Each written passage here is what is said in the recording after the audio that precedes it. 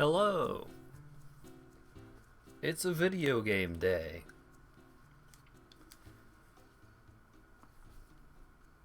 Oh god, it's almost 7:30 that I'm getting started here. Good lord. I'm sorry. My sleep has been absolutely god-awful recently.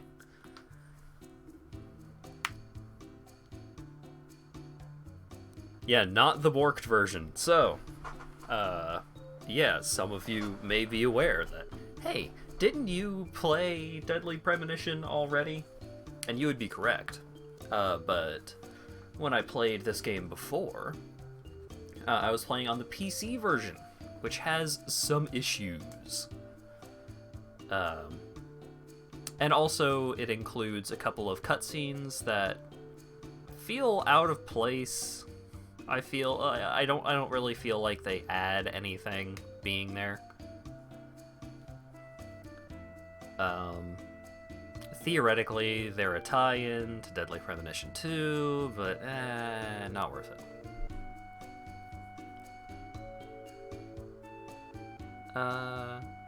So, who wants a blast from the past?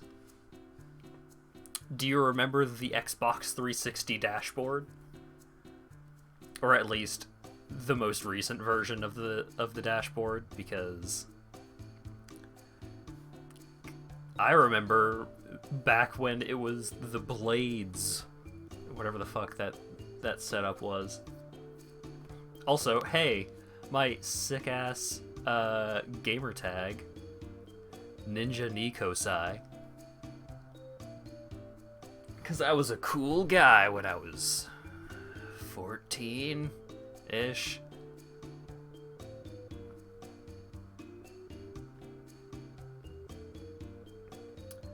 Anyways.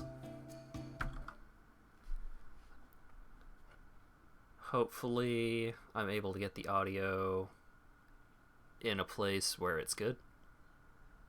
Because when I was testing, the audio for this game was super quiet. Can you transfer the old save here? Absolutely not. Sounds good to you. Thanks, Dan.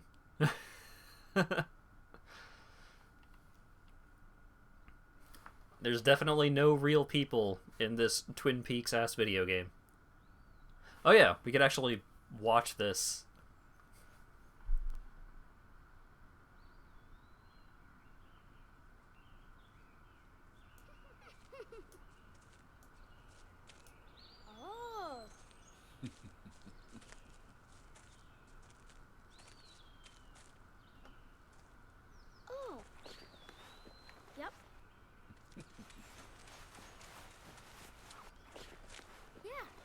That's what children look like.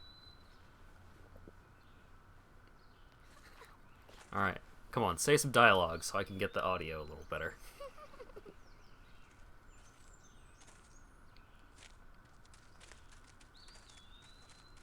It's dangerous to run around here, boys. Grandpa, hurry! Hurry up! Actual cutscene speeds? Yeah. Like, things aren't going to run all weird.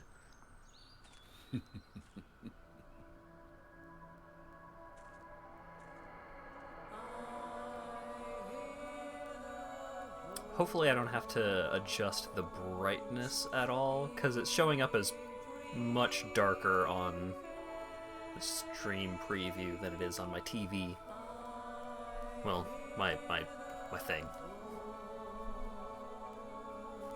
My third monitor. Hell yeah, Swery. Ooh, that's pretty dark.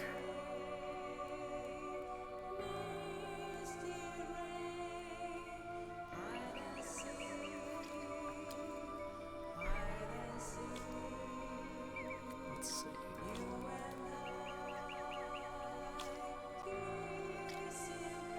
Maybe it's fine.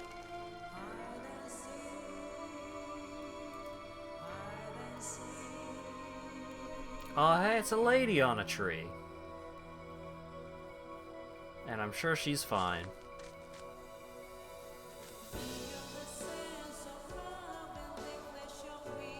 Ah, maybe she's not fine.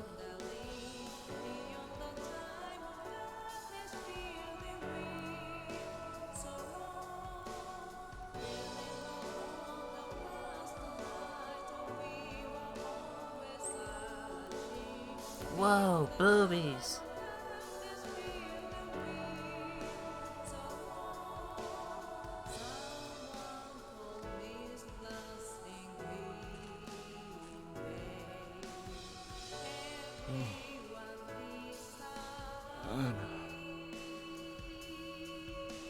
Clear as a crisp spring morning.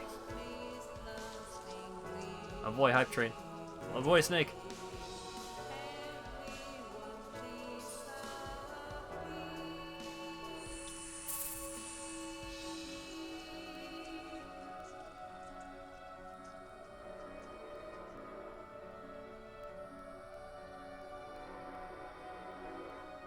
Deadly Premonition. Liquid!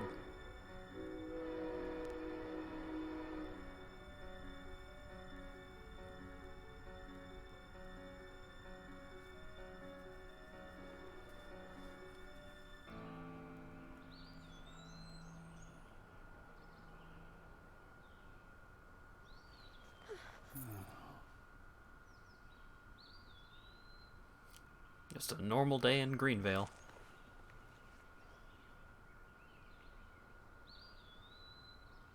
Kids don't give a fuck. Yeah.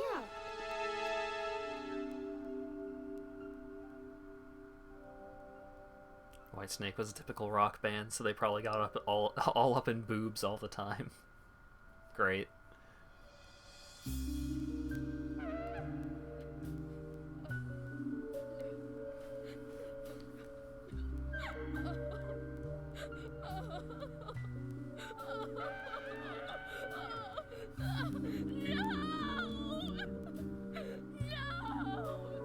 This intro is just so impossibly Twin Peaks. Yeah,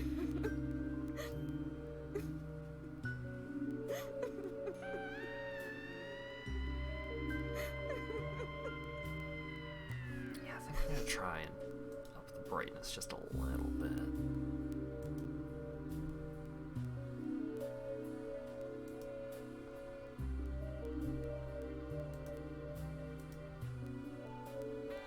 Oh.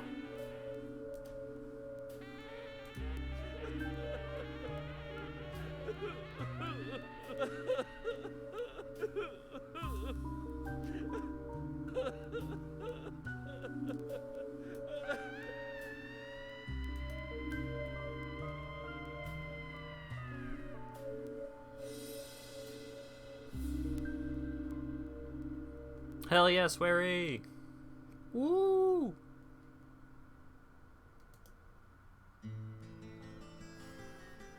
Alright.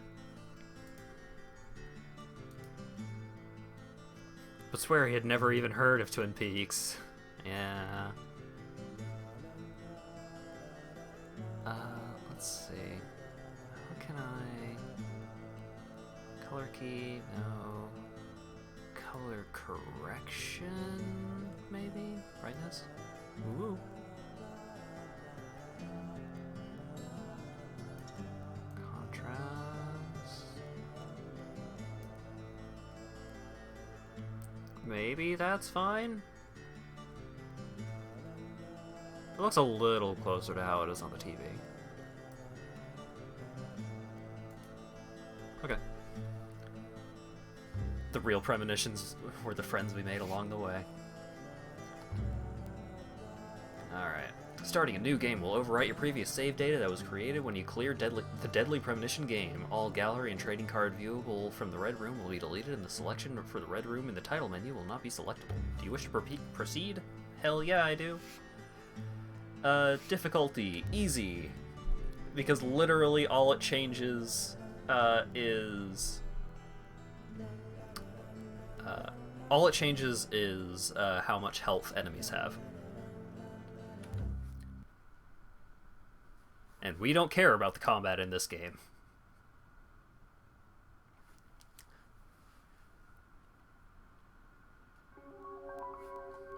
Ooh.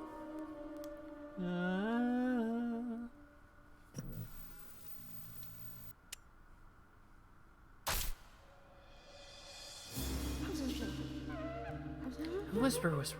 Watermelon, watermelon. We're whispering, we're whispering.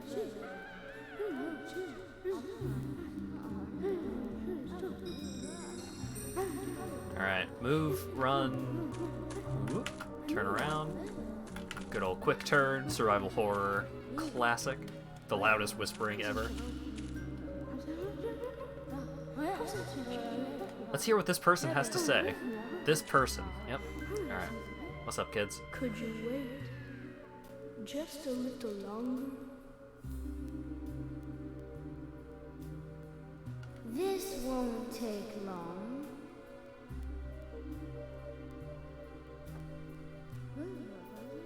Whisper, whisper, whisper, whisper. Alright, let's get us a card. I'll just add this trading card to my collection. Francis York Morgan. Number 1, baby.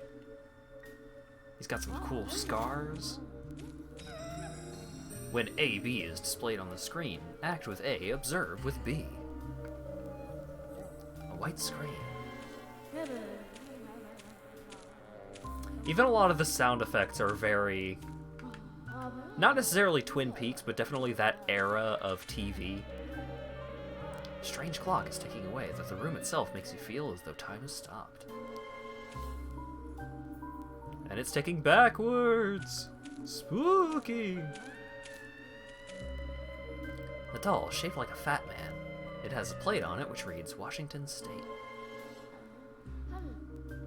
Sorry to keep you waiting. It will start soon. French yoke It's Morgan. about time to get started.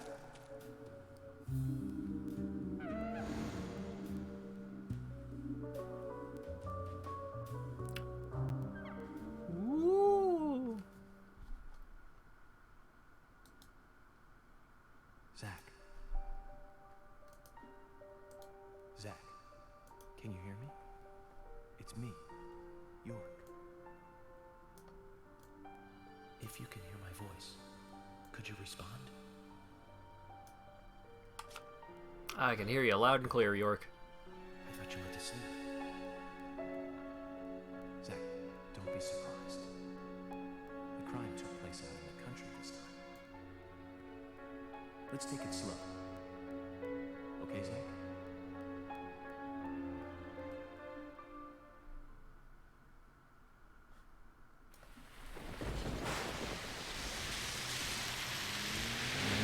Hell yeah, FBI Special Agent Sure, that's card. one way of looking at it, but it's totally wrong.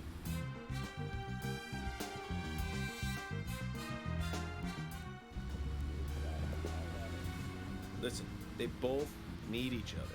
It's called interdependency, and they both know it. Yeah, I know. He does terrible things to Tom. Smoking Nasty, on his evil, laptop, on his sadistic phone. things. But that's fine, as long as that's what Tom wants. Driving. Think of it. His actions. He's always asking for it. It's his partner's job to fulfill that need, and Jerry knows that. Proof? Well, in the Tom and Jerry show, they live with each other. Hello? Hello?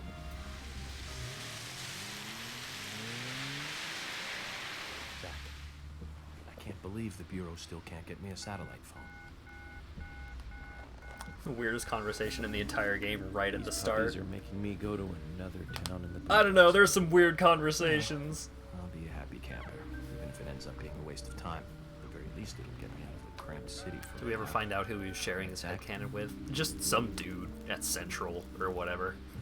The perpetrator from the last case really was something. It's not important. Who'd have thought there'd be razors laced into her nails? Crazy. Just crazy. Well, at least I now have a scar to show off. See this? I got this when I arrested the Catwoman wannabe. Women. They're crazy. Don't you agree, Zach? And so that's the scar that he likes to talk about throughout the game. The no smoking lighter is still one of my favorite details. It's so good. Oh shit. Alright, time for sound effects.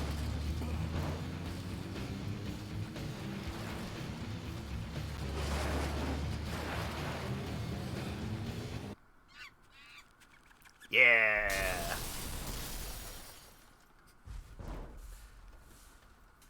Good old squirrel monkeys.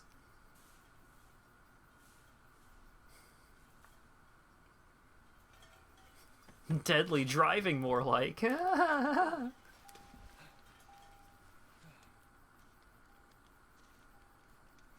Fucking squirrels kill you every time. It's so dumb, but it's so good.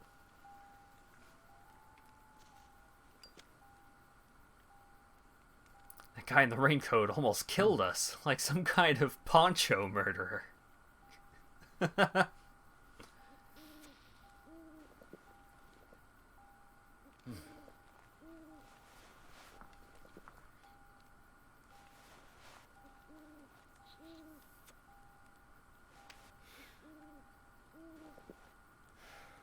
Zach, there goes the civilized world.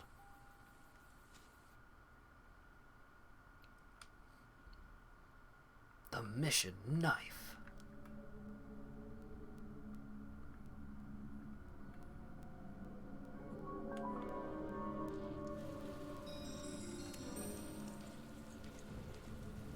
Alright. So, the actual gameplay sections run a little worse than the PC version, but that's not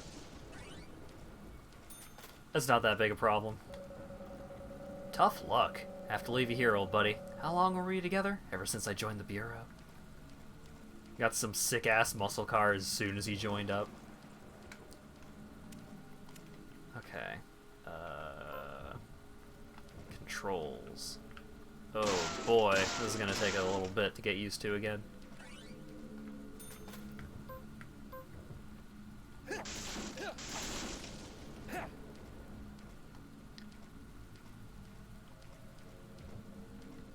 It takes some getting used to every single time, because the controls are bad.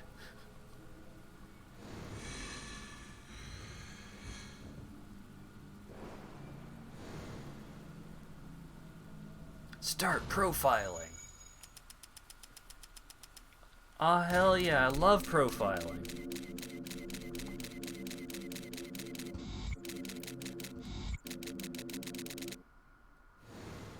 Looks like we're being welcomed. Zach, I'll let you handle the meet and greet.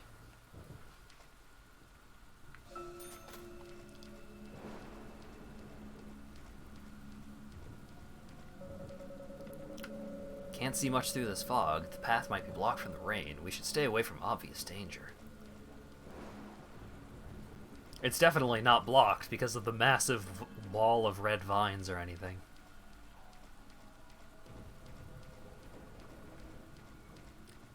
Okie dokie.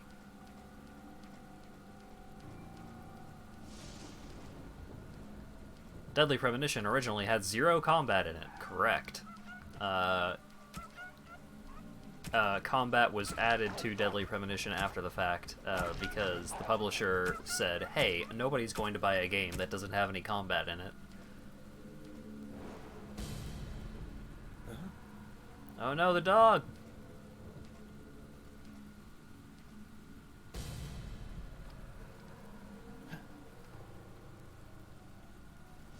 Pet the dog, but it's dead!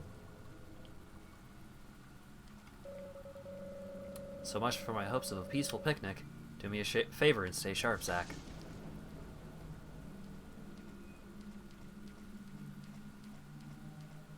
What about the big dog? We'll see the big dog later.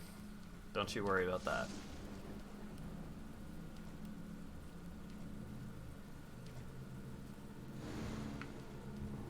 Alright, time to follow the zombie.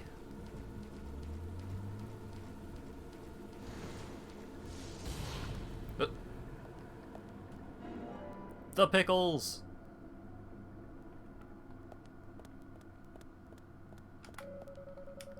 Control panel for the power grid. This should give us the electricity we need. Not an expert opinion, though.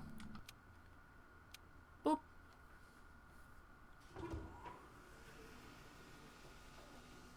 Yay! 8,000.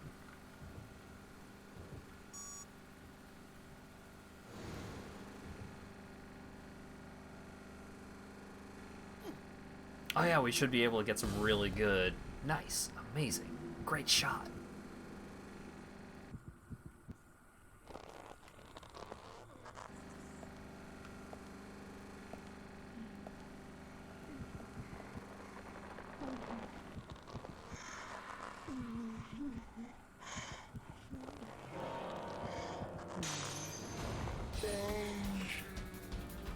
Blarg, I'm a zombie.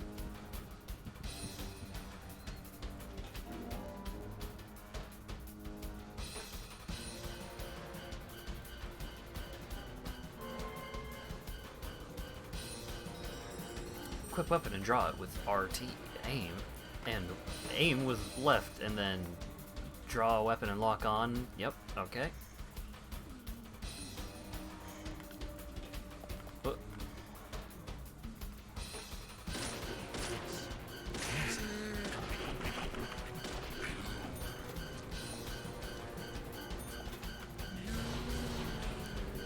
Everyone was dressing like the Joker when The Dark Knight came out.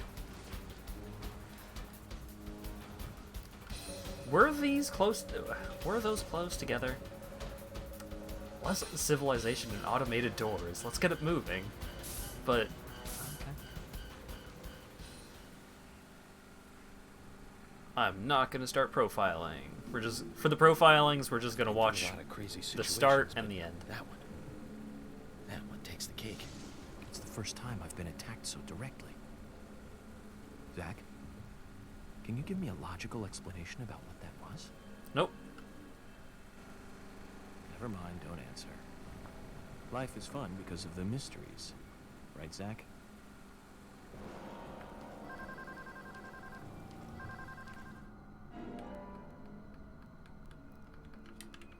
Infinite lollipops. Let's get 3.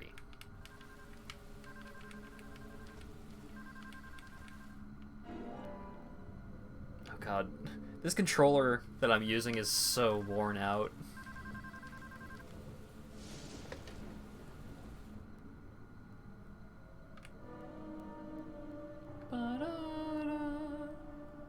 And also, it's gotten to the point where I've gotten more used to the PS4 controller than the 360 controller.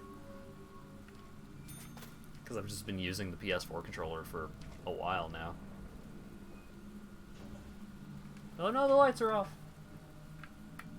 Boop!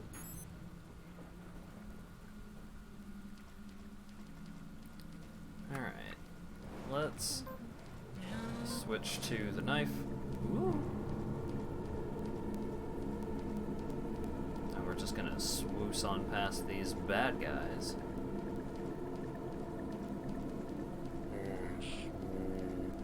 Boop. Boop.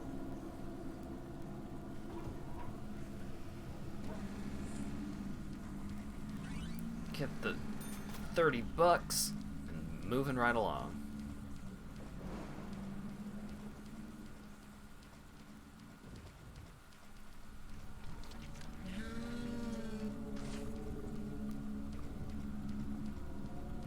Yeah, I don't know why the PC version looks so much worse than this, but like the effects on a lot of the zombies don't look right. Damn it.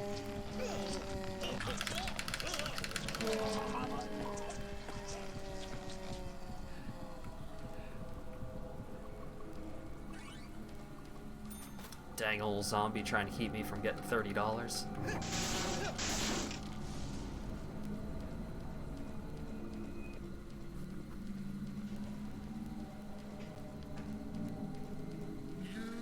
Yep, alright, later. Sorry to bother you, ma'am. Aggressive finger food.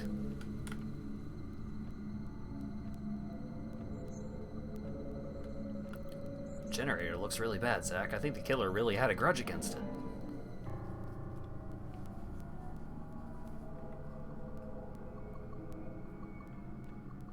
Nope.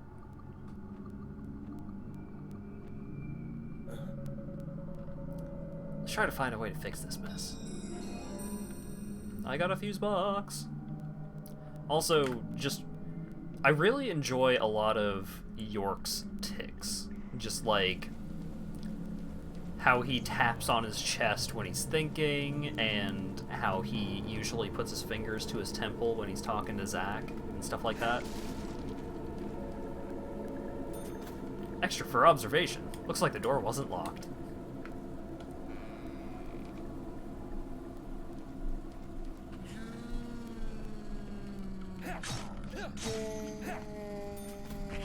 But yeah, this game gives you just a little bit of money for doing a lot of dumb things.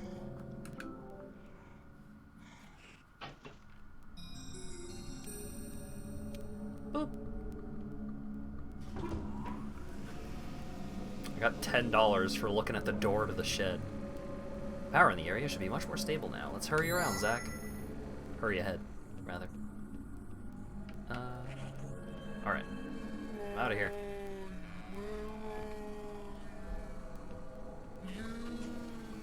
I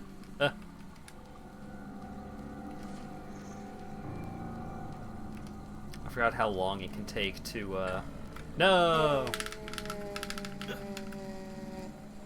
Just barely got grappled that time. There's a lot of little things that you can do, to move a little faster.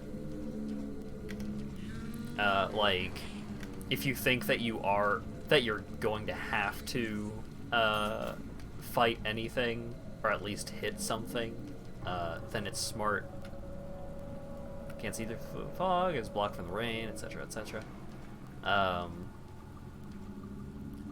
You want to make sure that you have your weapon pulled out at, like, most of the time. So you need to constantly keep York from putting it away.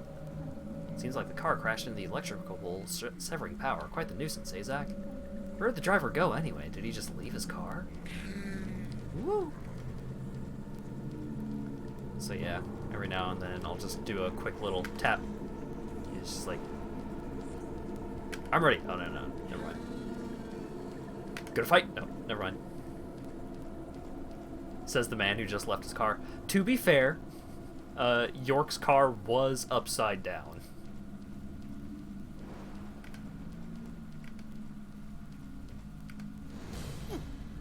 Oh shit. Evade. Yeah! Sick dodge roll. Oh no no no! And away he goes.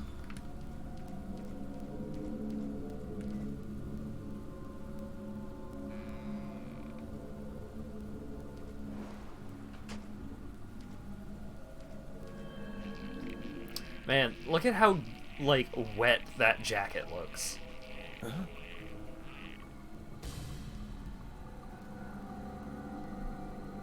That suit looks like it would be horribly uncomfortable right now.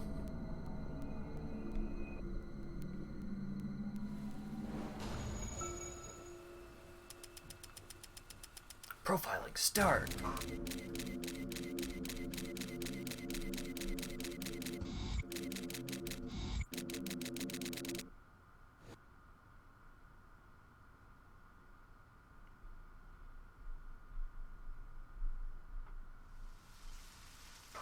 Cool twig. There's definitely something in this town. Do you feel it, Zach? My coffee warned me about it. Yesterday morning, the milk I poured in my coffee made a sign. It said, "Tomorrow you'll arrive in a place that will change your fate." I get $10 for profiling. Now I'm a real cop.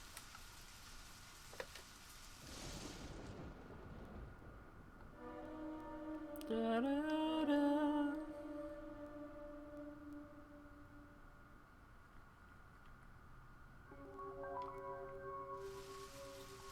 Okay. Time to make a long run.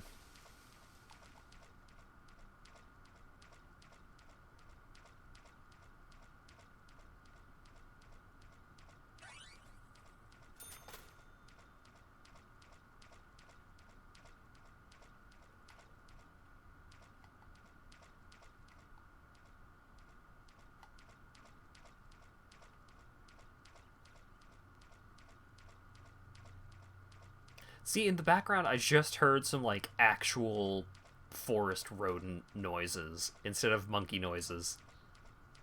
Clearly they had the right noises. Why'd they use the monkey noise?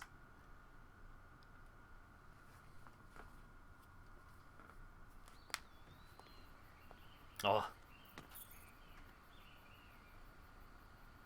Now you were very late.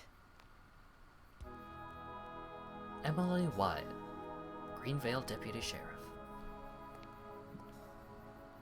I didn't think you'd keep me waiting in the rain for so long. FBI Special Agent, Francis York Morgan.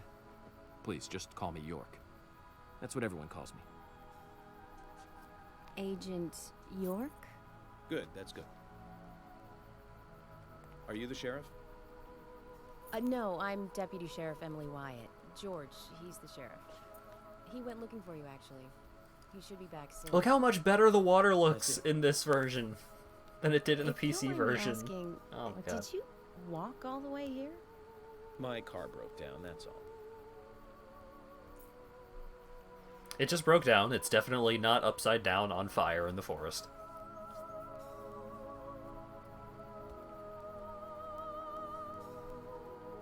She's easy on the eyes. Definitely worth a trip to the primitive world. By the way, don't mention anything about what happened back there. She'll think you're a psycho. Don't want that, do we, Zach? Welcome to Greenvale. I'm the sheriff, George Woodman. Call me George. I'm the man with the mustache around here. FBI Special Agent Francis York Morgan. Please, just call And me I'm the York. man with the That's what everyone badge. calls me.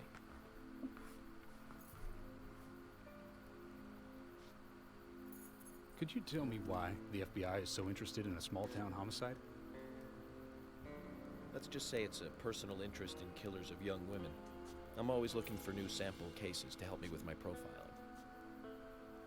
Both our superiors have cleared this with each other. You can remain in command. You don't have a problem with this, do you? No. No problem. Just want to set things straight. Our small town has its share of problems. I'm the one fixing them one by one and maintaining peace and order. You can have your profiling sample, but I need you to understand that. Of course. He has a grammar error. He's evil. By the way, George, I had a little accident with my car. Could you send someone to take care of it?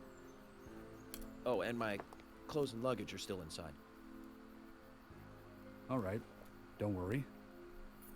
I'll get my assistant Thomas to take care of it. Do you need anything else? My incredibly straight assistant Thomas. Well then, I think I'll rest up first at the hotel. Then I'll join you on your investigation. Don't know how to say that. We really don't need your help. Unlike some of your corrupt city police officers, I play it by the book. I hope you'll come to appreciate that, Agent Morgan. Ooh. And we'll handle the investigation. He didn't call him You by just the think name of that this he as a wanted him to call him vacation. by. Take it easy. Enjoy the nature here. What a dick. You don't have to be a tree worshiper to appreciate the wildlife here.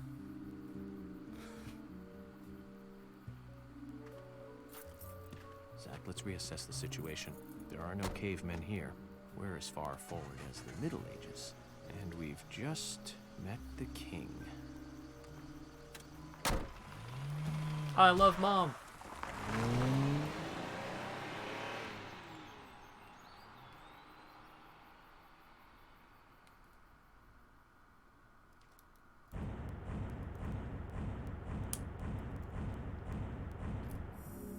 Look at all the cool things I did.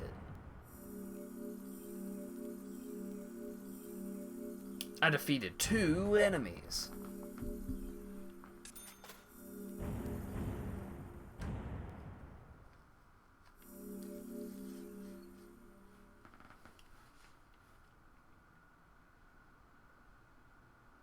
This is one of the downsides to the 360 version, is that saving actually takes a bit.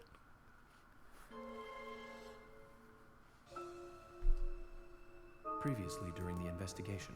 These puppies are making me go to another town in the boondocks again. I didn't think you'd keep me waiting in the rain for so long. Welcome to Greenvale. I'm the sheriff, George Woodman.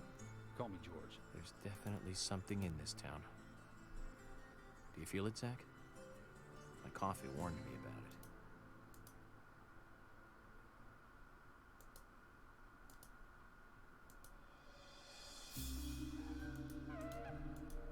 Oh, God. Never mind, I don't care about reporting this person enough.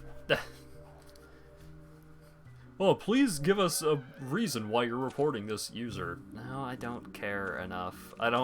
No, I don't care enough to add additional details. I'm sorry, Twitch. Anyways, donut. I could go for a donut right now. I have a cookie right on my desk, and I'm constantly just like looking over at it and being like, oh man, I can't wait to eat that. Angel Isaiah.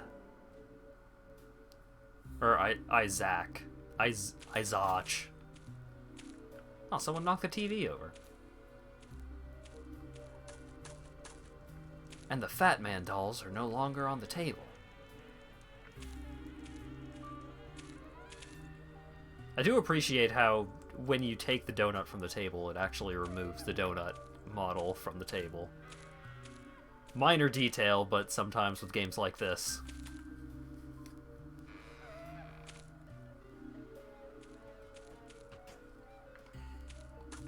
Alright.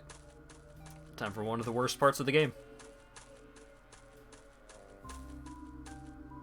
Are you guys ready to watch me hold the left trigger for a long time?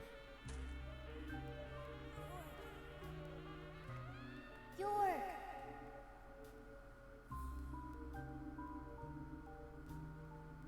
What's up, child?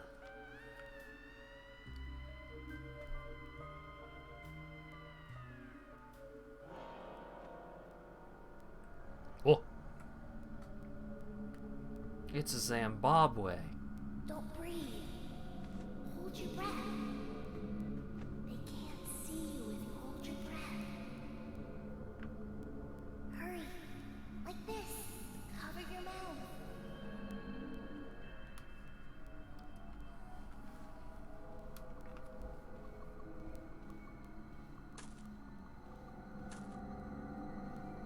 Alright. Good time to take a sip of tea, fuel up. Just enjoy myself, have a nice little break, a nice little quick vacay from the game that I've been playing for 20 minutes.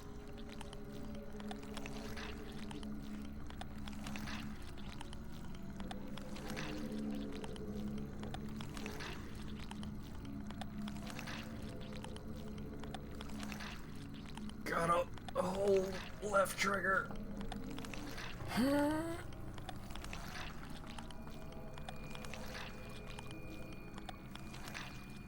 It's okay, Acker. Don't worry about it. That dang zombie ain't got no teeth.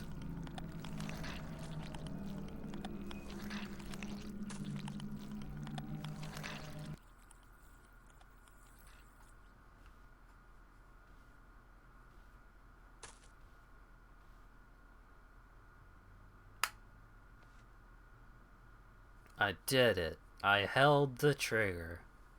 Who are you?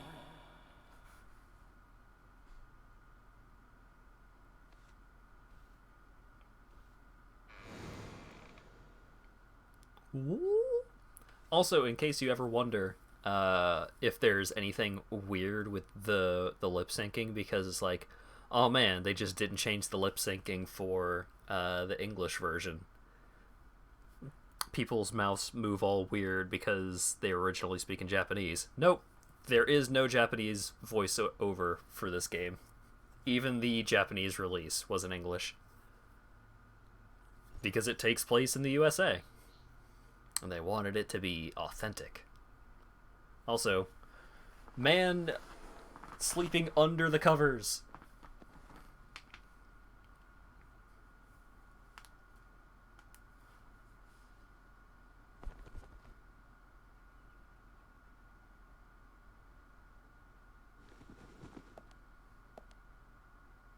Oh, actually, yeah. The Here. symbolism in my dreams continues to intensify. A forest of red trees, a carpet with red leaves, a strange doll, and twin angels. But that child is what bothers me the most. I swear I've seen him before. I just can't remember where.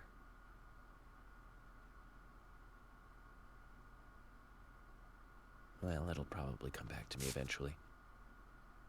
For now, we need coffee.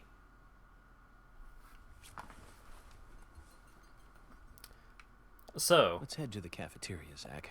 I hope they have some real coffee. I really need some coffee. Then we can head to the sheriff's office. There's a proper procedure for everything, right, Zach? Got a nice typewriter. So,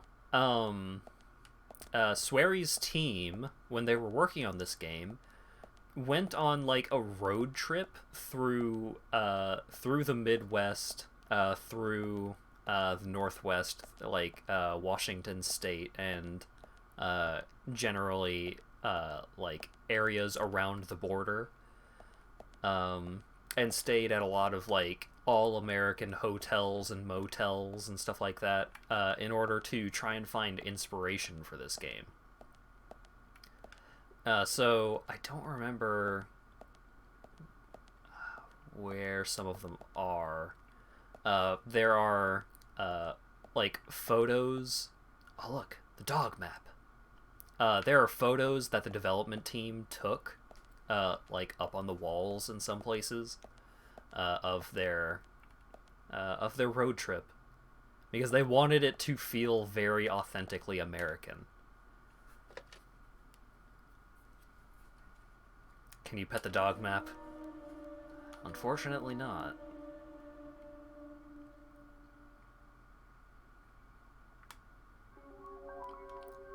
But yeah, if I go into the bathroom, I think... I wonder if I'm gonna be able, if it'll actually get picked up at all.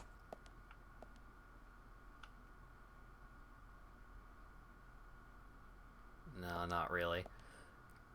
There's a lot of very small details found throughout the game. Like, the sound of halogen lights can be heard very faintly in some locations. Just like weird little things like that. Not bad. Let's do a quick shave. And you know he's a fancy man because he uses a straight razor.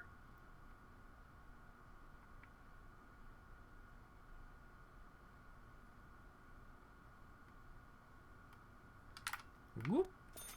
And I get $12 for shaving. Sick deal. Okay.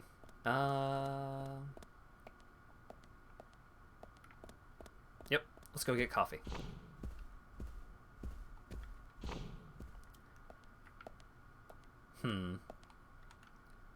Okay. So, opens it inwards.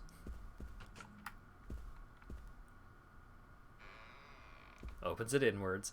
So, all doors are just omnidirectional. Because if you're running when you open a door, you fucking slam through it.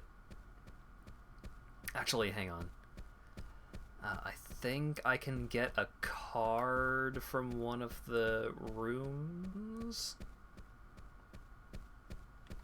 Okay,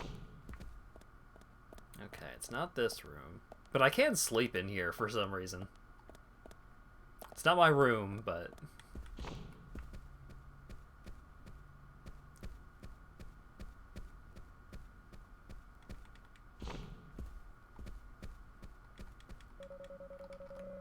I have the feeling that I forgot something, Zach.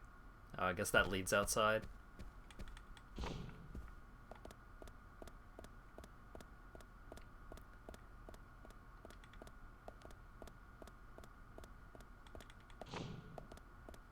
Whoop.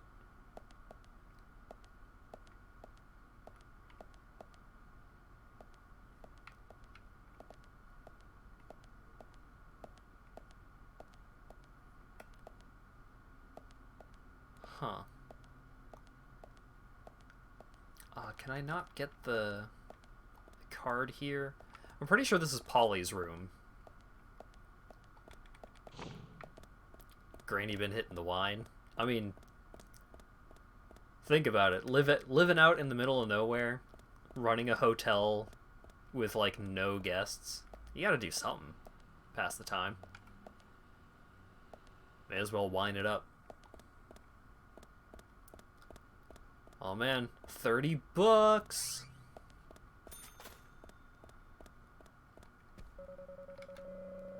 Feeling that I forgot something.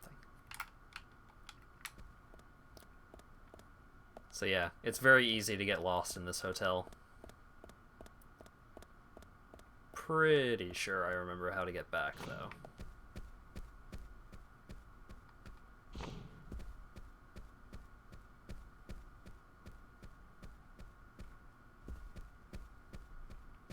I wanted to find a card, though.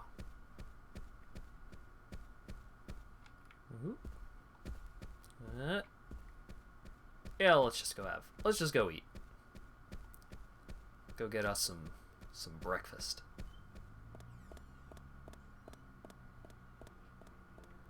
But first, get some milk coffee.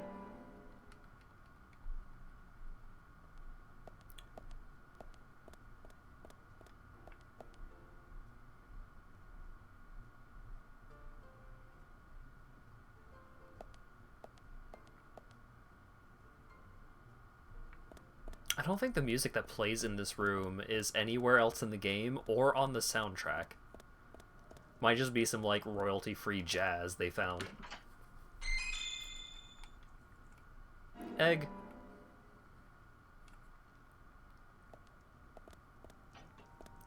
What's the weather like? Today is a fine, clear day. Perfect day to have a walk. $12 for checking the weather. So, last time I streamed this, I went through and observed, like, all of the different little, things that you can look at here in the lobby of the hotel, but the general gist of all of it is, this is a small, backwoods logging town where, you know, people like to hunt, and they like trees, but the logging place shut down, so the economy has been in the tank for a bit. Okay, time for the most important cutscene.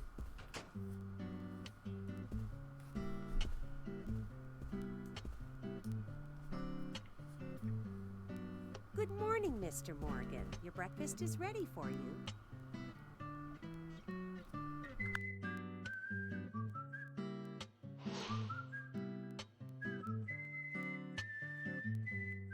Thank you, Mrs. Polly Oxford. Just Polly is fine. Well then.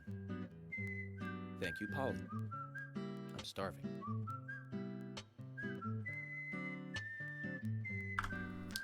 I love that she actually rolls up her sleeves.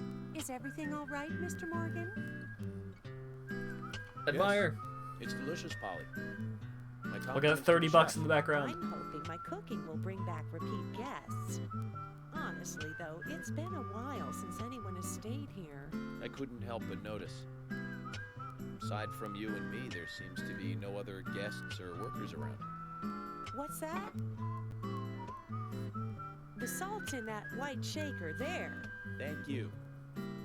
I was wondering if there were any other guests or workers here. Oh, no one else. My husband and I used to run this place, but he's in heaven now. You've been working here alone since then. Must be hard by yourself. Oh my, we're all out of pepper. I'm very sorry. It must be difficult to run a hotel by yourself. Well, yes, I suppose. I could just live on my pension. But I have to admit, running a hotel is kind of like a hobby of mine. That's nice. Polly, it might help to hear you better if you could sit a little closer. Oh my, Mr. Morgan, you're embarrassing me. So early in the day, too. I think I'm a little too old for you. And I still love my departed husband. May God rest his soul. I appreciate the invitation, but I'm fine over here. Polly, I can hardly hear you from all the way over there. You're exaggerating. This is fine. It won't do to be all clumped together with such a large table and cafeteria. We have to make use of all this space. Now tell me, that wound on your face, what happened? Let's just say I had some trouble during the last case Because I it was was getting me working every on. time. I'm sure it'll heal. It's just a flesh wound. Oh my, well, there's no need to be the tough guy here. I want you to be able to relax here. I've prepared a special room for you. A famous rock star once stayed in the same room, you know. Really? I feel honored.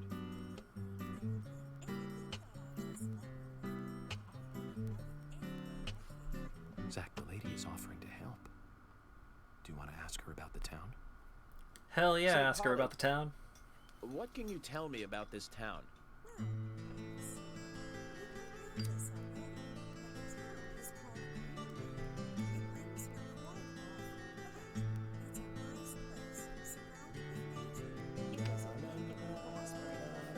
Famous rock star. Are they referencing White Snake? Oh my god. This hotel was So, built back less then. than 600 We saw residents in plenty of Greenville. this in those days. That's why this place is so big for such a small community. I have so many fond memories from back then. I suppose the clock on the community center is quite famous too. Clock? Oh yes, it's lovely. It rings in the morning and at night to let the whole town know the time. You'll hear it many times during your stay. It's a beautiful sound. And you'll love it too, I think. I look forward to hearing it then. Anything else you'd like to know about? Yes, actually. Tell me everything, Polly.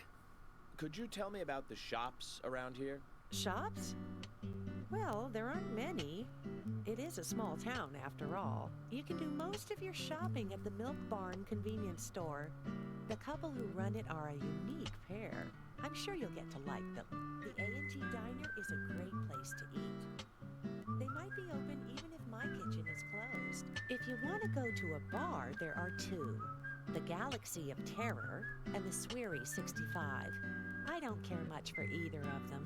Bars are for the younger folk. We also have a gas stand, of course, the art gallery, and even a gunsmith. You should be able to find what you need. Thank you, Polly. Well, Mr. Morgan, I'd better start cleaning up. You just take it easy. I'll bring your coffee out in a moment. Thank you, Polly. I have to warn you, though. I am very particular about my coffee. God, the very smile. best you have, please. I understand. I'll be right back with it. Oh boy, oh boy. Oh, look at his jacket.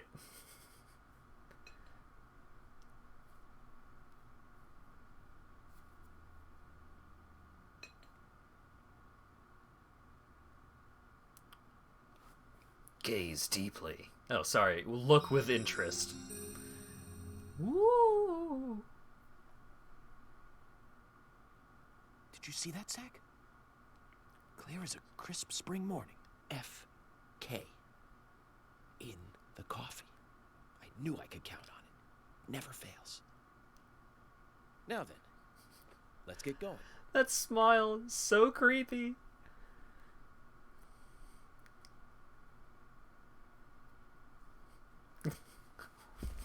Whatever you say, man. Yeah. FK. Fire truck.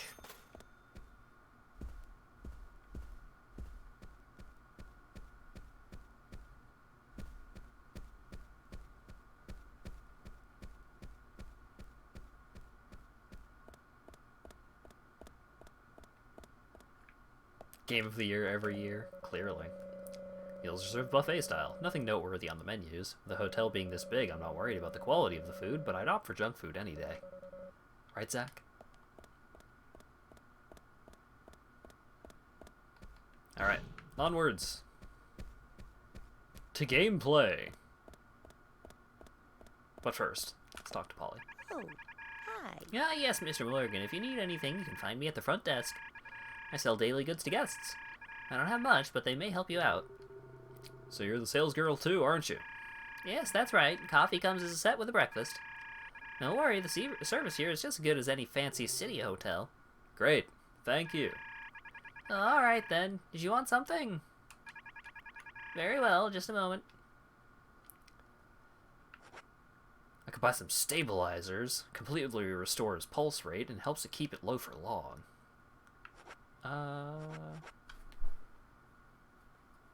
Do I want the stabilizers? How about a $22 block of cheese? Oh yeah, fishing rod. Yeah.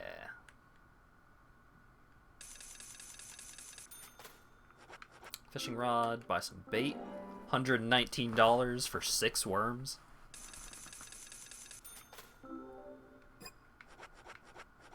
Let's get some more.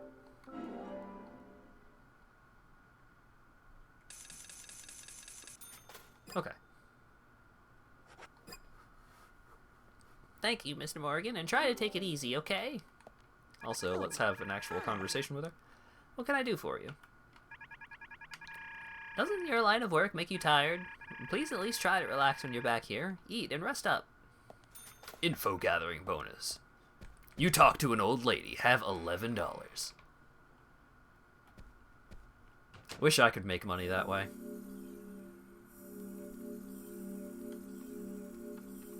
Aw, yeah. One day, 2 enemies, no continues, baby.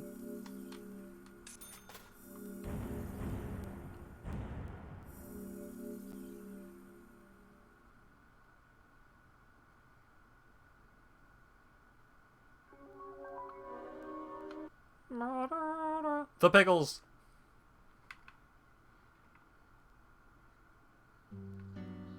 Yeah. Even more life is beautiful.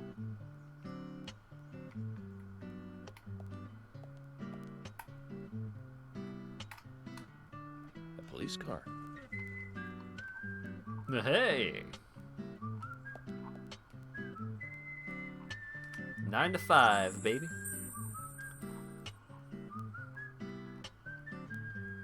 Yeah, because the small town sheriff would definitely write it as 1700. Repairing a car for me. A pleasant surprise, eh, Zach? Let's take it for a spin.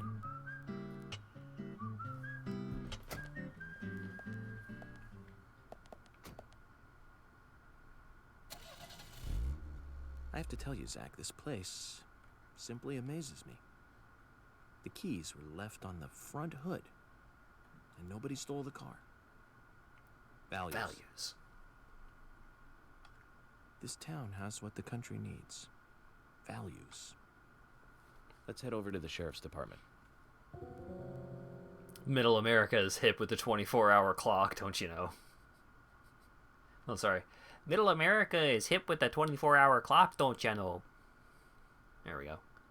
Okay, so headlights, boost, talk, brake, change view, brakes reverse, wipers on and off or up and down, left and right. Got it. I got the master key. And a flare.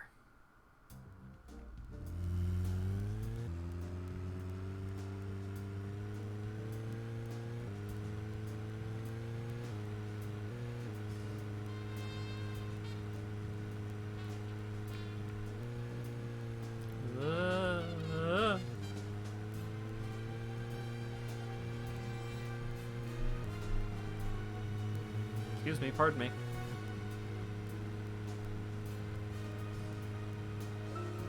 So, Zach, about those bonus features in DVDs. I forgot how sensitive the turning Movies is. from the 80s have almost no bonus material.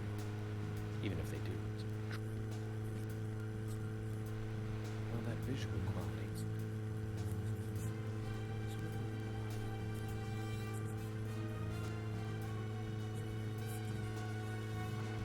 We bought it to record one of the Star Wars movies on TV. And remember when that video store opened, we spent hours there just trying to find a good movie to rent. There weren't that many to choose choose from back then. I remember renting some really bad ones after reading those back cover taglines. Hey, remember? Woo! Attack of the Killer Tomatoes, filmed in 1978. Produced, directed, written, and edited by John DeBello. Yeah. Really awful, but for some reason I still remember it pretty well. It had so many sequels, and the original was re-released in '95. The 87-minute long theatrical release bumped up to a whopping 90 minutes. But that was around the time I joined the Bureau. I never have a chance to see it. I know, Zach. Once this case is over, we can watch it together. I bet we can buy a copy on the internet pretty easily. Red tree, kill it. Hang on, I gotta go get this card.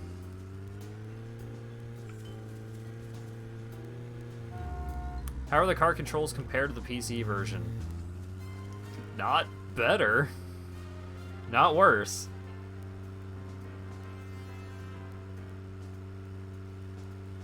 Oh god. How do I get to this frickin'... I don't remember how to get to this card. I think I just have to, like, walk around?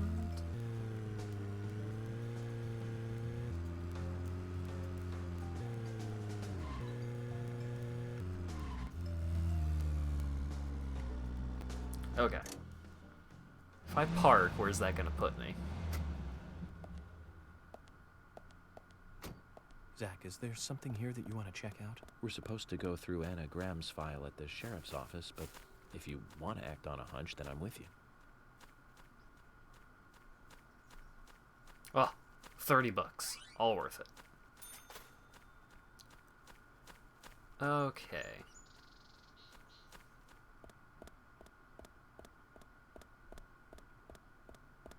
Now, how do I get to this card?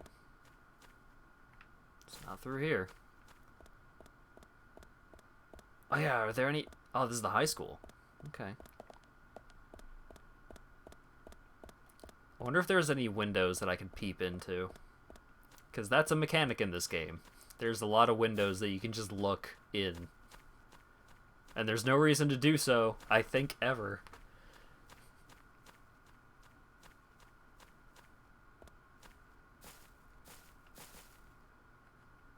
Can I... Alright. Ooh.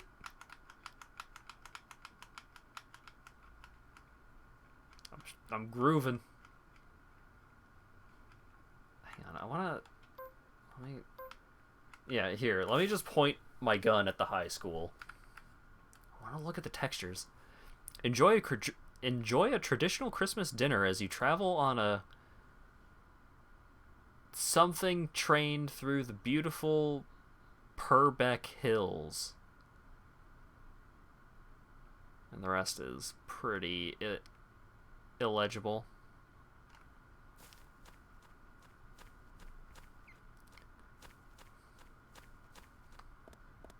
Mrs. Measley, there's a man outside pointing a gun at the billboard.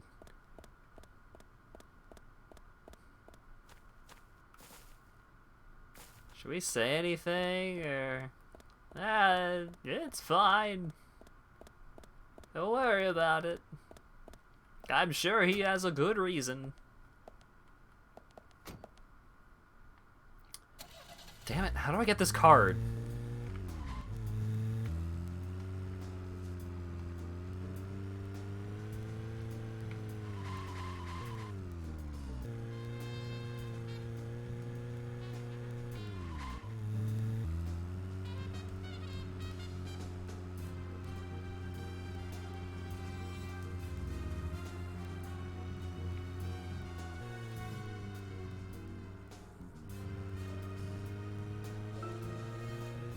Oh, right. I think I have to win that race in order to get the card. Oh, wait. There's a door. There's a door here.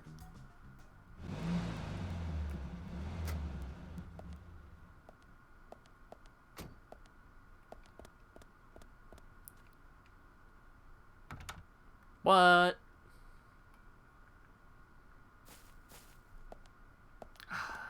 Do I actually have to win the race? Normal car turned into a patrol car. Not fast, but cheap to drive.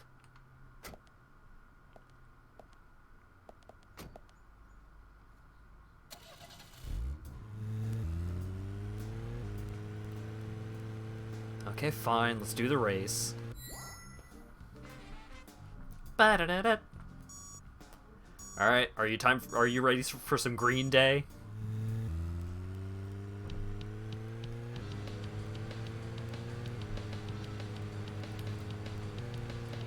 American idiot ass music here.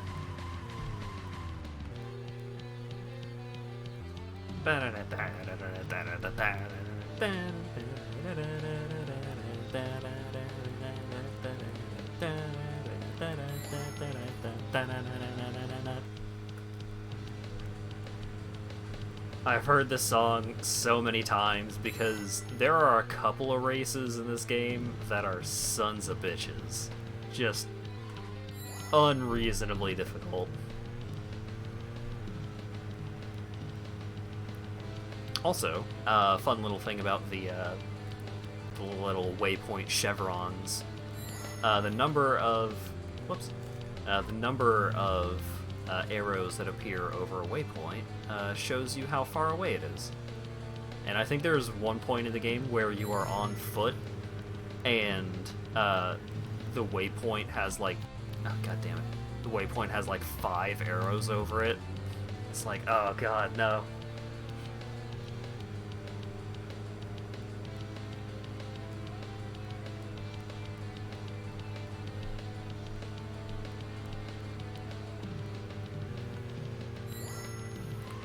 Whoa.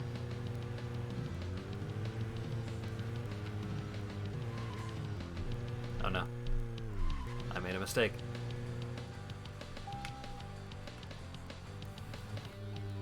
Whoops. The Mash Market Bros. Or I guess it could be the Mash Bros Market. Alright. There we go.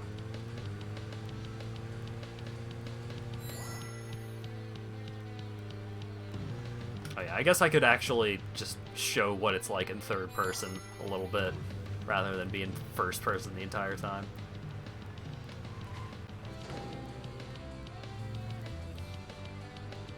Where you gotta get your mash. Alright, am I turning here? Okay, no. Also, the license plate, it's kinda hard to read, but the license plate on the standard patrol car reads Spy Fiction, which was Swery's other most notable game that he worked on.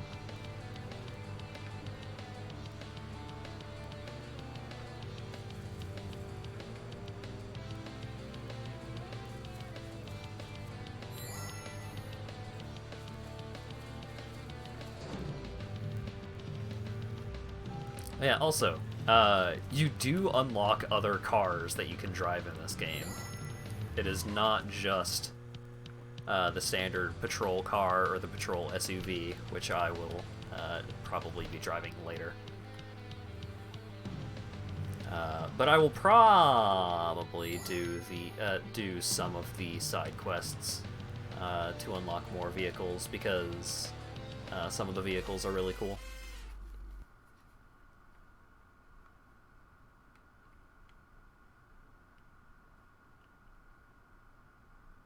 Oh.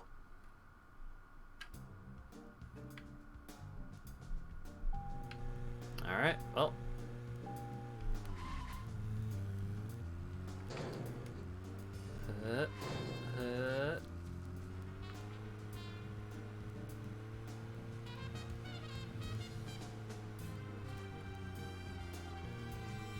How do I... Wait, what?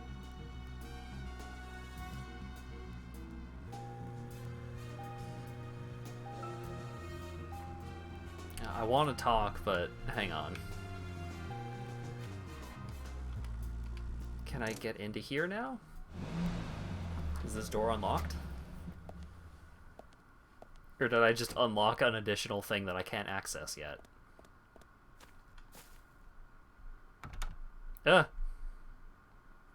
Why? It's locked. Let's look somewhere else. God damn it.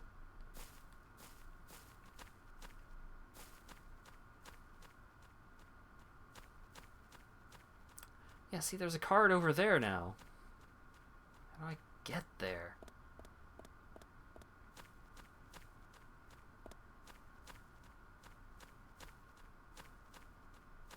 Oh wait, was this wall removed? Or was there a wall there in the first place? I don't know. I can get over there, though.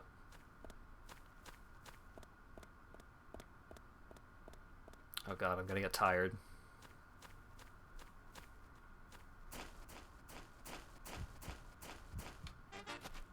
Marvelous! Oh, money!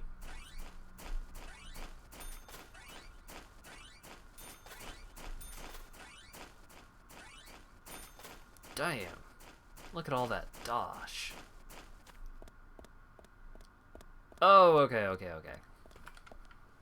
Yeah, I did unlock. Okay, so I got rid of... Hey, it's Keith Ingram! With a very unflattering photo.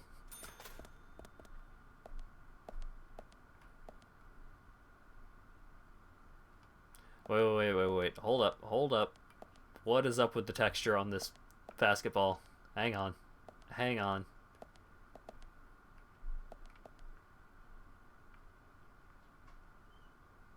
I think they fucked up the texture on the basketball. That's not a basketball texture.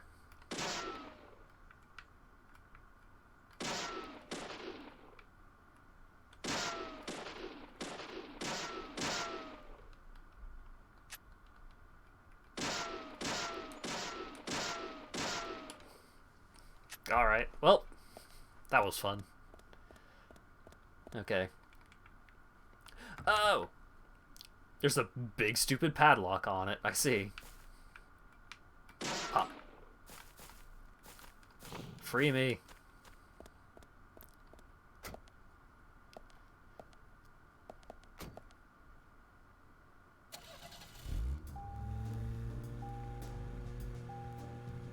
Oh, wait. Hang on. There is one other place that I want to see if I can go right away. Now the children can go free. Galaxy of Terror. Book Mountain Bank.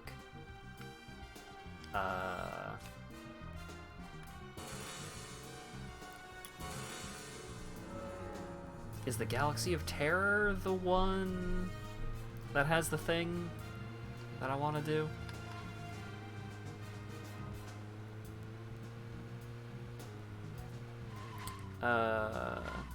No. I can't go in there anyway, but no, it's not the one with the thing.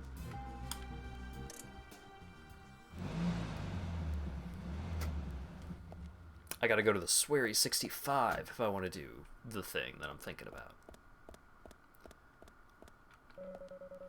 I can see inside! Ooh! What's going on in here?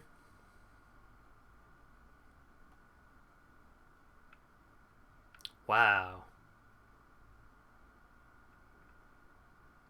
I can look into the dressing room of the bar. And there was a thing in there. Turkey sandwich.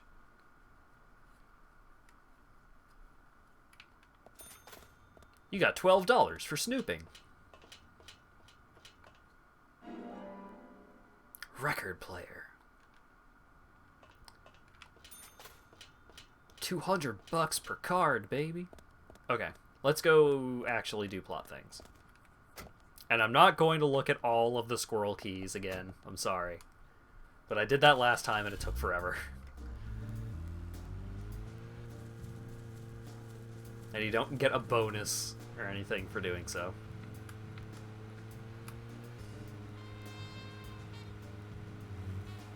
Oh yeah, Dan wanted me to ram into the red tree because I think he missed it last time.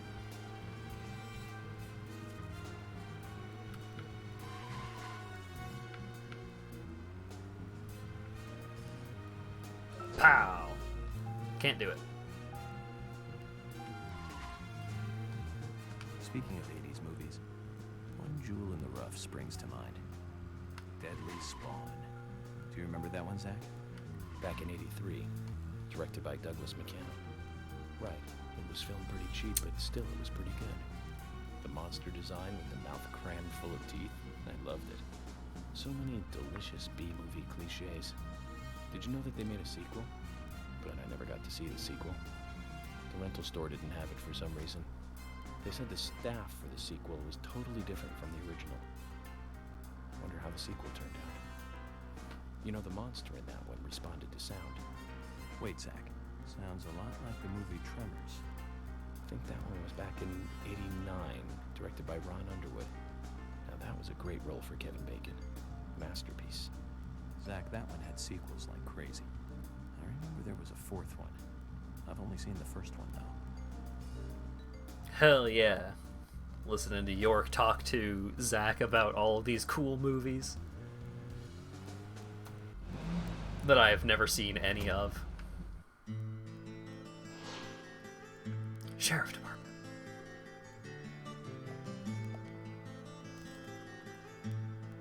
That's one fine building for such a small town. The exterior woodwork is spectacular. Don't you agree, Zach? Crazy that a small logging town would have really good woodworking on the buildings. Now you can use Deadly Premonition when playing a game of 6 Degrees of Kevin Bacon. Hell yeah, you can! Oh no, it's a zombie. Oh, I made that joke last time. Look at the police dog in the poster in the back. Oh, and from both angles.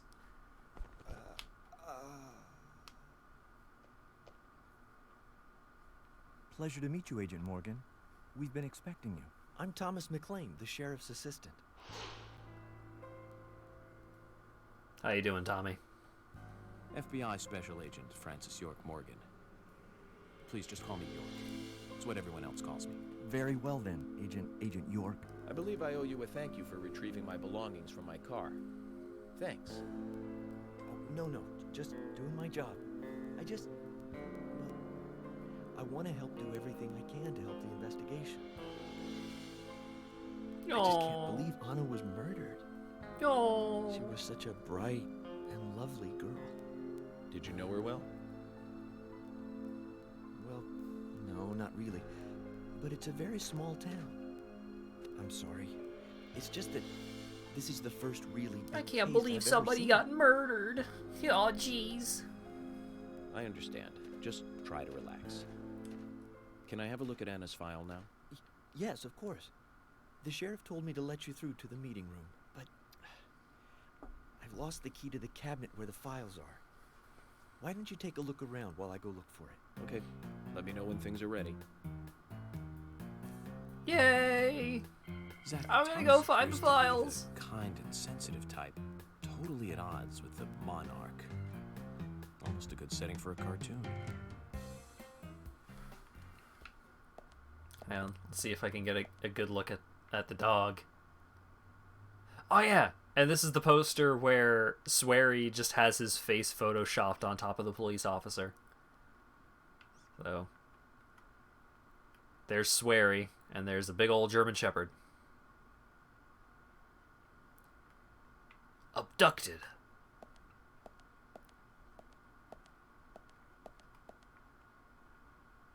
Have you seen these people? Pickering Cout. Wait, hang on. Pickering Cout. Yep. Have you seen this child? Oh. Most wanted. Pixely dude, and dog. At least it kind of looks like a dog. It's hard to tell. Pretty low res.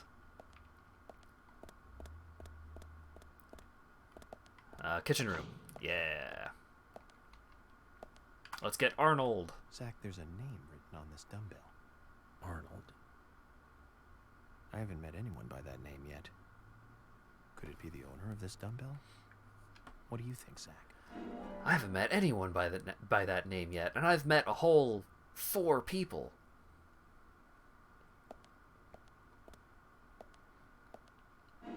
Oh wait, no. Damn it. I didn't want to get the squirrel keys. Give me the card. The sandwich card. I had a sandwich today. It was really good.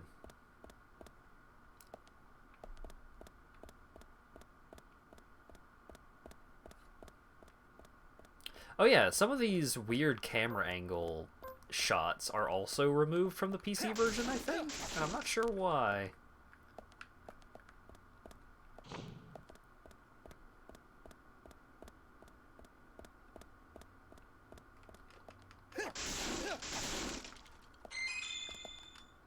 Get some bullets. And then... Okay. So that's another squirrel key. Aha. Wait. Take out my gun.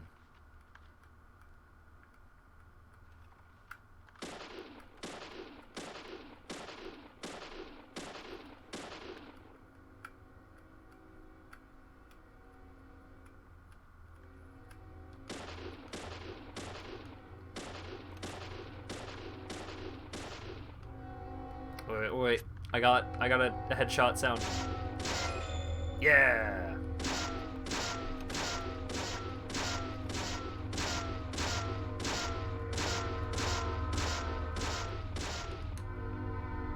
All right.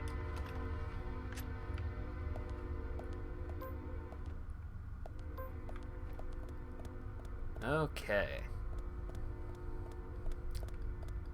Zoop. Now let's get the correct key from this weird-ass prison cell with a fucking secret door behind it. Item acquired, a piece of paper with holes in it.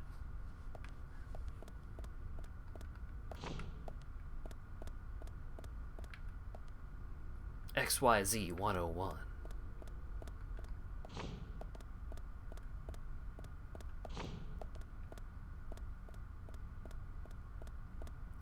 Ooh.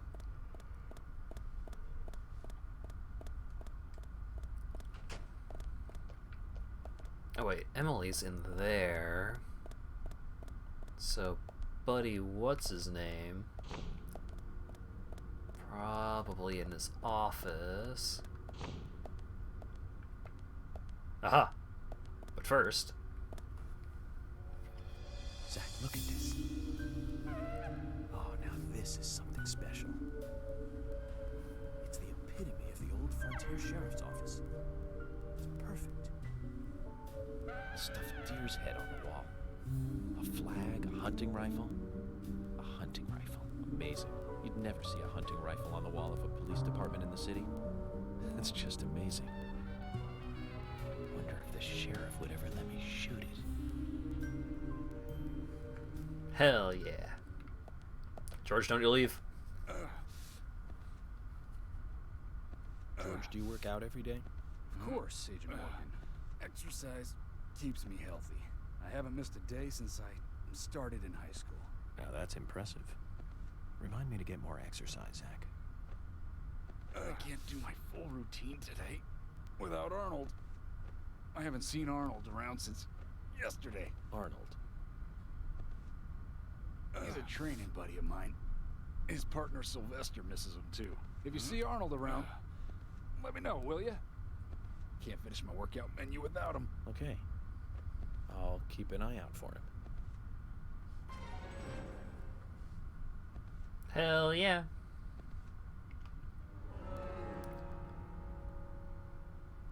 George has lost his beloved Arnold somewhere in the sheriff's office. He can't train without him. Find what he's looking for and get it back to him. Help him get his groove back.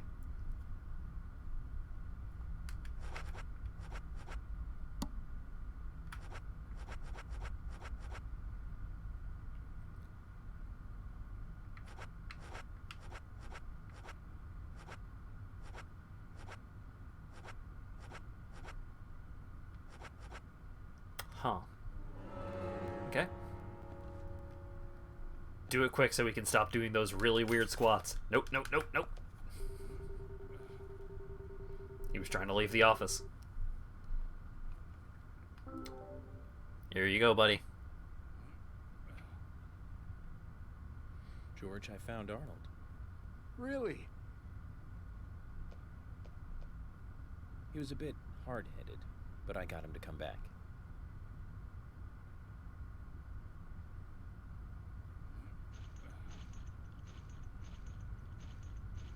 Oh, Arnold. Well done, Agent Morgan. Now I can work out using my normal workout menu. Good to hear that. Here's a little something to show you my appreciation.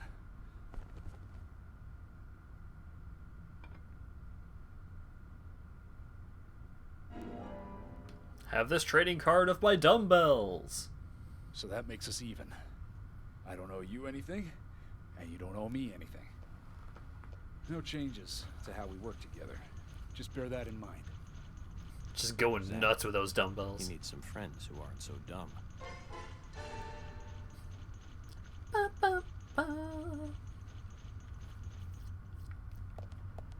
Alright.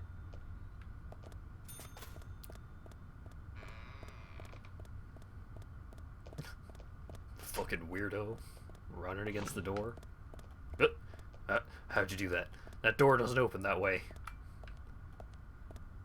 Agent Morgan, you better not be messing up my doors. What's up, Emily? Hi. Hello there, Emily. Could you perhaps show me around the office before the meeting starts? I'm sorry, Agent York. I've got my hands full. Could you ask Thomas? I don't think that's a good idea. Why? What's going on? You lost the keys to the cabinet with the files, and asked me to take a look around the office until he finds it. Well, I hope that doesn't take too long. $12 for talking to women.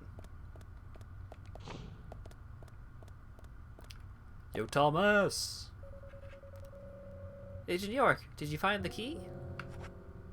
Curvy-tailed flying squirrel keys. The holder, a key holder with a curvy-tailed flying squirrel attached to it. The key belongs to the sheriff's office. You found the key. That's the right one? Ta-da!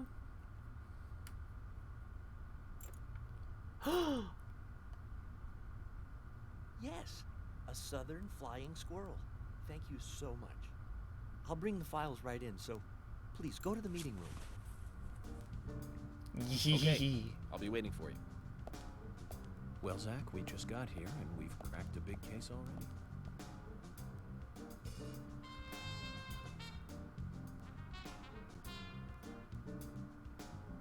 The victim's name was Anna Graham. Age 18, she just recently graduated from high school this year. Her dream was to move out to the city and become a model. But Could you speak up, Emily? I can't hear you over the horns. She lived with her mother, Sally. Anna's father died in an accident in a lumber mill when she was a child. Her mother is unemployed and lives on the insurance money from her husband's accident. After all, it's a small town with a low cost of living. Financially, they seem to get by fine, and they led normal lives. A normal life is exactly what a curious teenager doesn't want. It's all starting to make sense, Zach.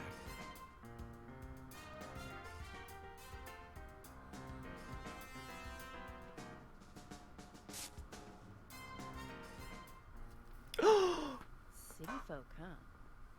No, I take that back. All of them can't be as bad as him, and some should have better manners. Huh. This is a good biscuit. I've never tasted a biscuit this delicious. Where in town can I get these? Oh, actually, I baked them myself. That's amazing. What are you doing in law enforcement? I'm very particular about biscuits, I'll have you know. The balance of milk and butter you've achieved here. Oh, my. Agent Morgan, the autopsy's ready. You are welcome to accompany me to the Greenvale General Hospital. Emily, you come too. Thomas, stay here and tidy up these files. Yes, sir. We're going to use the car outside. Let's get going. You might think this is just a small-town police investigation, but our inspections are thorough and solid. I'm hoping you won't slow us down. Look at the bloom on those files.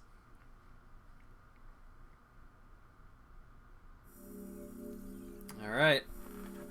We're revving up to go to the hospital.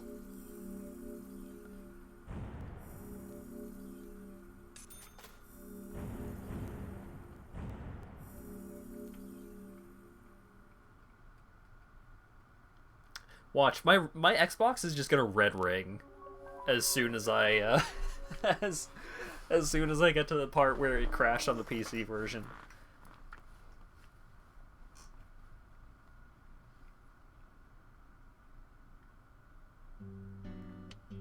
Yeah. The Greenvale General Hospital is down the road by the lake. It's too far to walk. Come on, get in the car. If I'm riding in a car, George, I prefer to be the driver. Can you provide a car for me? What are you talking about? You don't even know how to get there. Which is another good reason for me to drive, George. I need to learn my way around town. Oh, man. Go, grumble, grumble, grumble. Very well, then I'll ride with you. I want to keep an eye on you. Fair enough. Just one thing, Agent Morgan. Your involvement in this case is limited. That means you don't have to learn your way around town. Don't learn anything. You're gonna be leaving tomorrow. The hospital closes at 2100.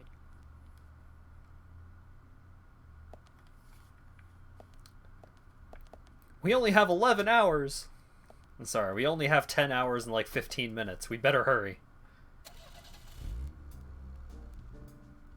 Agent Morgan, get us there quickly, but drive within the speed limit. Just because you have a badge doesn't mean you can drive like a maniac. Can you run George over? Are you his mother? No. We just need to get the autopsy results. Agent York isn't accustomed to the town yet. Give him a little slack. Also, this happens as soon as you get into the car, so there is no opportunity to drive with these characters around where they are not in the car. Let's get going. Sure, sounds good.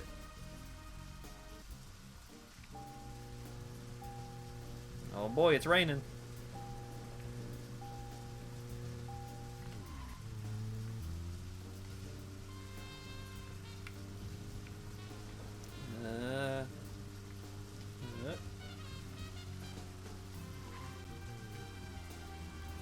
Okay, hang on. I'm actually going to check my map for this, because I remember getting pretty lost last time I tried to make this trip. Okay. So I need to 180, take a left down Main Street, and then third left, and then a right, and then we're there.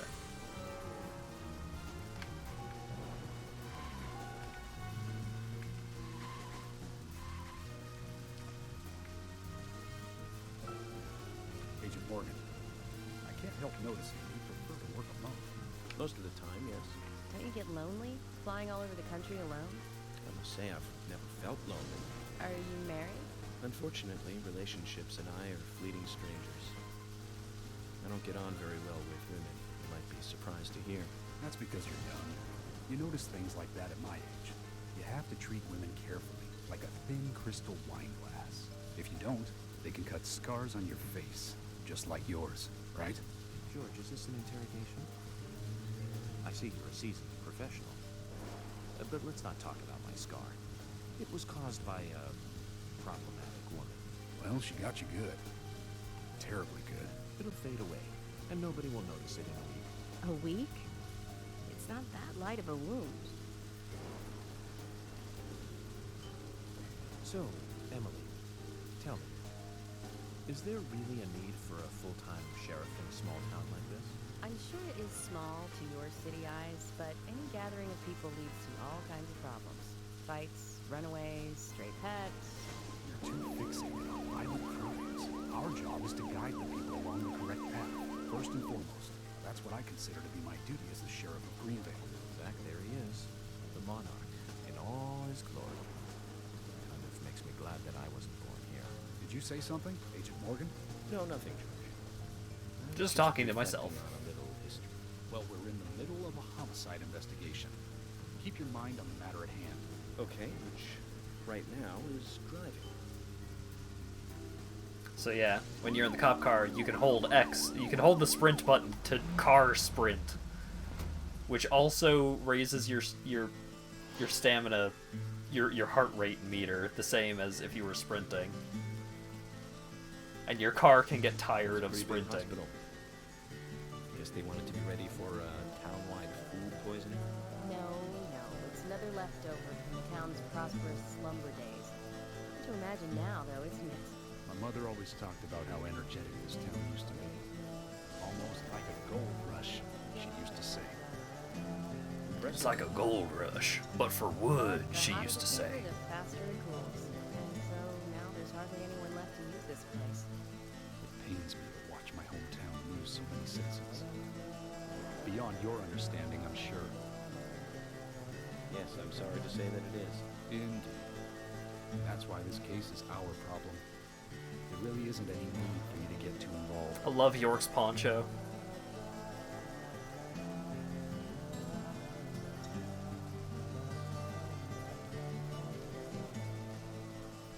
I'm a big, brave FBI man, but I don't want my fancy suit to get wet, so I will wear my poncho.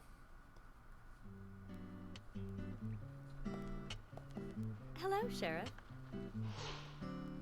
It's Freckly Fiona. Hi there, Fiona. We're here to see Usha.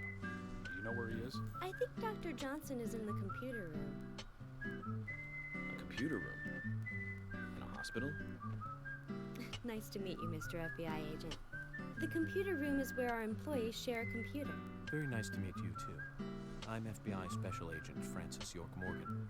But how did you know I was FBI? Easy. None of the police in this town wear cologne. Hee. Besides, that scar on your face is the biggest rumor in town. Rumors get exaggerated as they spread, even in the countryside. What's that you're reading, if I may ask? That's a lot of talk for just like a little scratch under his eye, eh? You haven't heard of this yet? It's a recent bestseller mystery. It's set in the U.S., a small traditional North American town close to the Canadian border. A peaceful, traditional place. However, that peaceful town is shattered by a terrible crime. The murder of a local girl. And that incident caused It's called sadness Double to everyone in Apex. town. But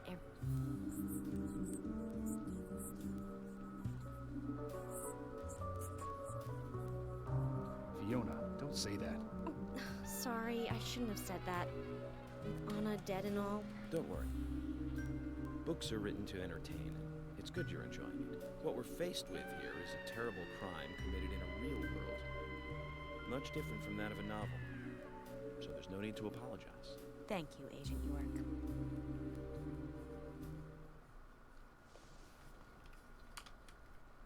What else do you got to say? Dr. Johnson should be in the computer room.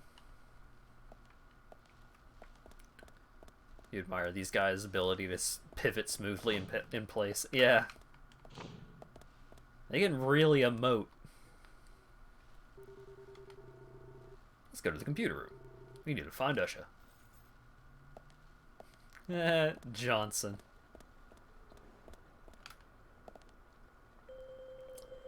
Hi, what's going on?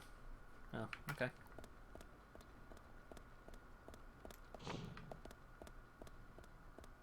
Hey, no running in the halls. You can't stop me, I'm FBI.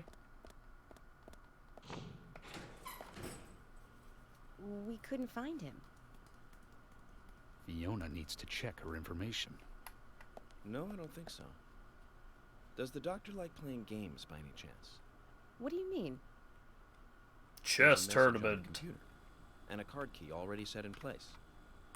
The king passes the rook and meets the bishop. The knight takes a pawn along for the queen. What does that all mean? It's a simple puzzle. Zach, let's take him up on his challenge. You can do this, right? I'm terrible at chess, but definitely you know what's going on in here.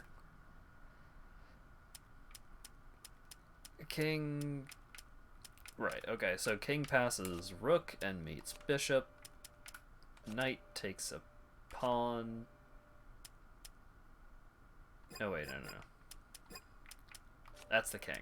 There we go. I forgot what chess pieces looked like. And then knight, pawn, queen. Checkmate. I did it. I solved the chess puzzle. Which is to say, I know what chess pieces look like. Woo! The doctor awaits below with the deceased. Another code? But there's nowhere to insert a password. More games. I'm going to get Fiona to call Usha up here right now. No need, George. The message appeared with the card key. It's telling us where to use it. This is not the time to be joking around, Agent Morgan. Gosh dang it, I hate fun. Dr. Usha is below with the deceased. With Anna. Below being underground, I take it. Simple. Simple. Then it's time to meet the mischievous architect of this little game. Nah. I got card key for the underground floor. Onwards.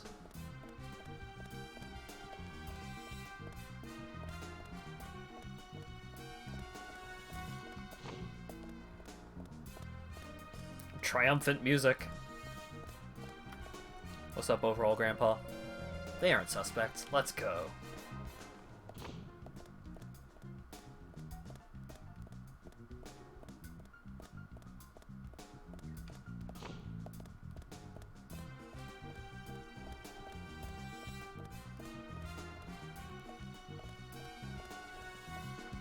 I don't remember if this song on the soundtrack is called Special Agent or FBI Special Agent, but I do love that song. Those horns are going for it. Turn on. Bing.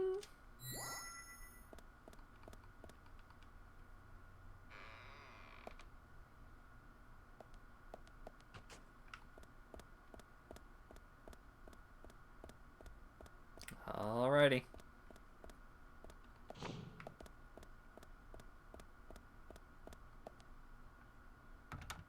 Oh, right. I'm not allowed to go into that room through this door. I have to go through the other door.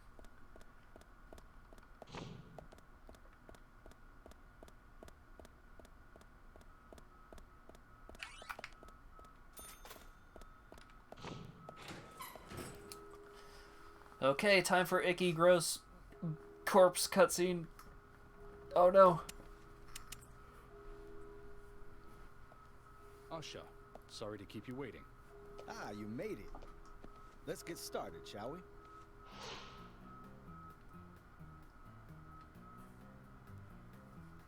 This is Agent Morgan from the FBI. Nice to meet you. I'm Usha Johnson, the doctor in this hospital. FBI Special Agent Francis York Morgan. Please. Just call me. the one doctor. Everyone calls me that. Very well, Agent York. Are you a forensic practitioner? Let's just say I've dealt with corpses before. That battle of wits, by the way. Did you create that yourself? Mm-hmm. I just wanted to see if our FBI agent could handle the task. I see. Well, it was pretty fun. Oh, I'm glad you liked it. We don't have much time. We need those autopsy results.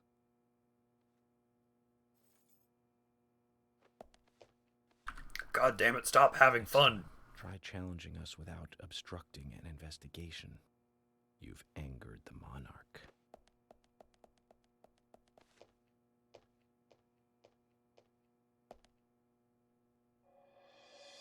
From the onset of rigor mortis, the stiffening of the muscles, the time of death is estimated to be between 20 and 2200 hours. That's still quite early for such a crime to take place. Note that there are 2 exterior wounds, pressure marks around the neck, and a long cut running from chest to abdomen. Blood marks on her right hand tell us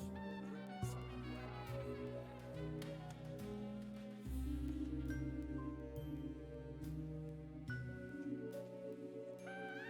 Her skull Yeah, was man, also I also have a right hand. but that is So unlikely relatable. The cause of death. It probably happened to her after she was killed.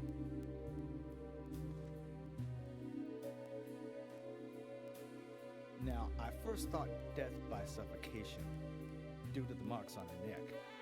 But after further investigation, I now have a different conclusion. The direct cause of death was loss of blood from the wound.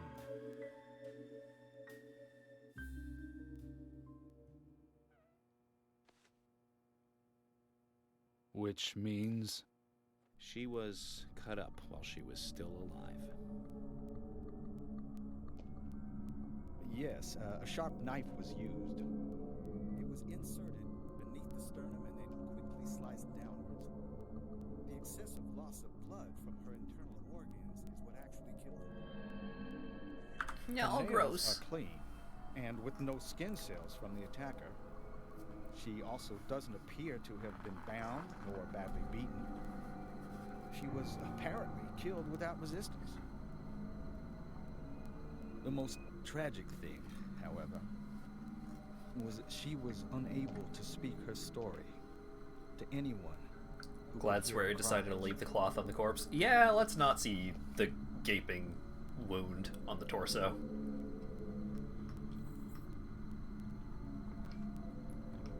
The perpetrator cut out Anna's tongue. Well, I believe she was drugged first to phase her consciousness, and then the killer killed. Now, the killer most likely has a deep, traumatized past concerning women. He probably cannot converse with them normally. Cutting out the tongue suggests a very lonely individual. Either that or a truly hardcore sadist. Hey, shut up, Doc. That's my You must job. get off on watching women suffer, especially when they can't answer back. Now, he watched as the blood pumped from her body, as she gradually grew cold. Now, a case in Seattle in 1985 was much like... Usher, please, limit your report to your findings as a doctor. Criminal profiling is my job.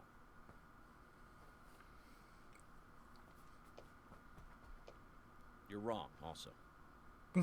Anna died fully, deeply, painfully aware of what was happening to her. But, What the fuck?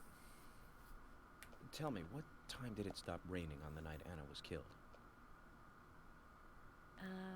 Just before I went to bed, right after the movie on TV ended, so around 1 a.m. What movie was it? An American Werewolf in London. Directed by John Landis, 1981.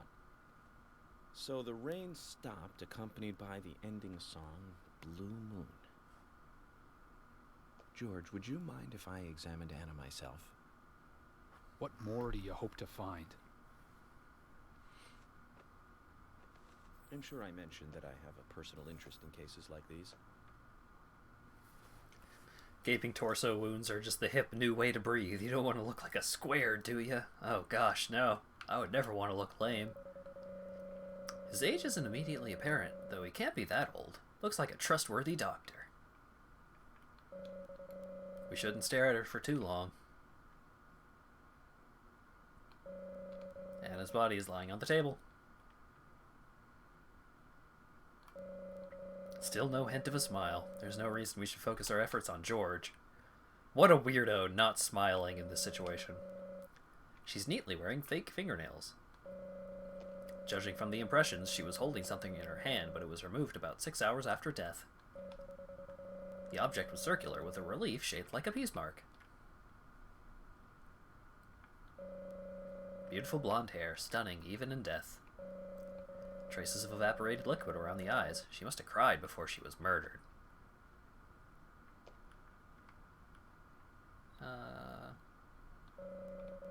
The tongue has been removed. Look at the edge of the stump.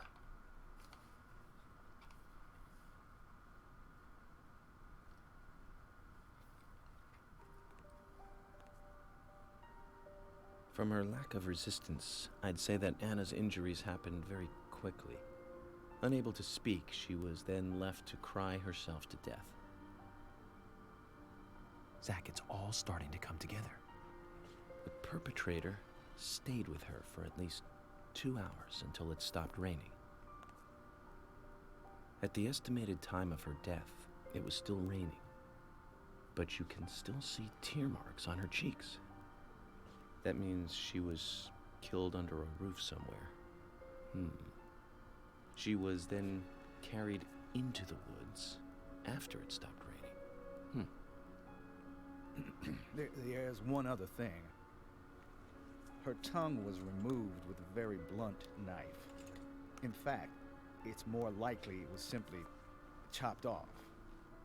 Asha, are you a passionate man? Well, not particularly, but I am man enough should the moment call for it. George, how about you? I'm very passionate. Yes. Especially when it comes to women. But I don't see what that has to do with anything. George, the perpetrator, is just like you. He's passionate about women. He's a passionate kisser. This was a kiss of death. The perpetrator bit off Anna's tongue. Oh, gross. We'll never get a dental print from a wound like this. But this is still a big lead. Well, that wasn't a weird thing to say at all, George. Definitely not.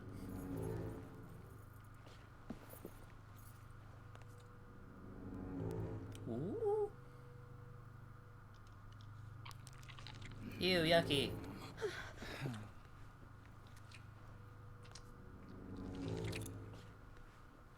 Jackpot, Zach. A shame, but our old-time all-American sightseeing tour just came to an end. This case is now under the jurisdiction of the FBI. I'm assuming command. I'll need you to assist me in the investigation. I ain't gotta explain shit. What the hell do you mean, Agent Morgan? I know I said I was passionate, but you can't think I did this. That's not why I'm assuming command, George. You're a suspect just as much as every other passionate man on Earth. Let me show you something.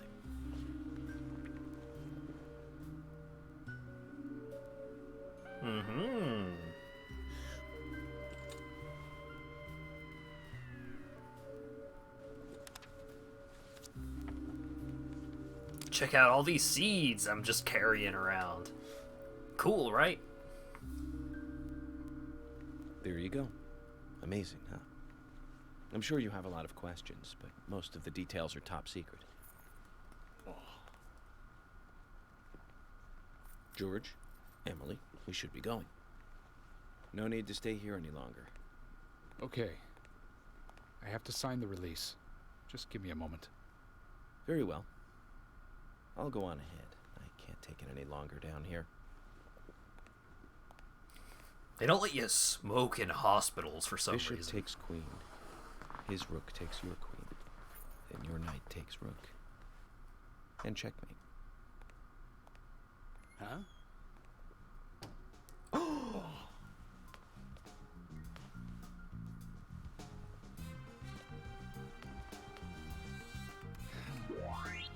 My first victory in the Grandmaster ranking. And someone else did it for me. What a bunch of bullshit, Agent Morgan.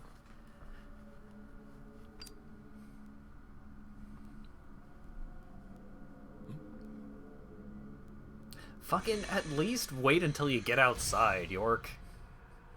Don't light up a cigarette in the hospital. That's what all the red vines are here to say, is like, hey, Here. York, don't smoke in a hospital, you dickbag.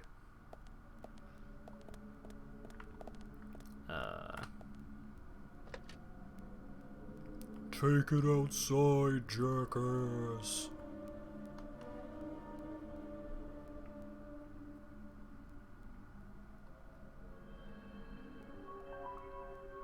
No smoking inside.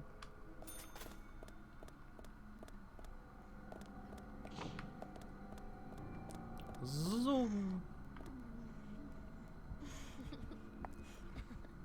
Teehee, I'm dead.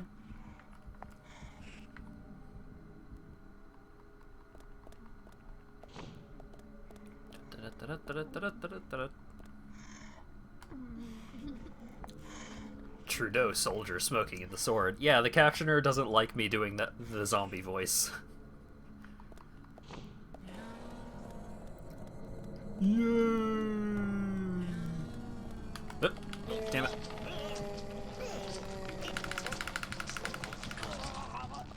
Blahargargle. Forgot to take my knife out.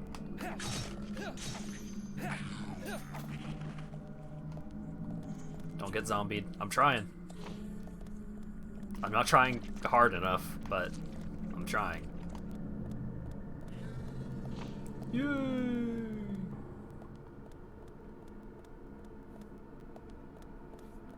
Oh wait, is there anything in the stall? Hell yeah, there is. Stabilizer, baby!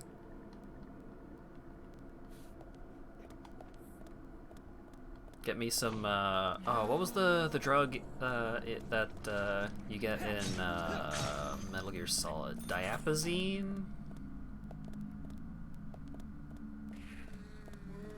Something like that? Diazepam, yeah.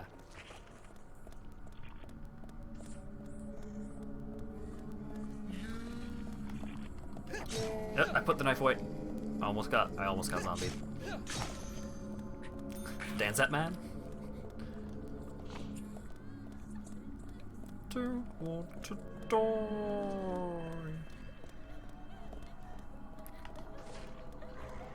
Huh.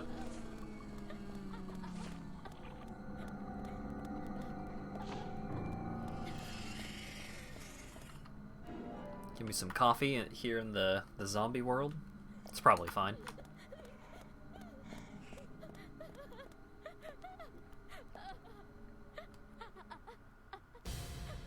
Girl freaking out under a sheet.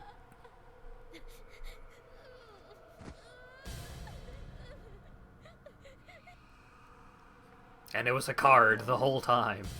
But then who was phone?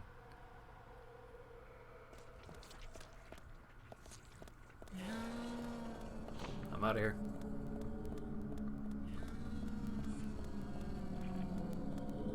Can't catch me. Fast as fuck, boy.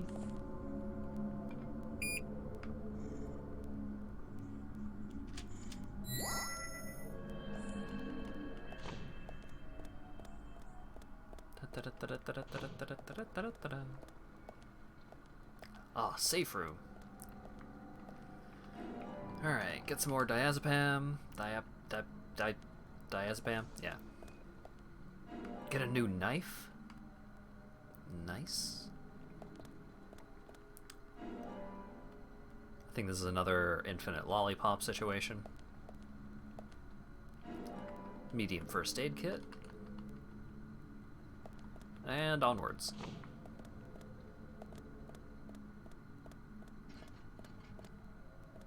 Get some Half-Life box moving going on with that that little trolley. Ooh. Ooh. Gotta take my knife out. Let me buy. Yep. Yeah. Gotta go fast. Teehee, I'm a ghost.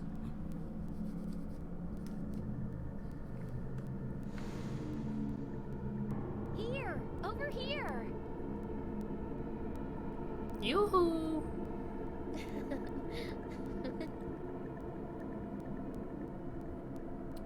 Want to party with a ghost, big boy?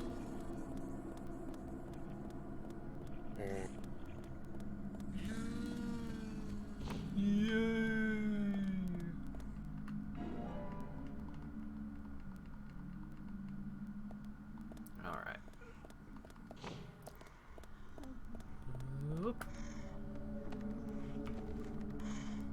Let me just hit the escape key a couple of times. Hit tilde a little bit.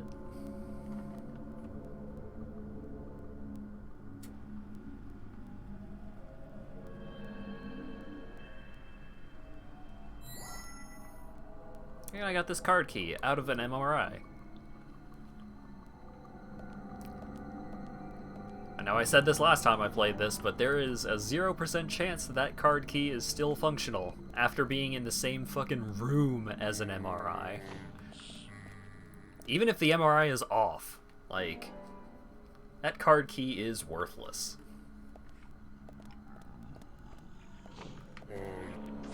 Whoop. Out of here.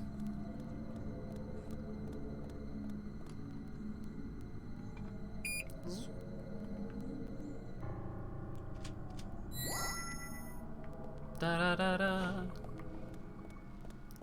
Oh boy, we're here.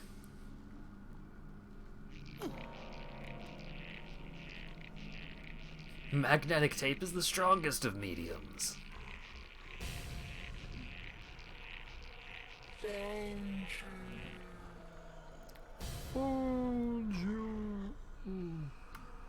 It's a magic resonance imager.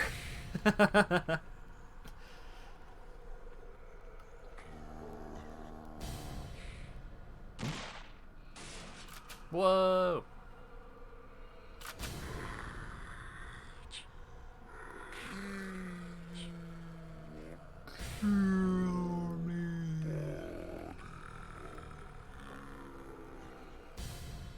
Huh?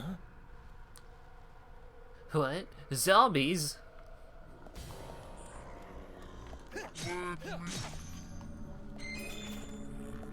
Oh wait, he dropped a thing. Did he drop shotgun ammo? Yeah. That might come in handy. I don't remember when I get the shotgun in comparison to when I get the infinite shotgun.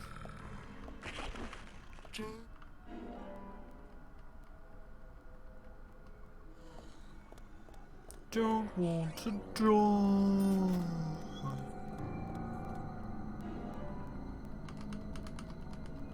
Alright.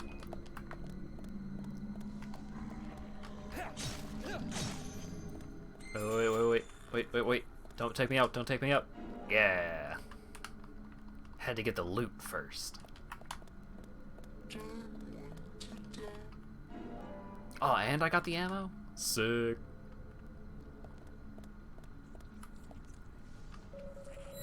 It's useless. There's no way out. We have to find a way to defeat it. First Aid brand cigarettes.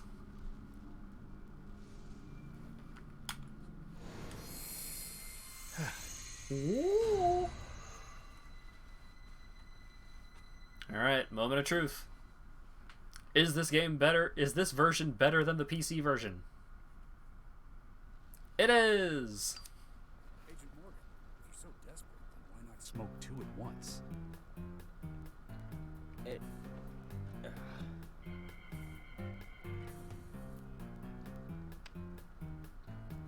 Okay, fine, I won't smoke in the hospital, jeez.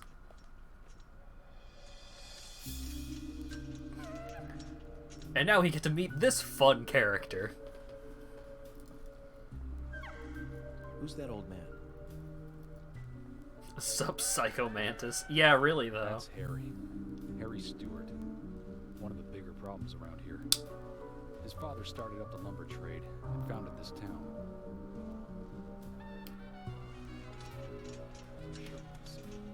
Always dressed like that, never speaking to the townsfolk. And just FYI, he owns almost the entire town. Not that that makes any difference. So long as I'm around, he won't be getting away with any funny business.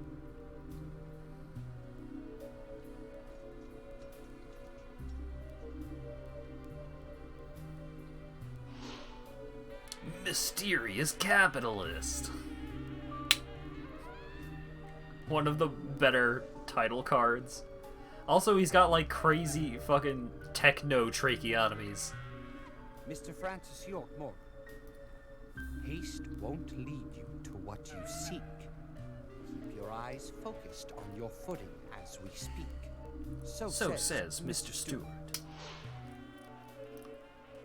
Michael Tillotson. Nice to meet you too. How did you know my name?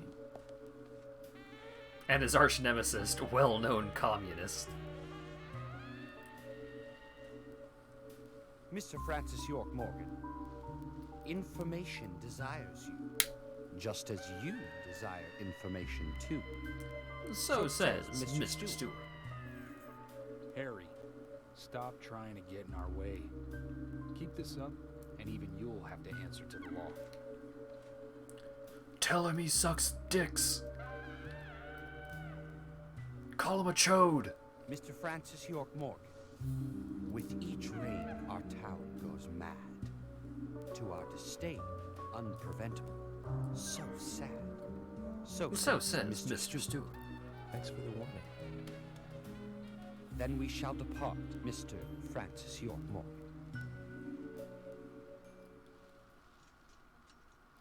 Also, that is like the most comfortable looking wheelchair I've ever seen. So fancy. That's how he always is. Always spouting that nonsense. Don't give it any thought. It's all gibberish. Emily here. Uh-huh. Oh. That's not the sound that a police Okay, thank radio you, would Thomas. make. Agent York, we've contacted the first witnesses to the crime scene. You can interview them where they found the dead body. Excellent. I was just about Finger to ask if you could guns. take me there.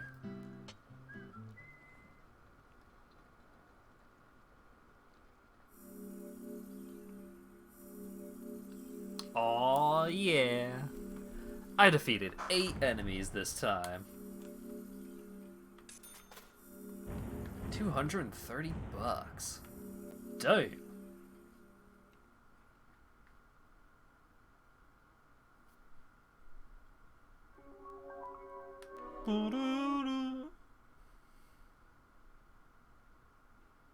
Recovers life hunger and tiredness and prevents them from lowering. The body was found in the Greenvale Forest Park. That's west from here. Too far to walk. A forest park? It's the pride of the town. It has a beautiful trail leading to a viewing site over Velvet Falls. That does sound fantastic. Show me the sights. That may have to wait. We promised to be there by 1800 to interview the first witnesses to the crime scene. Okay, fine. I won't go sightseeing. Episode 4, Profiling. Agent Morgan, if I could just give you a friendly warning. Are you really upset about me taking up? Kinda. I have the authority approved by the FBI to assume command.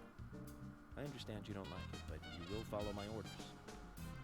I'm not disputing FBI authority, but this is our town. You won't get far alone, and you gain nothing by antagonizing me. It's part of my personality. I just do things my way. I can take you off the case if you wish. Stop it, you two. We need to solve this case, not bicker Stop among fighting, ourselves. okay?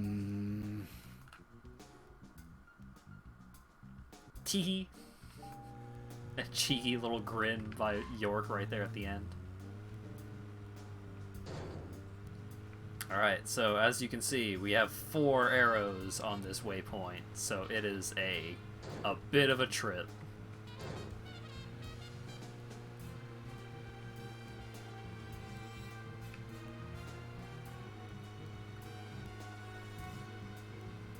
Also, it's always measured in yards. Because it's like, oh, we can't use meters, that's too non-American. Jim Green, along with his 2 grandchildren, Isaac and Isaiah. What were they doing in the forest? Just their daily routine. They found Anna's body during a morning walk. So you've talked to them already? Not officially. Not yet. Not yet. Are you out of your mind? You haven't interviewed them yet? Agent York, that tone is hardly appropriate. We were given orders to wait for you to arrive. Orders by who? A man called Abrams from the FBI. Robert, is it? Well, Bob Abrams. I did tell him to stay out of it. It's always tough to have a meddling boss, huh, Zach? I thought you knew, Agent Morgan. Don't worry about it. We may not have taken official statements, but we got all the information we need. I can fill you in right now if you'd like. Thanks, George, but that won't be necessary. I want to hear the details from the witnesses themselves. firsthand. I just can't believe that the children had to witness the crime scene. They may be traumatized. You'd better do this carefully. Don't tell me you get nervous talking to children, Emily. Not at all. That's not what I meant. Then what did you mean? Just forget it. Shut up, York. You don't know.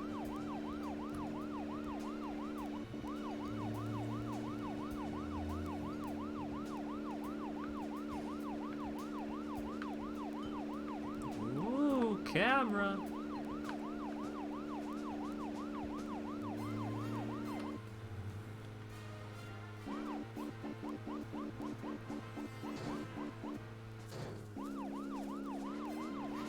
Alright, we're getting there. We're making progress. I do like how there's actually like some amount of physics to the driving.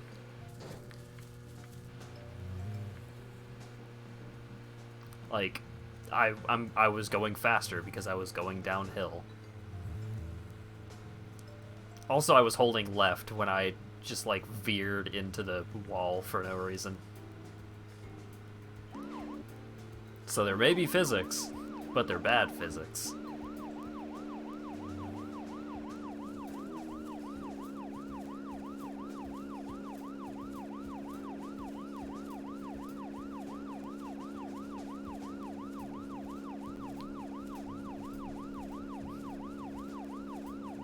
FBI, out of my way, grass. I don't know if it was actually faster to cut across the field or if it would have been faster to just go on the road. Agent Morgan, how much longer do you want to keep talking? Maybe we should cut the chit-chat and go get our official statements. George is right. Let's head over to the forest park. Dang. It won't talk to me. It's such a long drive, too. Oh yeah, we just passed by the junkyard. We're gonna be swinging back that way later to do some side quests.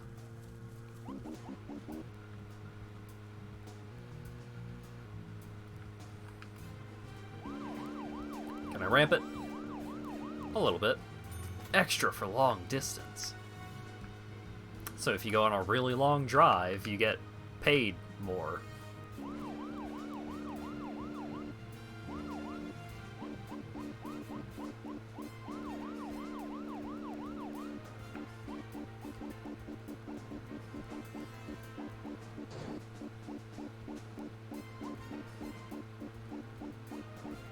I think we just passed by the graveyard, if I'm correct.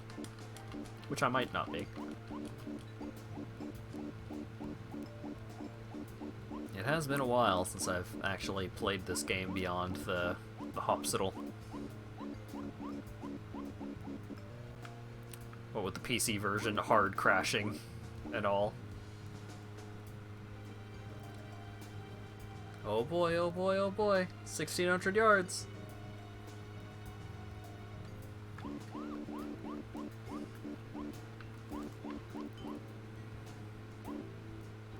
Agent Morgan, how much longer do you want to keep talking? Maybe we should cut the chit-chat and go get... Also, I'm starting to run low on gas, George is right. which Let's head may over be to a problem. I don't remember.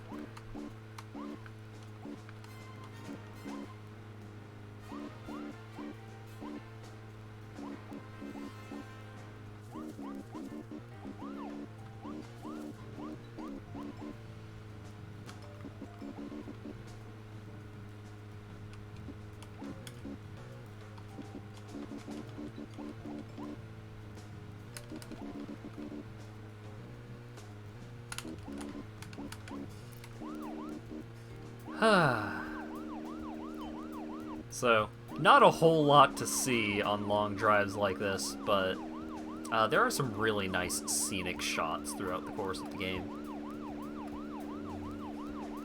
But there's also just a lot of, or not a ton, but there are a handful of sections where it's just like, yep, time to make this very long drive.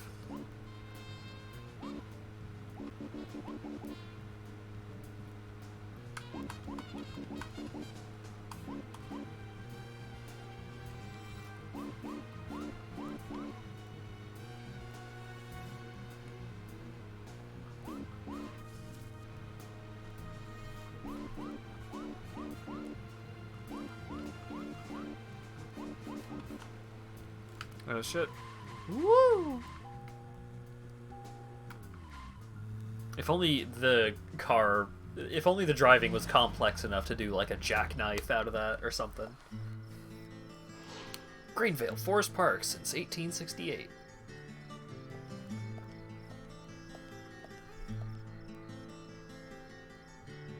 Is this government land? No, it's private. Owned by Harry. This whole area? Wow. That's right. I'm sure I mentioned that he owns pretty much the whole town. He used the money left by his father to buy up most of the town. Many town residents live on his land. Zach, did you hear that? This entire park. A rich man's personal playground. These country rich folk are amazing. It all looks very well kept, too.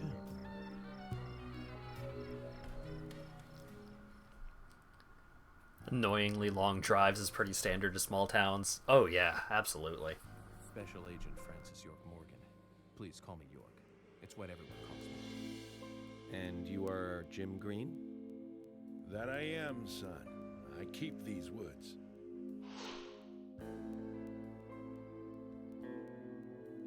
I'm Ranger Park, the park ranger. Fine job. Well, I used to be a tree surgeon. And these two discovered the body? Yes, my grandchildren, Isaac and Isaiah.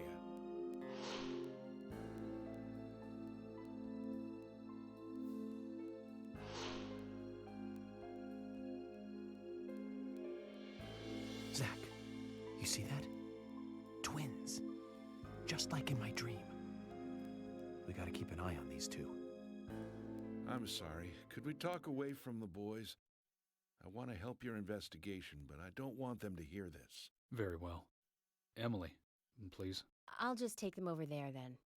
Thank you. Hold on. Don't do anything without asking me.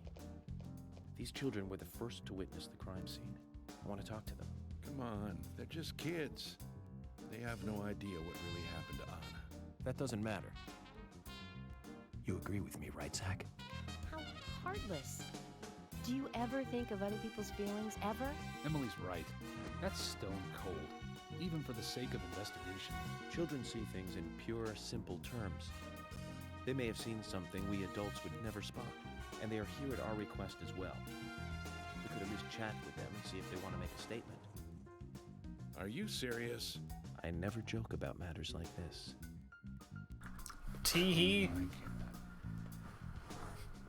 Don't worry. Is this the smile of a man that would joke? Look, standing so upright.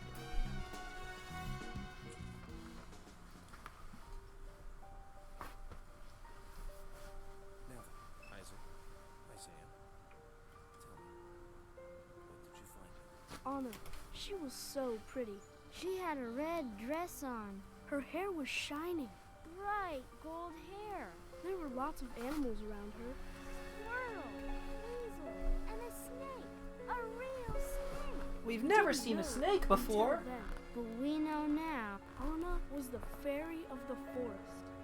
She was a goddess. She smiled when she saw us. She looked so happy. That's right, Isaiah. She was a fairy. A goddess. Let's cup our hands like we're whispering and then yell at you. Of course she is. Yeah, of course. Most useful information, boys. Well, Emily, you can take them now. Definitely needed to have that whole, like, look around view for that section. Okay. Certainly super important. This is where Anna's body was. And that means our unknown subject was here too. So, what happened here? Thanks, York.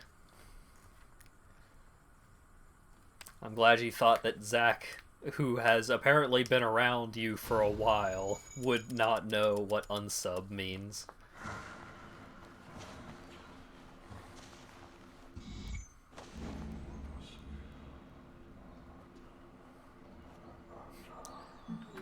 Agent York Morgan wants to unsub from you. Oh no! Don't do it, York. I don't have that many subs in the first place.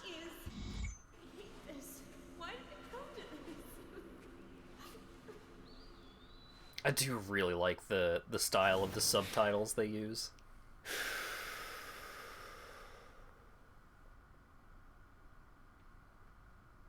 I gotta smoke up the crime Something scene. is still missing. We need more clues.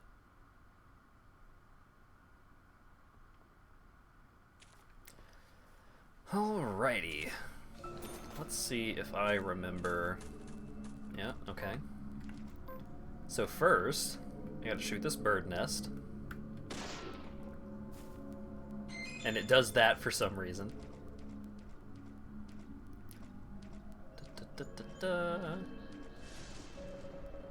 Zach, look, the depression on the grass. I think we have a clue. 2 bent pieces of grass.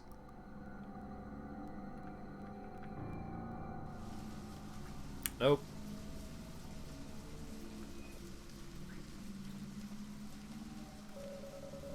Picture in a place like this. Picture of a vest with holes. Ooh. That seems important.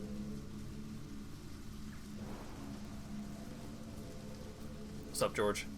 As you requested, we have permission to stay and look around as needed. But what are you planning on doing? To examine the scene, of course. Basic Crime Investigation 101. We might uncover some further evidence. My men have covered this already. I seriously doubt that there is anything else to find. Well, then you and Emily can wait in the car if that's the case. But I'll take my time. I need to feel the evidence, you know?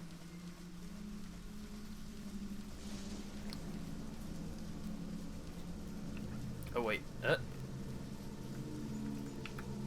Kapow! A card! It's Anna! Anna Graham.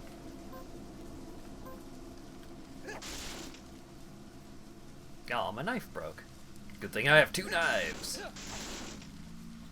You know, I gotta tell you, this does feel pretty great. The pickles!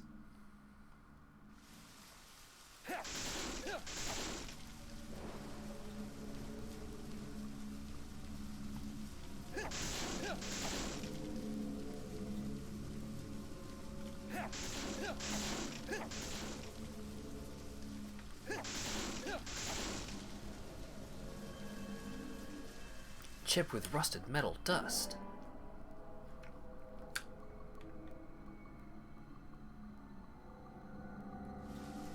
Nope.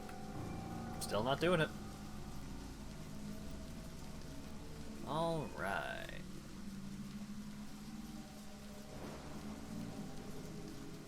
Aha. Dang birds stealing all the evidence. Look, George. If your men aren't going to shoot the bird's nest out of the nearby trees in search of further evidence, I don't know why they're even police officers. Missing piece of pinheel shoe.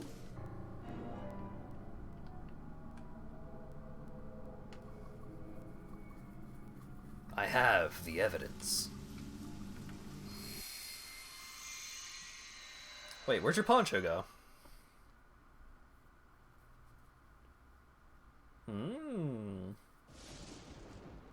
Haven't seen one of these in a long time.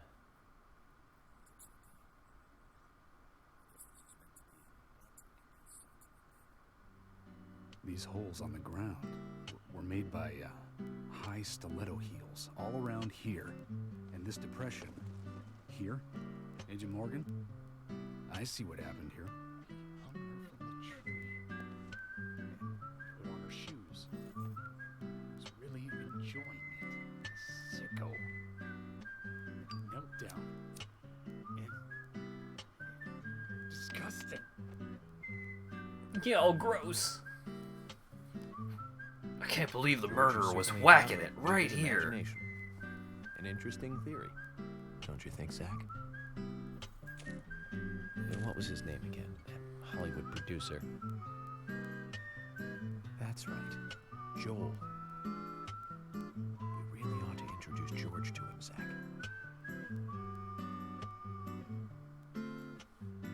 Profiling is a little different from writing a screenplay, though. An idea being interesting doesn't make it fact. Let me enlighten you, George. And it is pretty interesting that the guy was whacking it, one of but... the heels were missing from the shoes.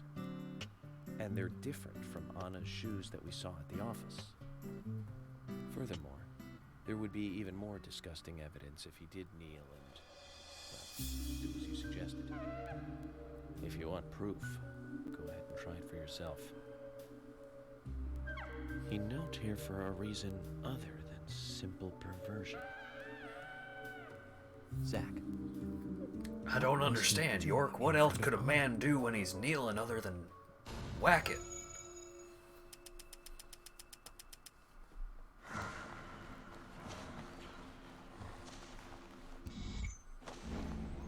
Alright, Raincoat Killer dropped the chip, and then he was kneeling.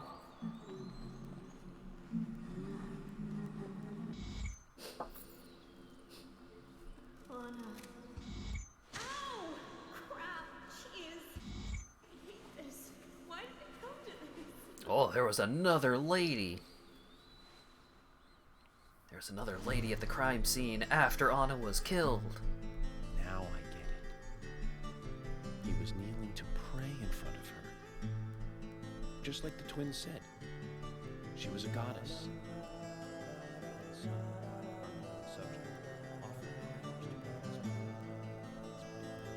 Could you speak up a little, Agent Agent Morgan? Is transformed from an object. We got some dudes chanting here. Into one of worship. So who is Miss Stiletto Heels? The steps are close, coming up to the body, and then farther apart, going away. There was a reason to hurry away then. That settles it then, George. Miss Stiletto Heels is a third party here. She's not the murderer. No one runs away from an object of worship. I wouldn't go that far, York. Another victim who was with Anna. Or perhaps an accomplice who fled for some reason. She is also one who took whatever it was Anna was holding on to in her hand. But why? Why did she leave her here? Only Miss Stiletto Heels knows the reason for that.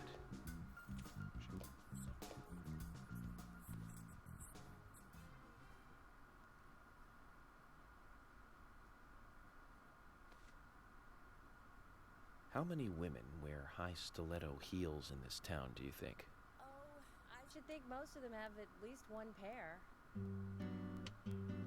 I do too, before you ask. Women, am I right?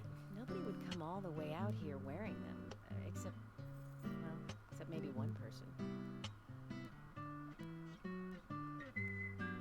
Don't keep me in the dark, then. Who might this elegant lady be? Diane, the owner of the art gallery. But she's out of town for a big art auction. I heard she'll be coming back in a couple days. Then we'll just have to give her a warm welcome home. A more immediate matter, then. Where in town can you find something like this?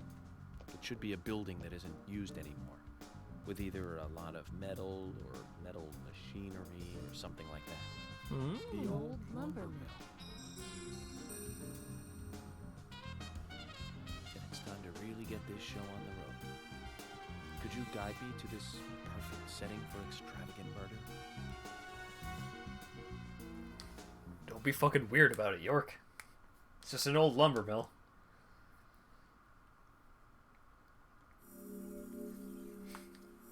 Alright, I did it.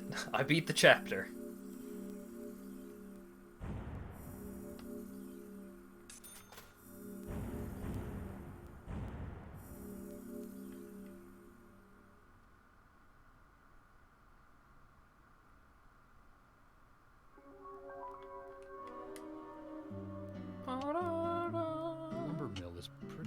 From here. If that's where she was killed, why would the killer go to all the trouble of carrying her all the way here? I don't know yet. My profiling instincts tell me one thing is for sure, though. The unsub's personality is totally different before and after the crime. The unsub killed her in a brutal, horrifying way, and then displays powerful adoration afterwards. That could well be the key to all this. I will say this, though, George. Profiling is a risky business. Of course, if the unsub planted those stiletto footprints himself, well then, everything I've just said falls apart. But there's no evidence that he left those stiletto footprints. To thank for those tracks. All I can do is deduce the unsub's feelings in light of the evidence, and carefully figure the unsub's MO, modus operandi, his way of thinking. It usually unveils something that a normal forensic analysis may overlook. That's my way of profiling. It's not for everyone, but it works for me. Emily in the background just waggling back and forth. Oh, we got different music this time. Episode 1, Part 5, Murder Site.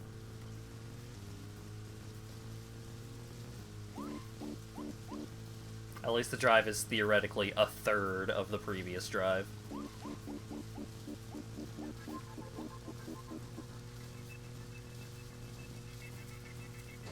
Why?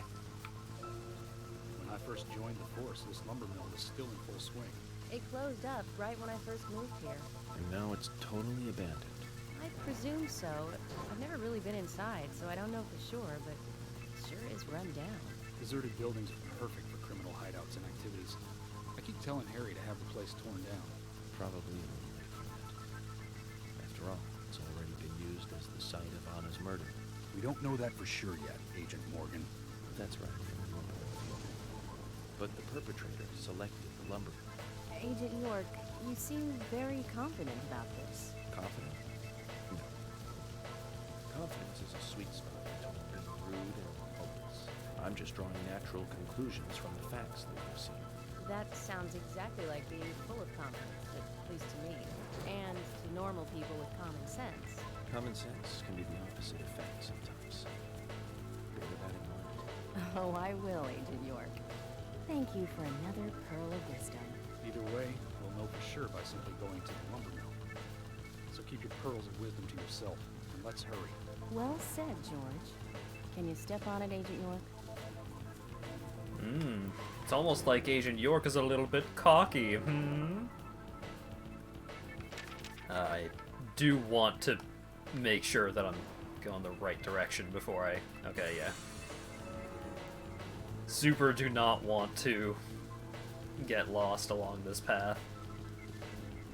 'Cause if I take the long route, it's a long way to get around.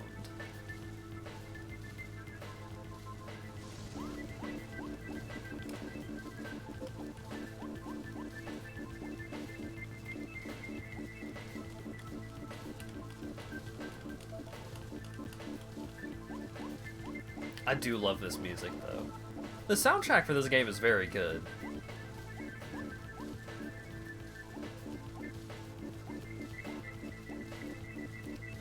Comic relief music is definitely very, very tonally accurate. Got the horns on Special Agent, on FBI Special Agent, or FBI Agent, or whatever that song is called. Good thing this car doesn't have durability when I have passengers.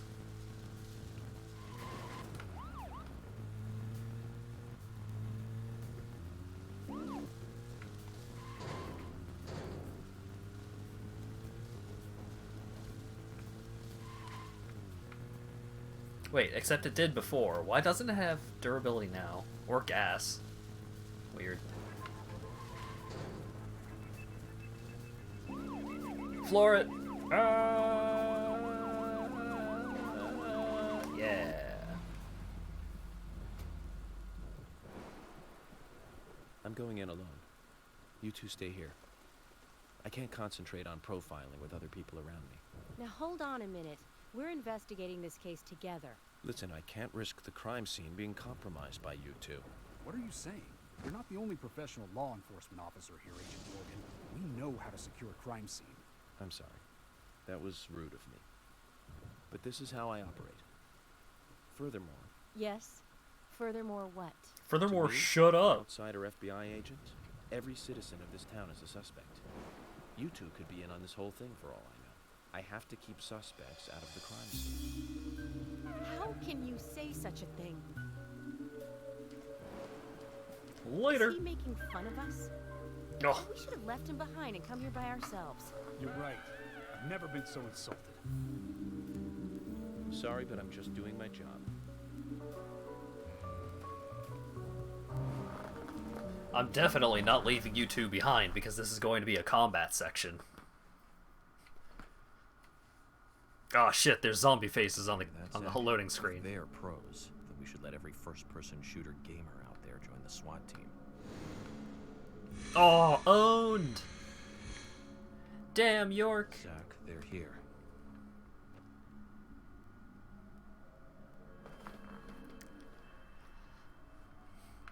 I was trained by video games.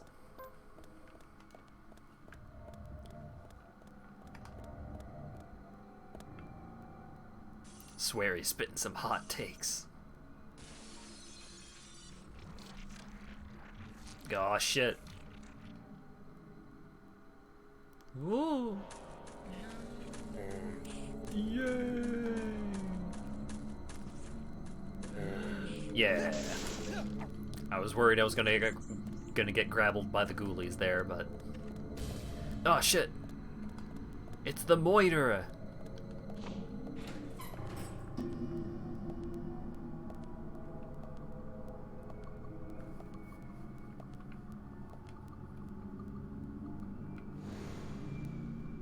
Just as I thought, Zach. This is oh where shit! Was killed. Gee, you think this big blood red altar might be where a murder happened?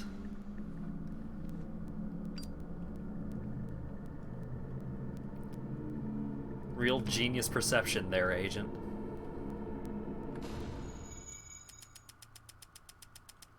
Profiling start.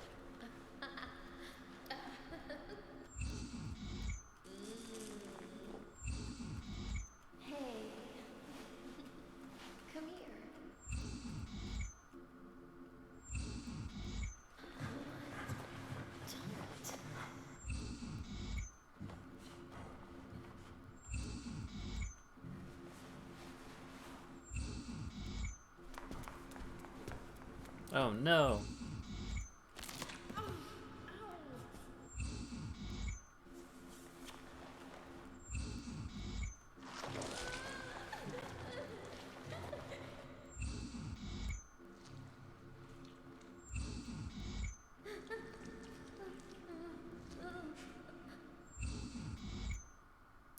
Boy, those are some creepy sound effects they used.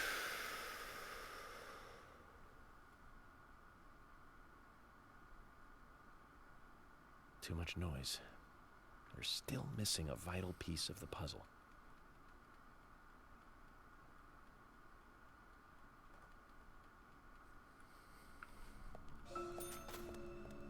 All right.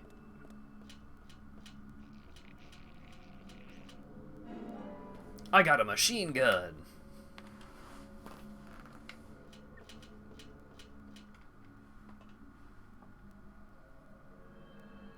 Zach, it's almost like an altar. Was the murder some kind of ritual?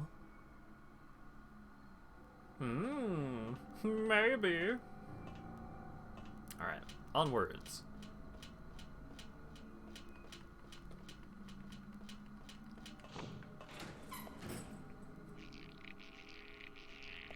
The sound effect on those vines.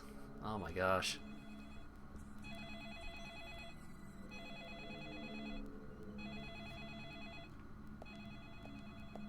Alright, hang on. Smoked salmon? Oh, hell yeah. Give me that locker salmon.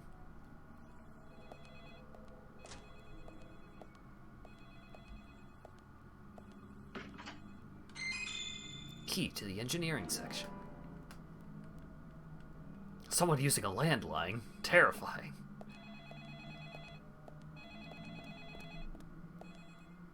Lollipop, lollipop, boo, lolly, lolly, lolly, lollipop.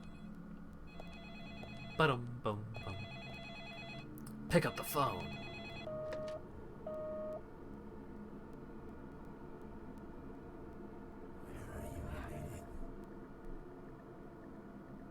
Is your refrigerator running? Oh! The true terror is the way that texture popped in.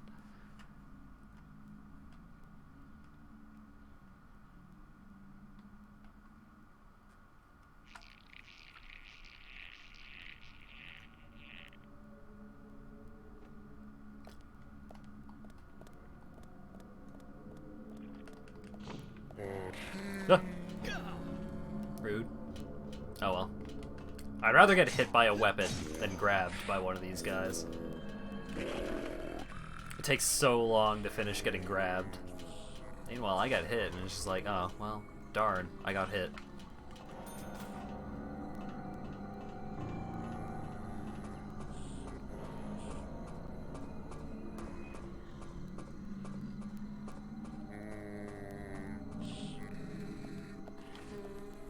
Huh.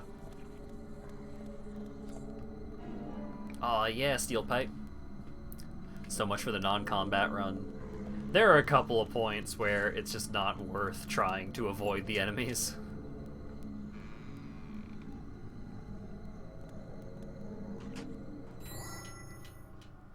Alright. Pull the lever, Kronk!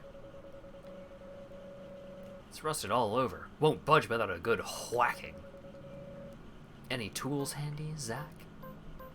I got a steel pipe. Eh.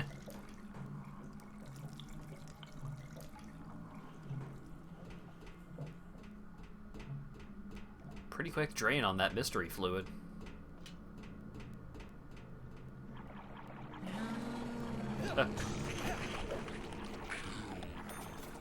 Kill me.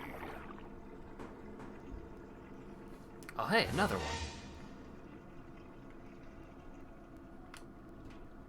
Observe. A huge upside-down piece mark's been drawn on the steam engine tank. Any idea what it means, Zach?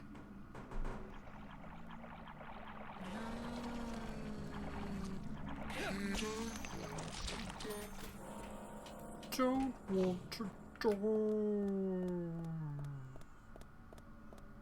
Oh no. Baby noises.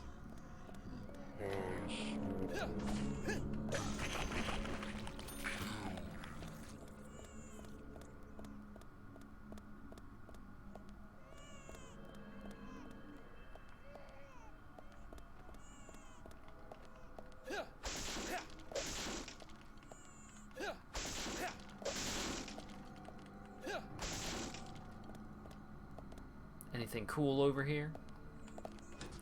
A locker. Golf club.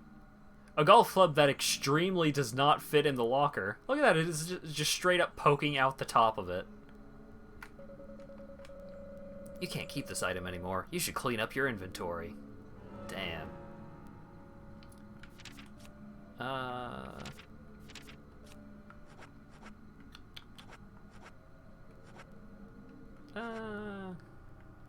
I'll put it in the box. Toolbox.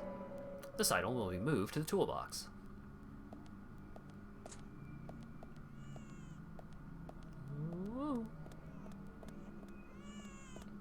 Alright, let's go see what the baby noises are all about.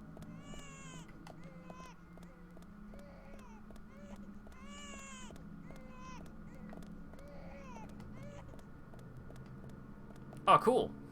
A blood toilet. Thankfully, unlike Silent Hill, you just flush it instead of shoving your arm into it.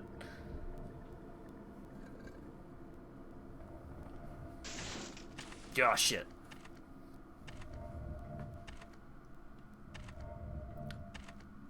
Raincoat Killer did a big kick.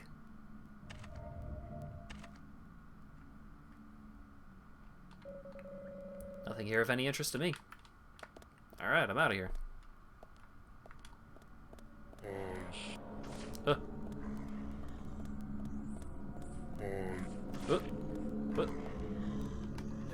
Get out of my way, Buck.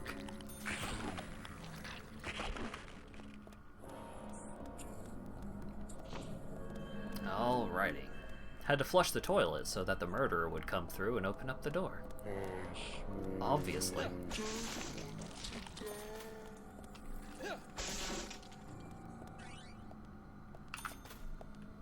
Nothing.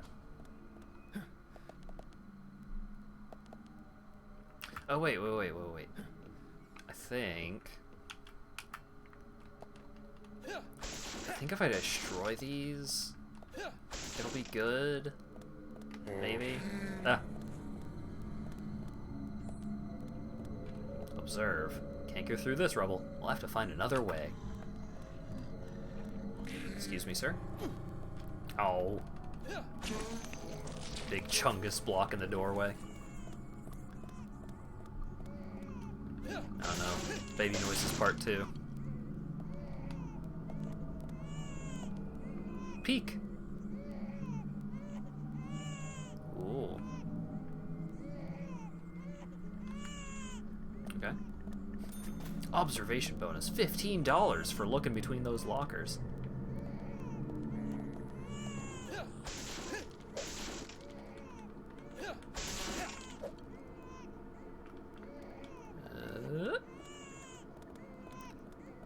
What's in the baby locker? It's a gearbox! You know, they really went downhill after Randy Pitchford started going off.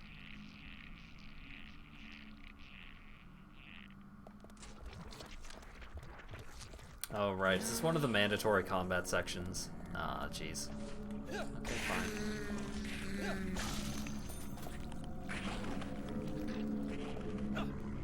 Ouch.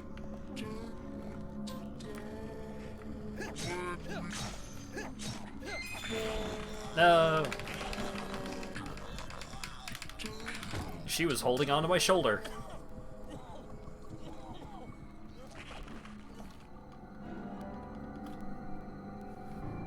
Oh god. Hang on, there's a bug situation.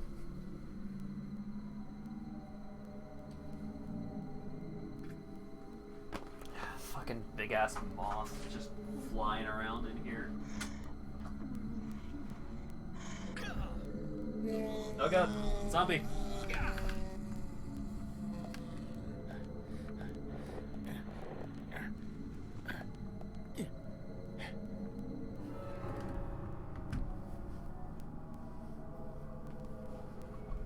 Alright, bucko, where'd you go? I know you're still in here somewhere.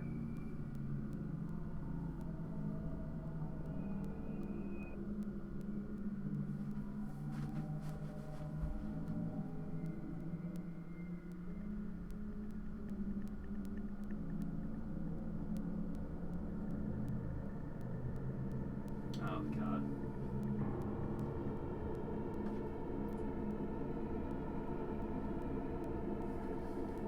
Oh no, where'd it go?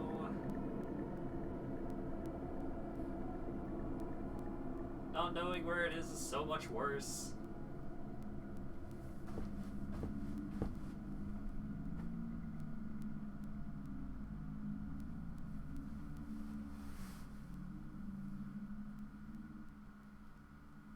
I saw it fly, like, behind my bed.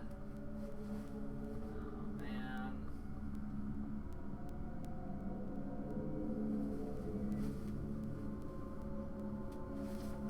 Well, it didn't appear to be an insect that is a threat to me. It seemed like it was just a big stupid moth, but I don't want a big stupid moth in my room. Oh, man.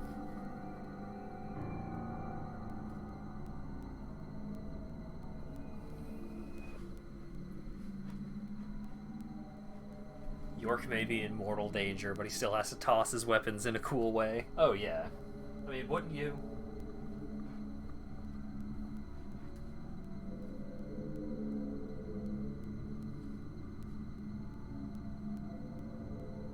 It's important.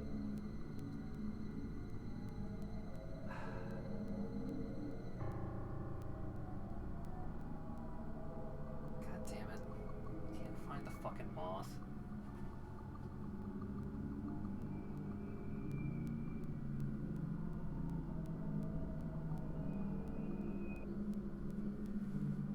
I'll tell you what. I'm gonna go get a quick drink I will be back in a moment. And then hopefully the moth will be away.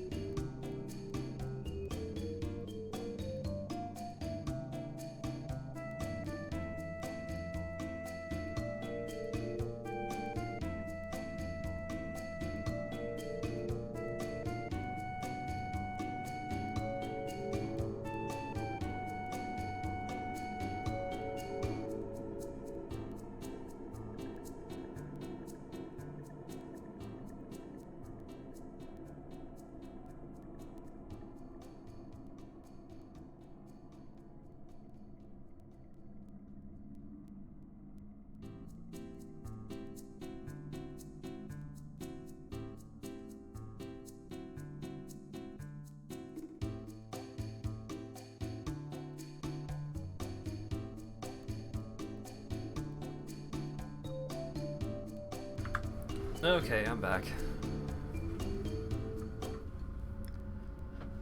I was not able to discern the location of the moth, but I was informed that the porch kittens were on the porch and just playing and hanging out, so I took a look at them, and they're adorable.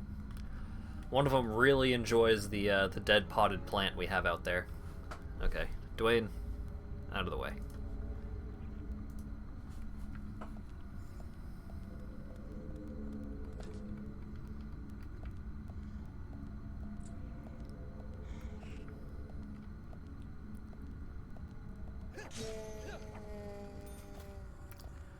Yeah, apparently Lago has counted there being like 4 or 5 kittens in addition to Mama Cat.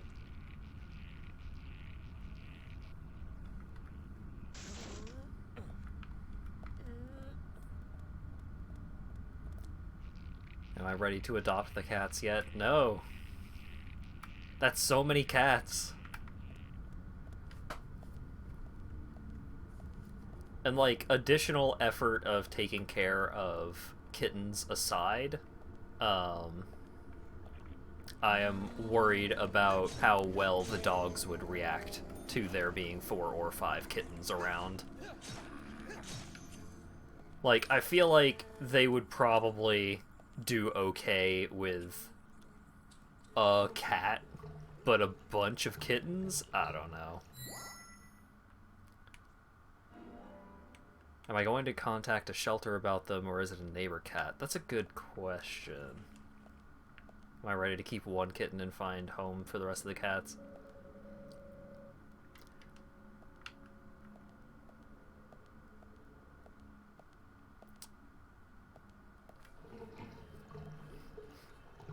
Yeah, I don't know. I don't know what to do about the cat situation, because I want cats. I love cats. I want at least a cat. But going from 0 to 5 is a lot. It also requires money, and I'm not exactly rolling in dough these days.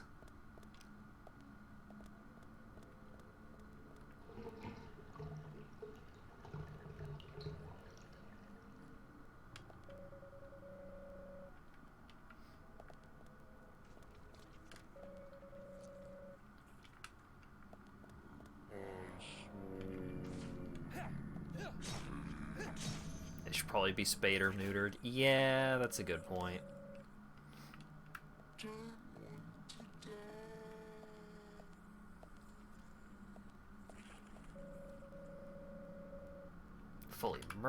Full of murky water.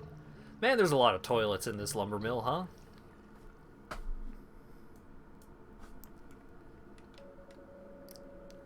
Nothing here.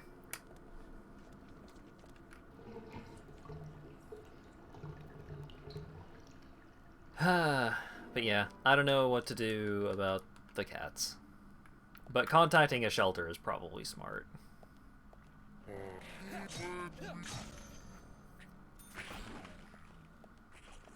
Lumberjacks getting their fiber. Great. Off of wood pulp. Yep.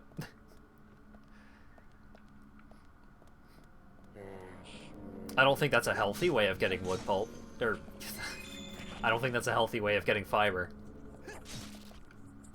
Uh-oh. Yeah, great. Good job, York.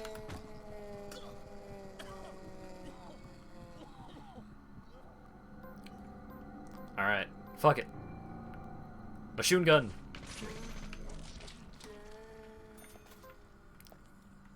Oh yeah, I actually need to heal, because now I'm going to start limping. It's going to take forever to get around.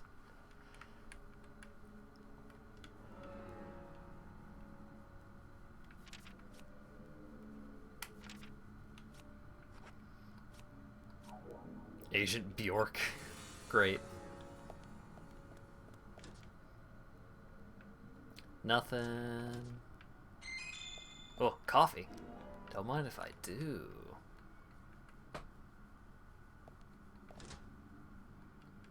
Nothing. Alrighty.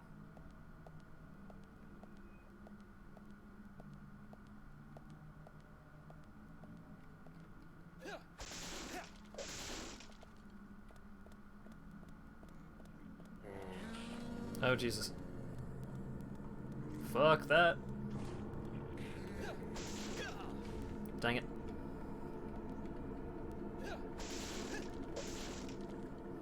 I'm out of here. Or, I'm not out of here, actually. Okay, fine, I'll fight.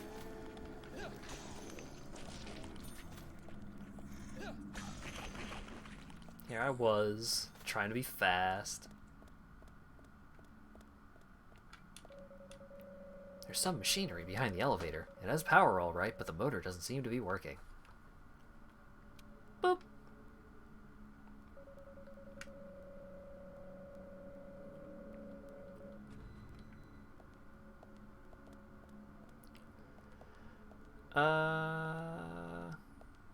Do I have to boop this first?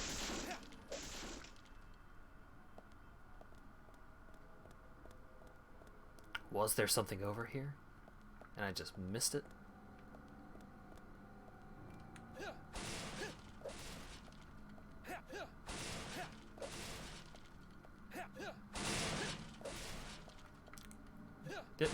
Let me...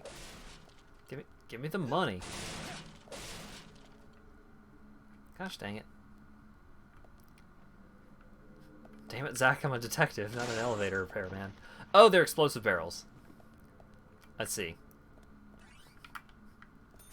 The reason why they were taking so long to break is because they were explosive barrels.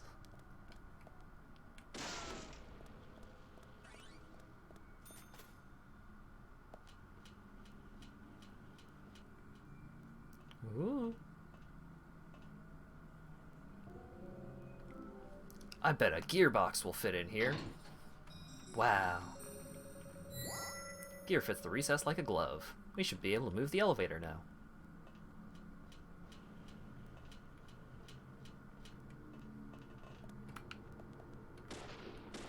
Nah.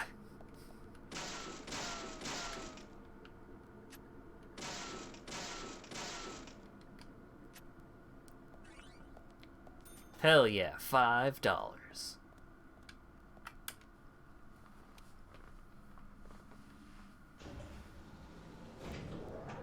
Alrighty.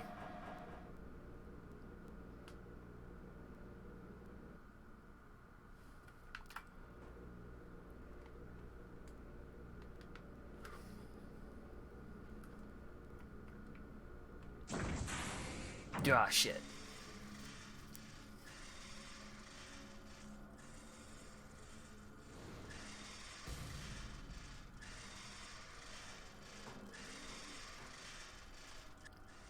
What's this? Yeah, just shove your hand right into that machinery.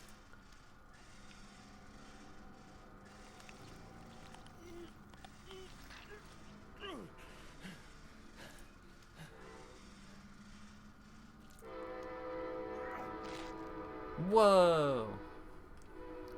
It's red hair. You got damaged red hair. Wow.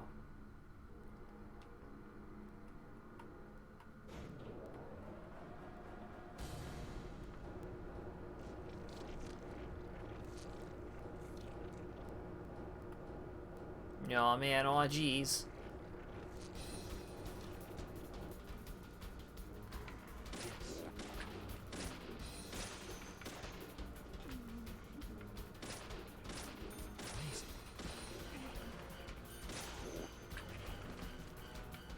Amazing.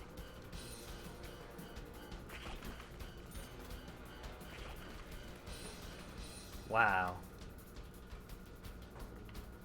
I did it.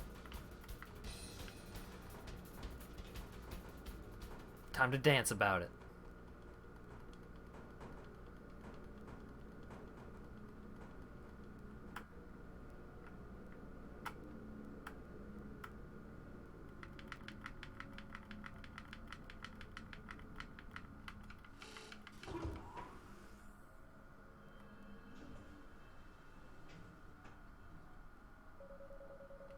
Looks like the power is out. We'll need to restore power to move this elevator, Zach.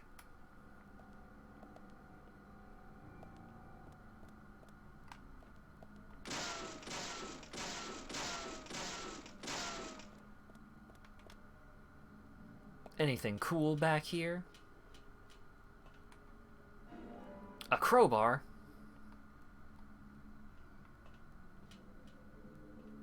Or as they call it in America, a bar.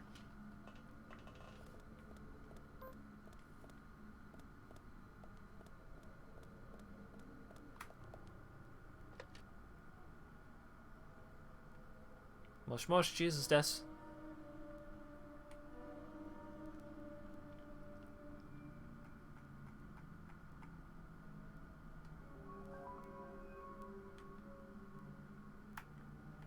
So Agent York Morgan walks into a bar. I get it. He says ouch.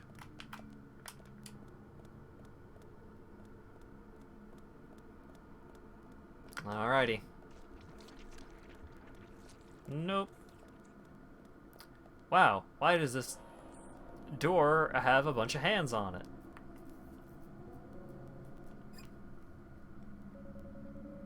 There are no handprints around the part where a doorknob should be. A somewhat weird design, it seems.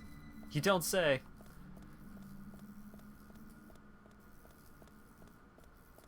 Alright, fuck this noise. I'm going. Ooh, steel pipe.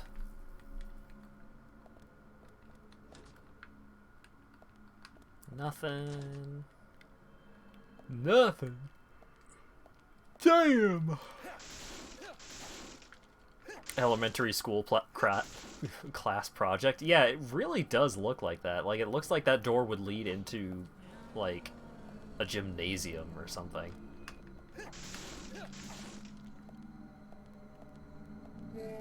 What?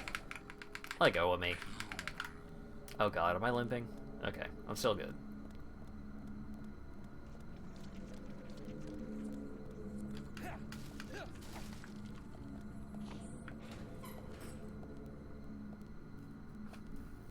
Oh.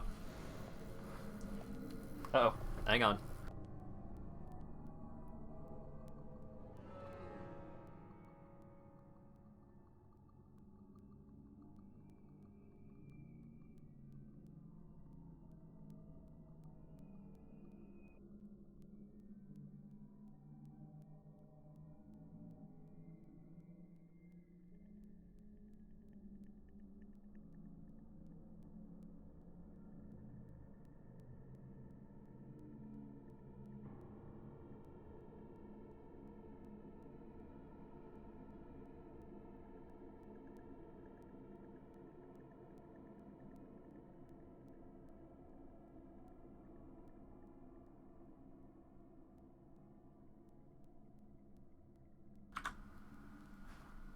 Okay. Here, I'll unmute my mic so it's a little easier to tell what's going on.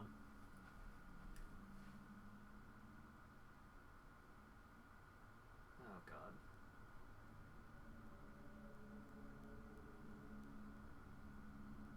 Alright. It's just, like, right in my zone. So I have currently vacated my zone.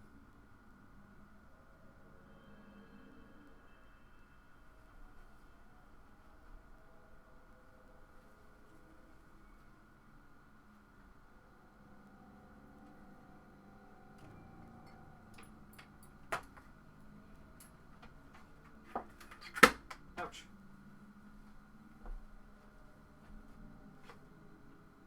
Okay, hang on, I got a plan. Thankfully, I have a broom in my closet. Let me just kind of clear the way a little bit, see if I can kind of scoop this motherfucker.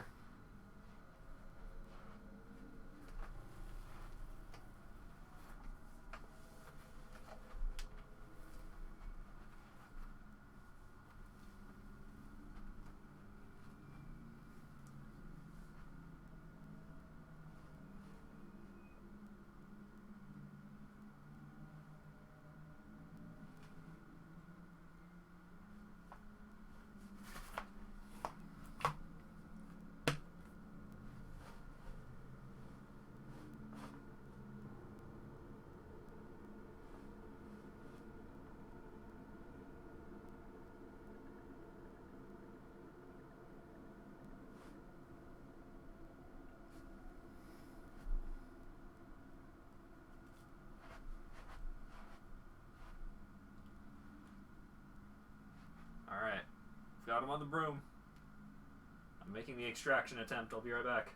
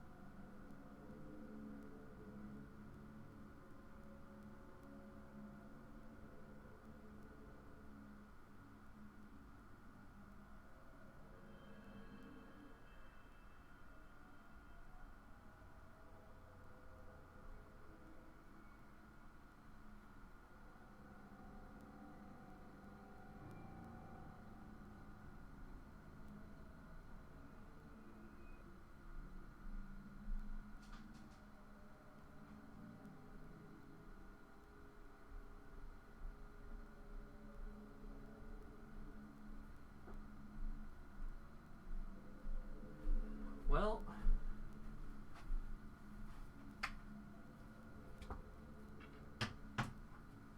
that was complicated.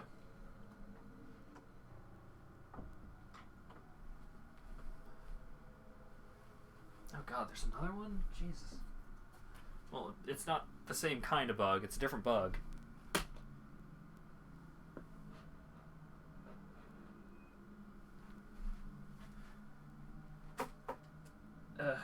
This is why I hate every season but winter. Fucking bugs everywhere.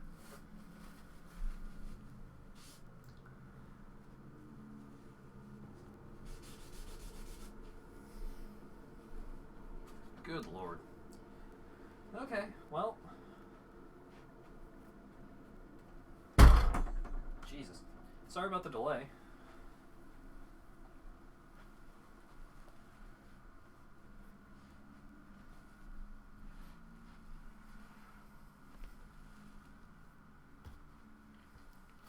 That's the advantage of cats. You can just pick them up and aim them at flying bugs. Yeah.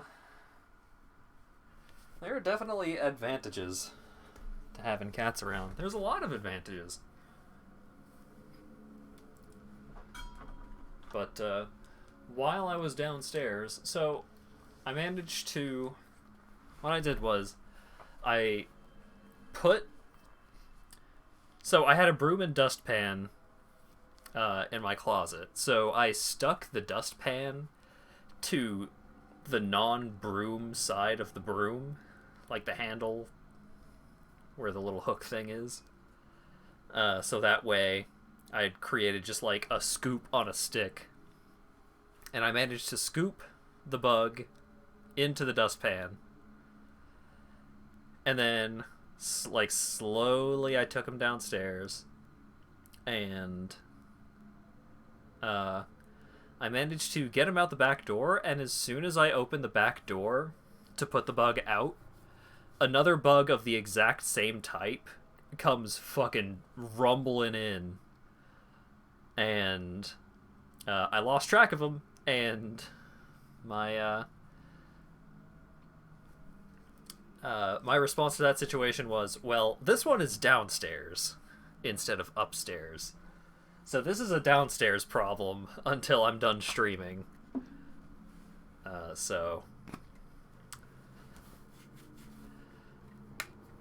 It's less of an immediate concern, but it is something that I'm going to have to be wary of when I go down to, I don't know, get my snack later or something. Oh, good lord. Okay, Deadly Premonition, am I right? Alright. It's one of these puzzles. I gotta shoot the hand tree. I did it. I solved the puzzle.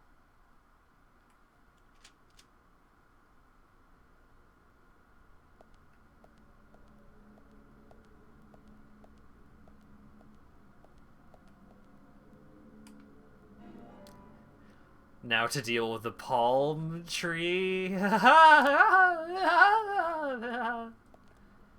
It's like a hand. I get it. Live long and prosper. Why is that hand doing the Vulcan thing? Oh well.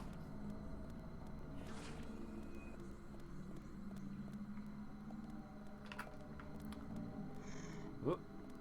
I'm out of here. The pun was just handed to you.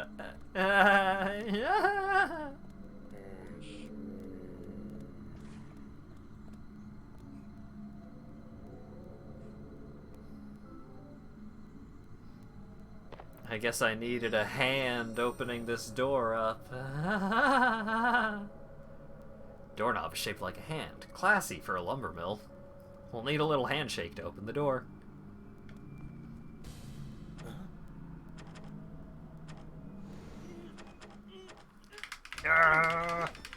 Spooky door hand.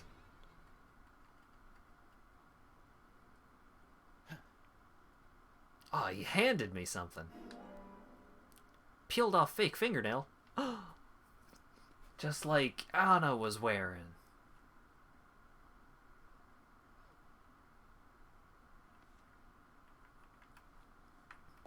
Oh man, we're solving the mystery. Oh, I should actually...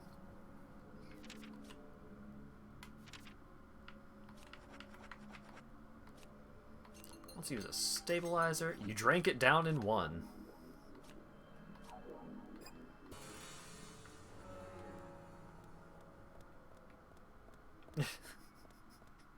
Really nailed that clue.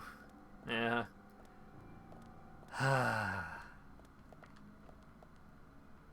That's just money.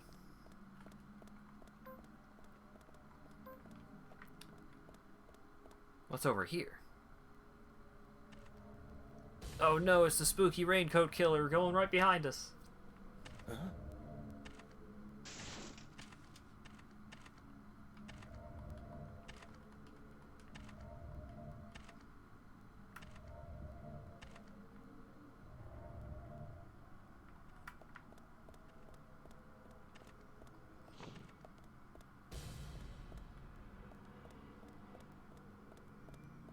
I'm gonna get you.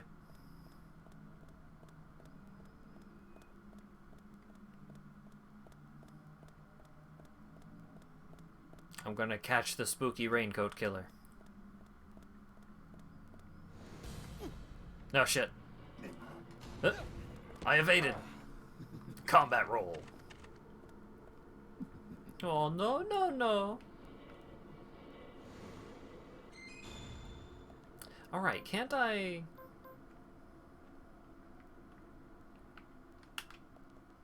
Oh, I can do side steps? Okay.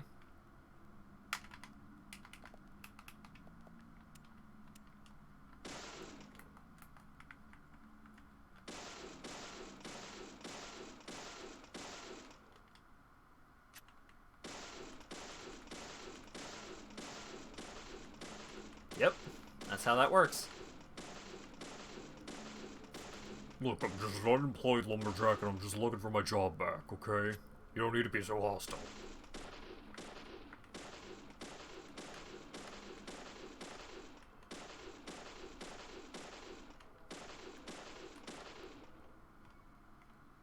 Mm-hmm.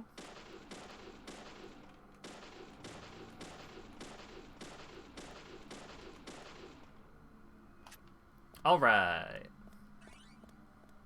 I did it. I solved the woodpile mystery.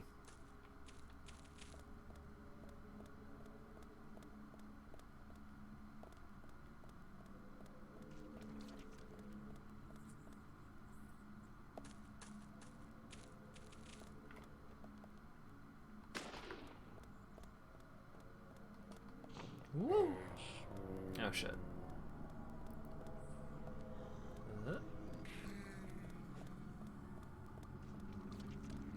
Oh boy, oh boy.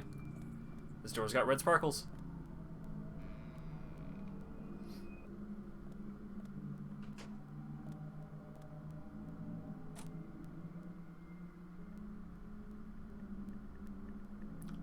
Woo! Dramatic zoom.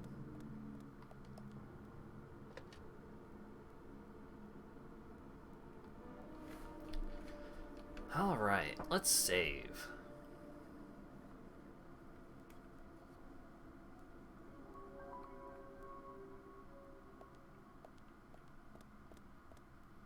And let's turn the power back on. I bet nothing spooky's gonna happen.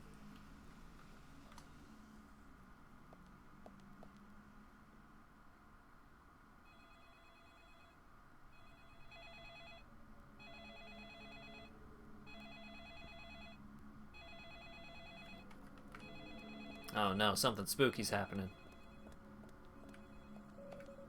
White noise on the TV. Who turned it on, I wonder?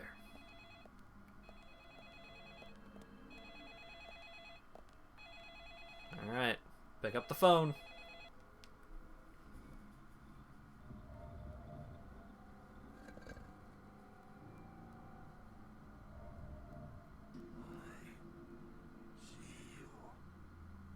Oh shit.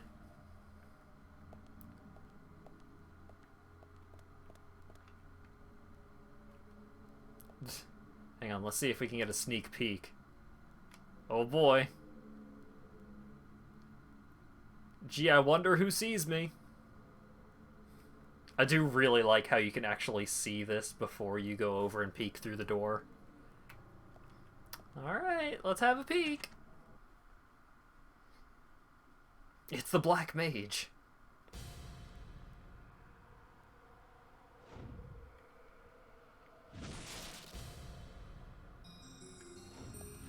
Alright. Spooky split screen. He's here again. Let's hide quickly. If we don't want any problems, Zach. Alright, hiding under the sink.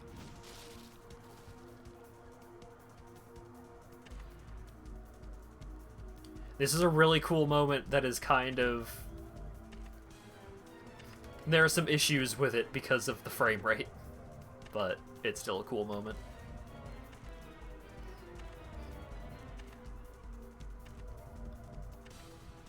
We can see what the killer is seeing.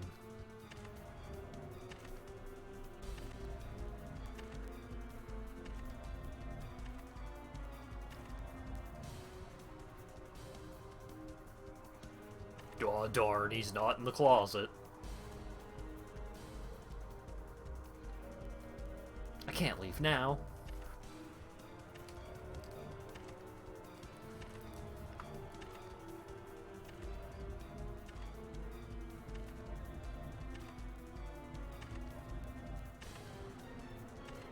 Oh no, he's coming to where I'm at.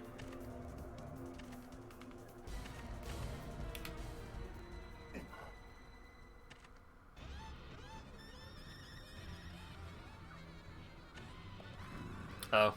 I accidentally hit left bumper when I was going to hit left trigger.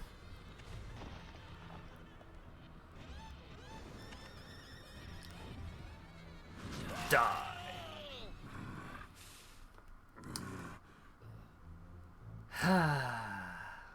Yeah. Whoops. I accidentally pressed a button. Let's try that again.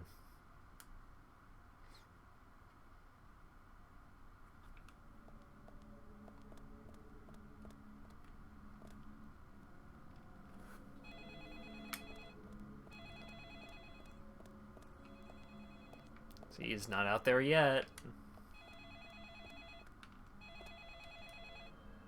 But then we pick up the phone.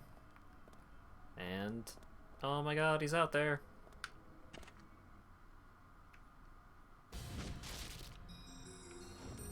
Hey, let's go hide in the closet that he checked this time. See how that goes. Okay, I'm gonna be very careful not to accidentally hit the left bumper this time. Oh man, you can actually see, like, the part of the door fly over to where I'm at. That's funny.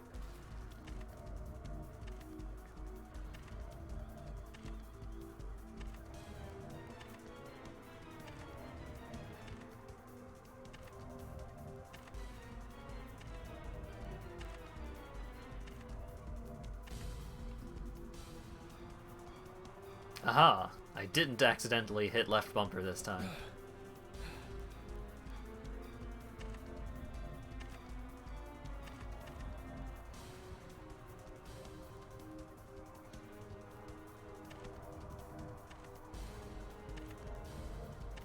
Oh, fuck it. I'm not gonna check this time.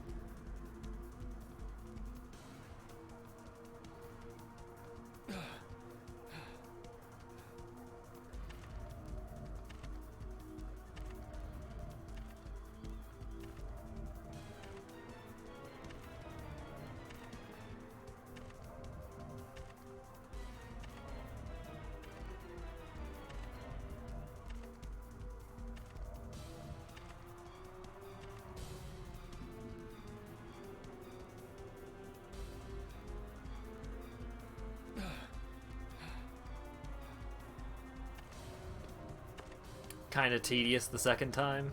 Yeah? Yeah, it is.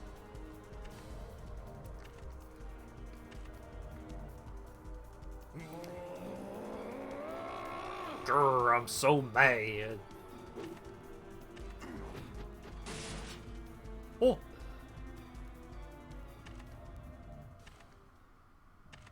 And also he has magic axes. Because he threw that one at me, and then he just has another one instantly. But don't worry about it.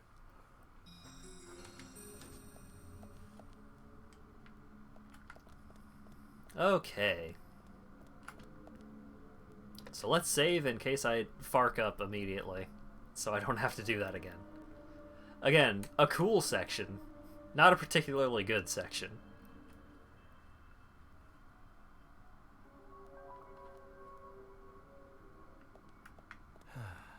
Zach, this is a waste of time. Let's go.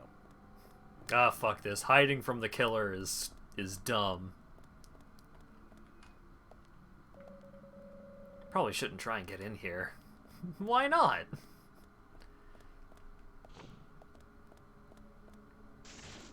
Gosh, shit.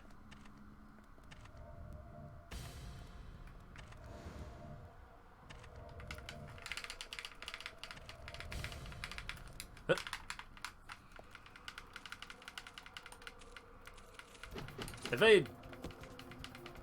This is the cooler section. Also, extremely dumb section. Oh no. How could I possibly get around this box? Oh, I guess I better push it out of the way. Ah, shit. Oh no, a box.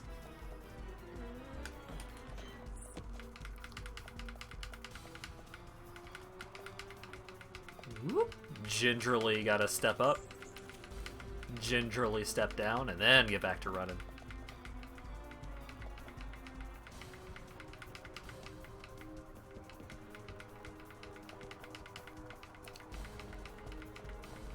Can't catch me. I'm too fast. Oh shit.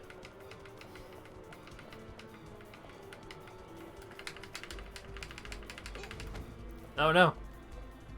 He grabbed me.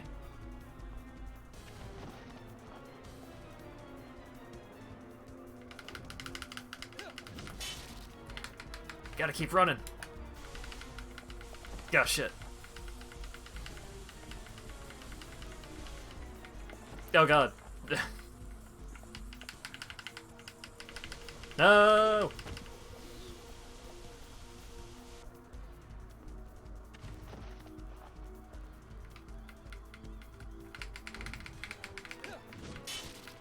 I'm too fast, you can't catch me. You'll never ever catch me. Especially if you just stand there doing nothing. Oh yeah, no, don't open the door quickly. Gotta take your time here.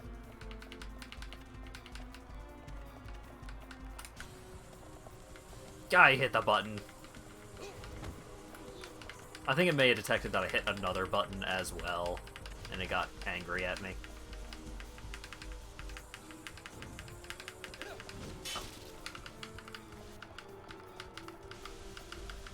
Oh god. My biceps are going nuts from this repetitive motion. Oh shit! Why did the axe hit the door when I was jumping through the door?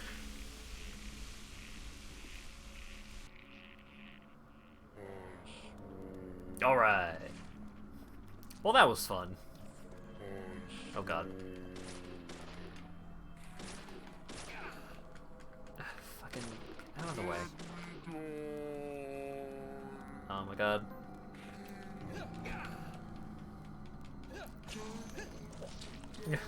He wasn't even attacking me, he was just in the way. He was just obstructing.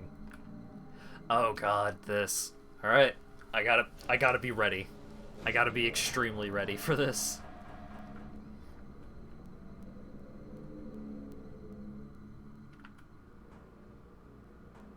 Very distinct chance of death here.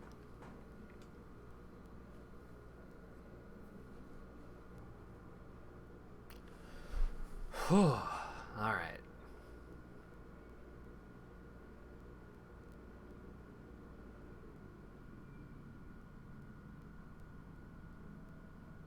Genuinely one of the hardest parts of the game.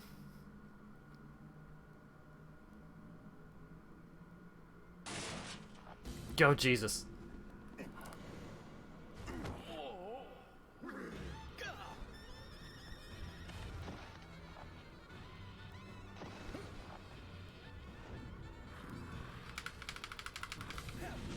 Okay. Evade. Evade. Evade. Ugh.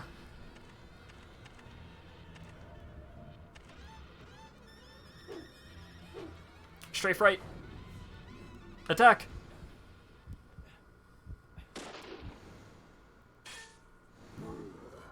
What? I'm out of here. Oh no! You asshole!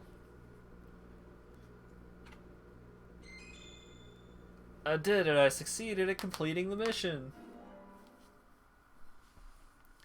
And I got a torn piece of red raincoat.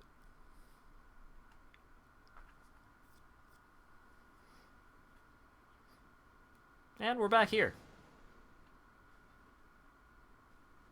Now, what was the real story here?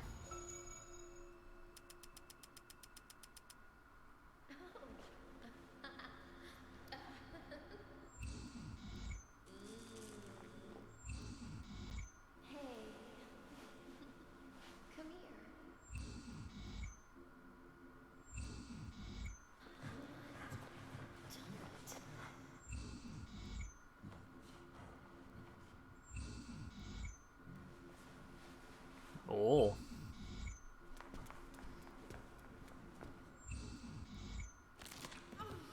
Oh shit.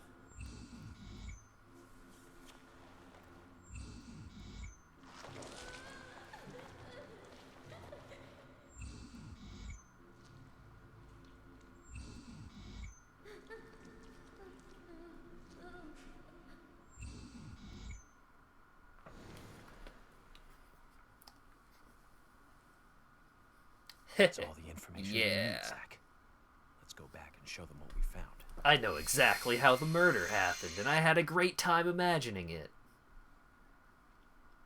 Vampires, I knew it. They were having some weird culty sexy times, and then he did a murder, and she was like, "Ah, shit. I had no idea he was gonna do a murder to me." Hey, how's it going? Root beer.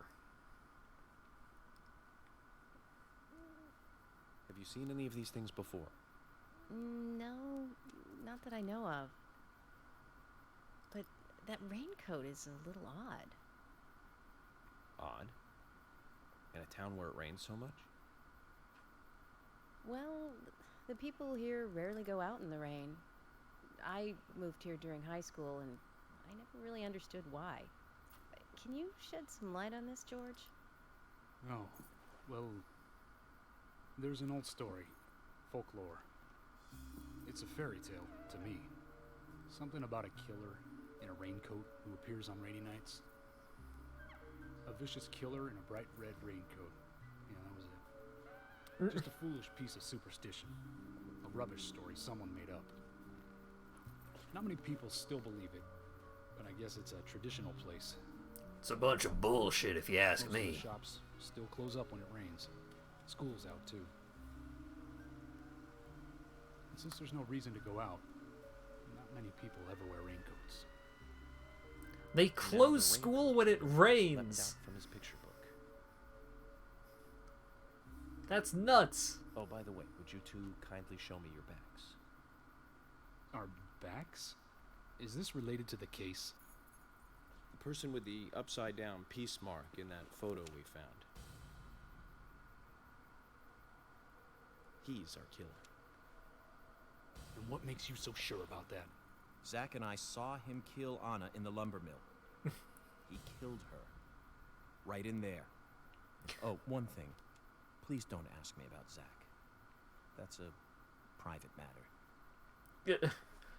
Anyway, by showing York, you're full of all kinds of shit you're right now. of my concerns about you. Isn't that for the best? You do want to remove yourselves from the suspect list. It will make things a lot easier. This is insane. Your methods are rude, insulting, and out of the question. And Emily is a female officer. Forcing her to show you her back is harassment. I don't care if you are FBI or not. You are out of line.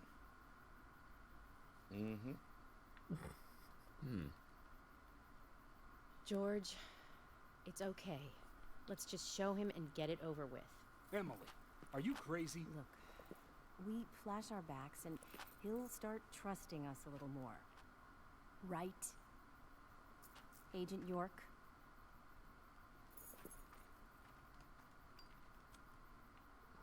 Gotta light one up for this. Oh, this is gonna be good.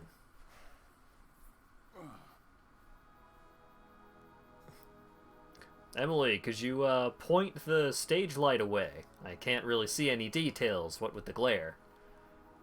Are you satisfied now? Have you ever considered sunbathing? My apologies. Now you, George. Yeah, okay. I can't refuse it now, can I? But don't expect to get your way all the time, Agent Morgan.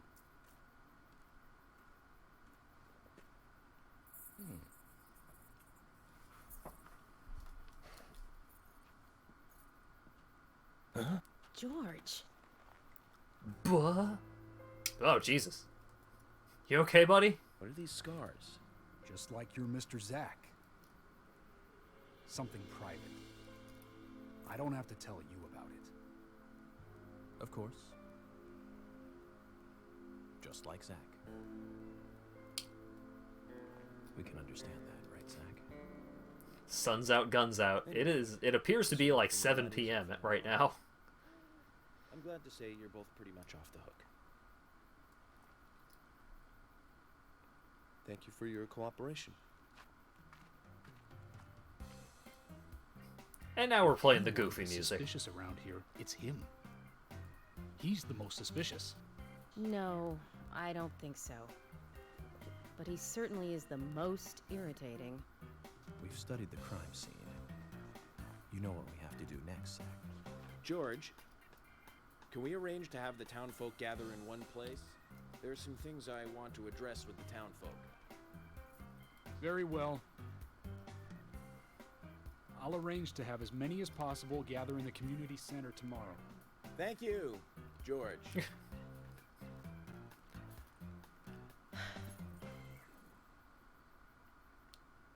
Ah, the sigh of relief as York finally leaves the scene. What an asshole.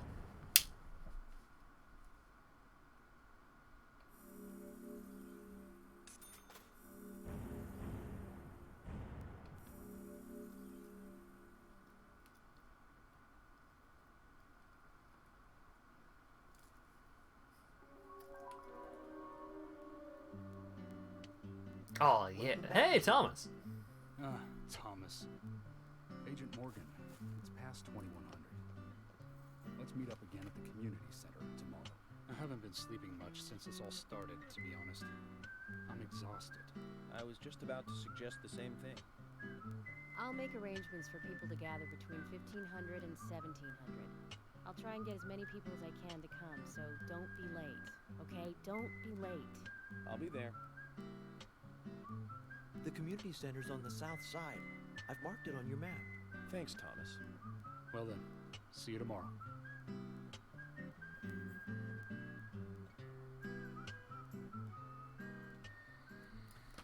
Okay. So we currently I think we technically have some time to kill, but not actually much we can do with that time other than just go to bed.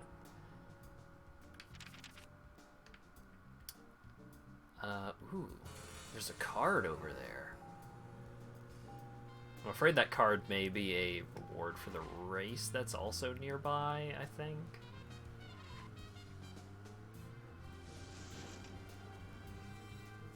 Yeah. Oh wait, maybe not. Oh god, this car's almost out of gas. Oh, yeah, no. Can't get that card unless I do the race, and I don't want to do the race. I think Fred Ward was in it. You say Fred Ward, and I say Remo Williams, The Adventure Begins. That one was back in '85, I think. Directed by Guy Hamilton. Guess Hamilton was aiming to start a series like 007, but it had no sequels. Real shame. Do you remember the martial arts they used in that film? Called Sinanju? The ultimate in martial arts, using no weapons at all. Remo's master Chun ran across water. And he loved soap operas. Man, that was a good character. He was played by Joel Grey, the best supporting actor in Cabaret. Of course, in Remo, he had so much makeup on you couldn't tell. Okay. I'm gonna switch cars so I don't run out of gas. Zach, is there something here that you want to check out? We need to be at the community center by 1500 today. Just think of talking in front of all those people. What do you think, Zach? It's going to get fun. Okay. So... don't want to do the race right now, so I need to take a right to get out of here. Ooh, can I actually reach that flower? Oh, there was another flower spot along this road. Okay, cool. So yeah, let's go get that flower. Because that flower gets us a super useful item.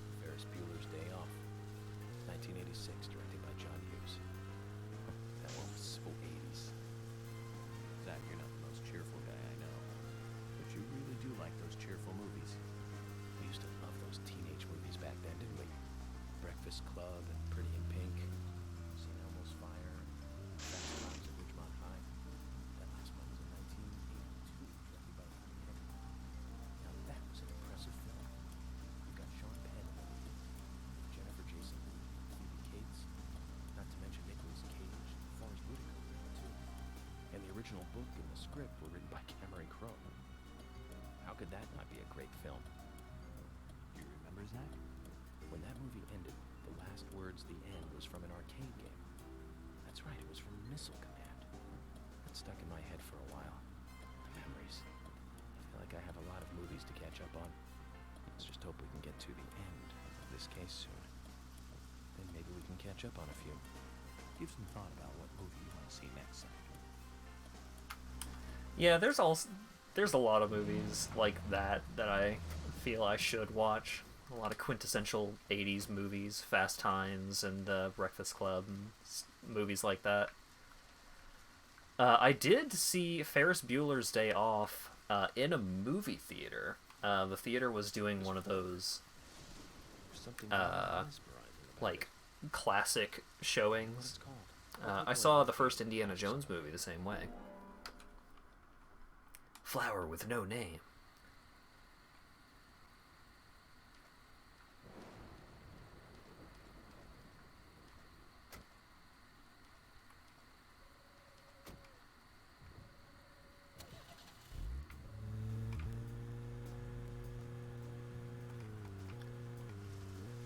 Okay, so let's take a quick look at the map. Let's see which direction is easier. Ooh, there's a bone that way. Okay, well, we're going that way.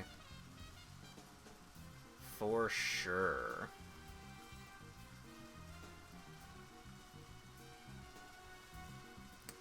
Okay, so there's a bone down that path.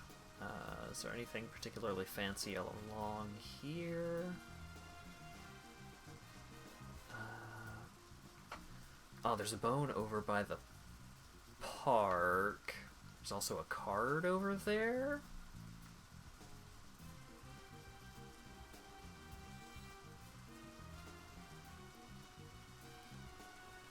Okay, so I can swing over, get this bone, and then do a 180, go over and get the other bone? Probably.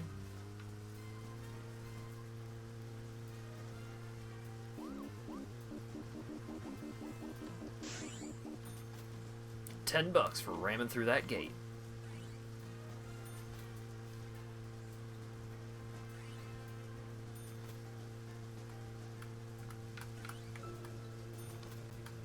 I've been thinking about what movie I'd like to watch next, and finally I've made a decision. It's always hard to narrow it down just to one movie, but I put a lot of thought into this, and I'm sure you'll agree with me. 1975. Directed by Steven Spielberg.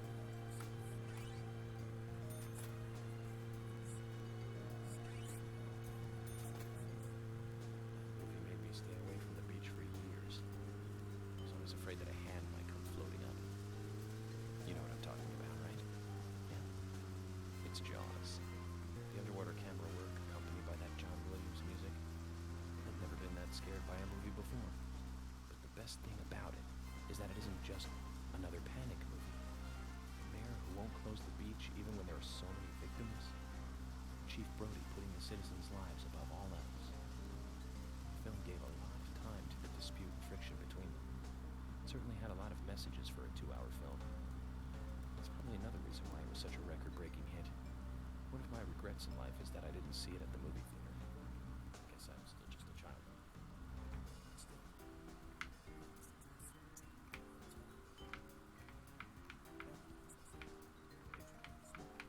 Jaws. Back to the Future. Directed by Robert Zemeckis. Later made Forrest Gump. That's also a masterpiece, of course, but we'll discuss that another time. So, the scene where Jaws appears is right after Marty McFly goes 30 years into the future. I'm sorry I'm not saying much, but I just love these movie discussions. Marty is shocked, of course, but looking closer, he sees the words Jaws Part 19. The director is credited as Steven Spielberg Jr. In reality, there were actually only 4 Jaws movies. It was still a great joke. 30 years from 1985 would be 2015. We'll be there pretty soon. I wonder what life... Oh, damn it. Zach, we'll finish our chat later. Let's take a walk around here. I thought I was done. I interrupted a conversation. Like a fool. Alright, give me that bone. Ah.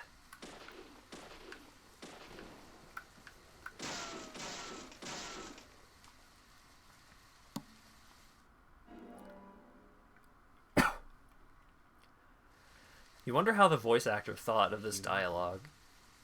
This doesn't look related to the case, but shouldn't I let someone know? Did he occasionally stop and go, huh, that's a neat bit of trivia? I feel like he must have. Because, you know, sometimes you get character moments like that that are just like... that are completely inspired by the voice actor just being like that. But it feels like a lot of these details are, like, a lot of these little tidbits are a little too accurate to York's character. It feels too perfect. As opposed to something that was like, oh, huh.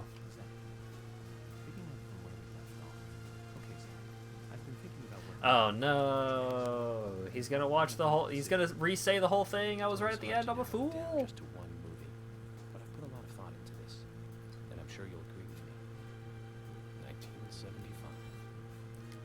And that's like one of the longest conversations between him and Zach.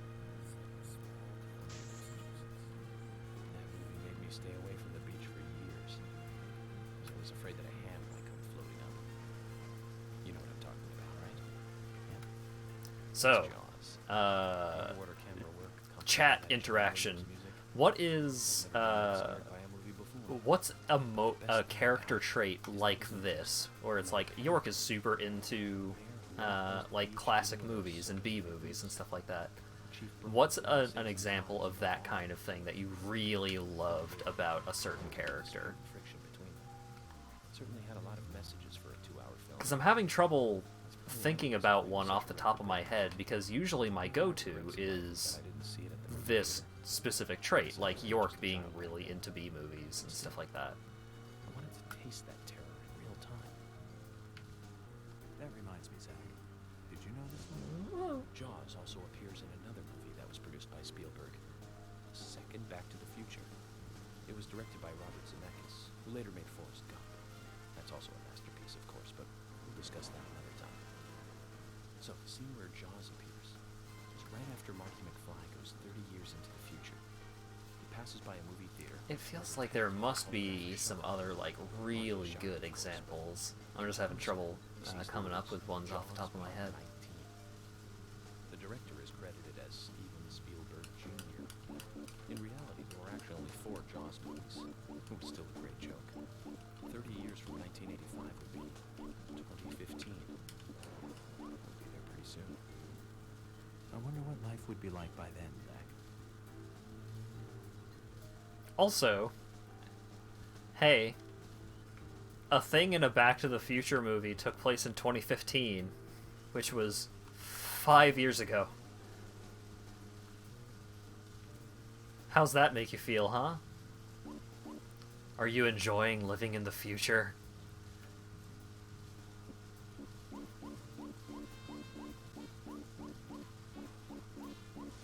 Gotta love the future.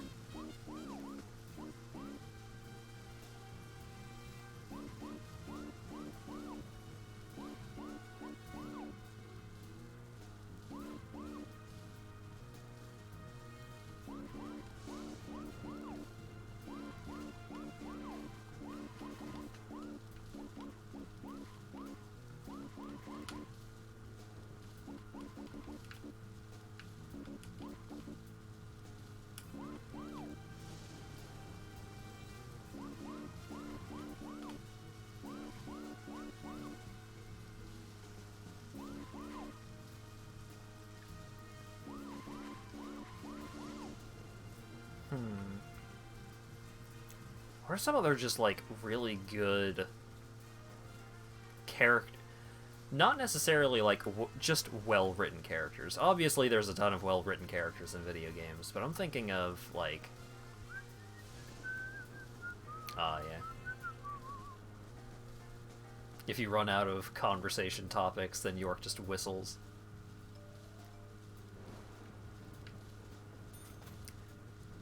Oh, Ellis from Left 4 Dead 2 talking about Keith? Yes. Okay. Yeah, that's a really great example.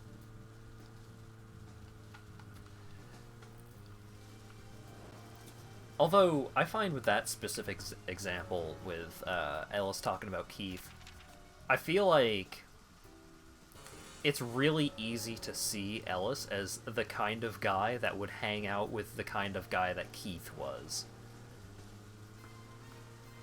Just like dumbass kid hanging out with his dumbass friend kind of situation. Very believable.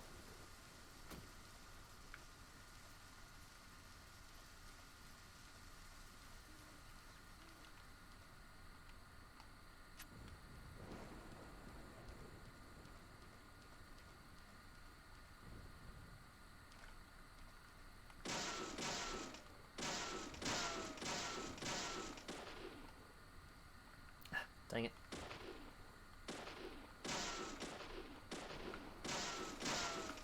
There we go. Give me that right foot bone. A human bone? This doesn't look related to the case, but shouldn't I let someone know?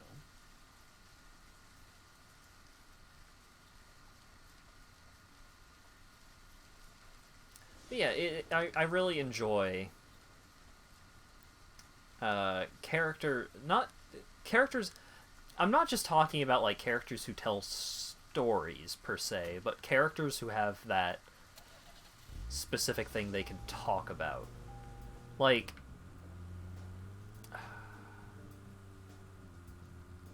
I can't recall any specifics off the top of my head. It's been a while since I played it, but I feel like the characters from Final Fantasy 15 had a lot of moments like that.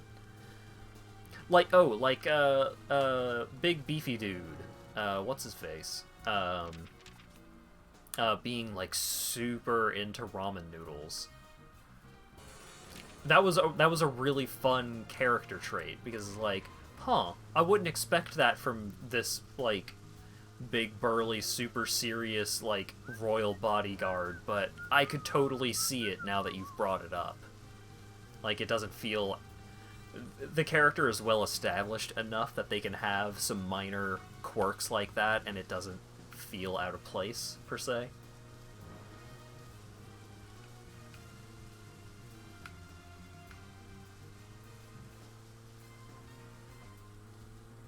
Because, you know, a lot of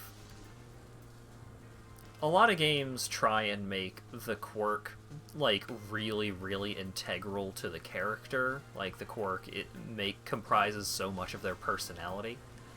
Meanwhile, with York, like, his entire personality isn't entirely based off of the B-movie stuff, but it feels like a very natural way of fleshing out his character, of adding a lot of depth to him. Just think of talking. Oh, hey, it's Michael. Going to get fun.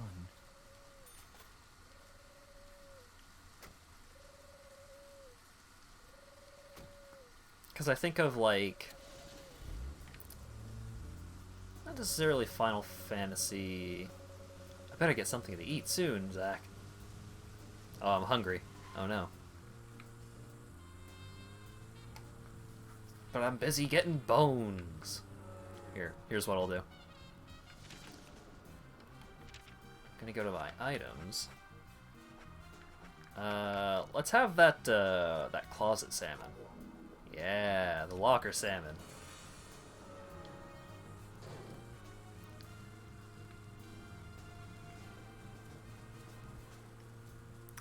But in games like Fire Emblem, where you've got so many characters that you're trying to flesh out that a lot of them just become their their one personality quirk.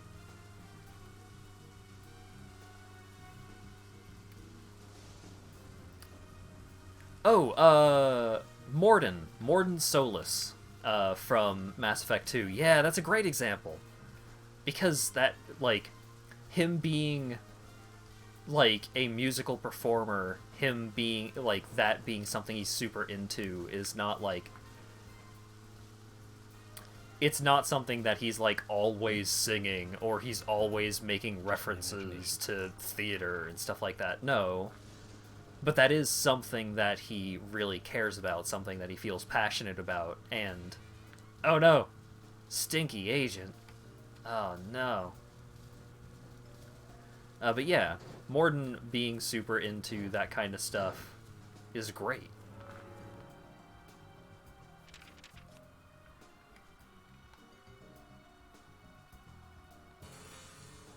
Cause it's all about it being a natural extension of the character, right?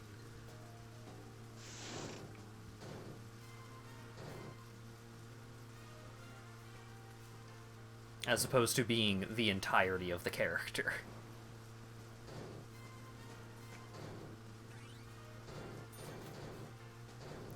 Like, I don't remember the character, the gay character from Mass Effect 3. I don't remember how well that was handled, but there's definitely been a lot of gay characters in video games that are, like, their entire personality is like, "Hey boys!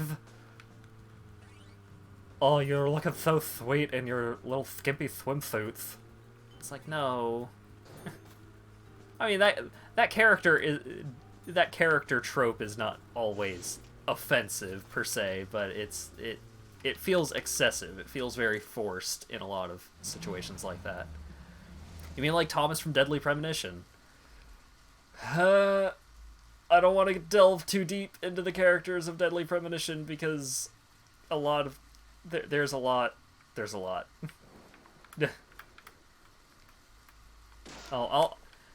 I'll talk about that more as it comes up. But at a glance, Thomas is definitely... This doesn't look related to the case, but... Thomas is definitely very that on a surface level.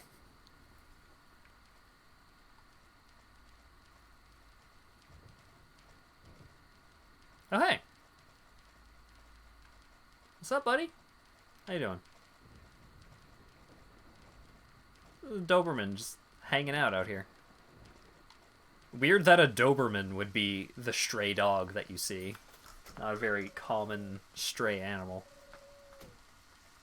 Weird.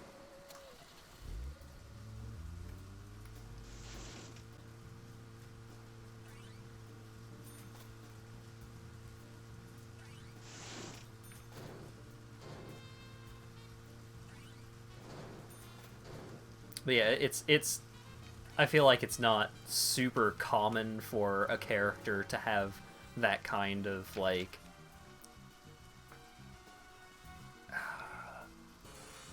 There are a lot of quirks and character tropes and stuff like that that can be a realistic thing while feeling very unrealistic. Just like, yeah, there's totally gay dudes that are just like that. But there are so many instances where, you know, it's like, oh, hey, this character is gay. How do you know they're gay? Well, they say they're gay one time. Oh, okay. And then, on the other hand, you have characters that are like, hello! How's it going, everyone? And then it's like, oh, no. No, that's not okay either.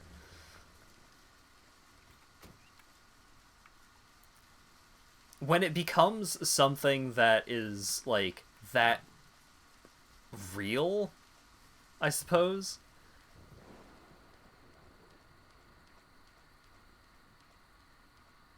Oh yeah, the author said they were gay in an interview once. Yeah, so there's so many situations where it's like, oh,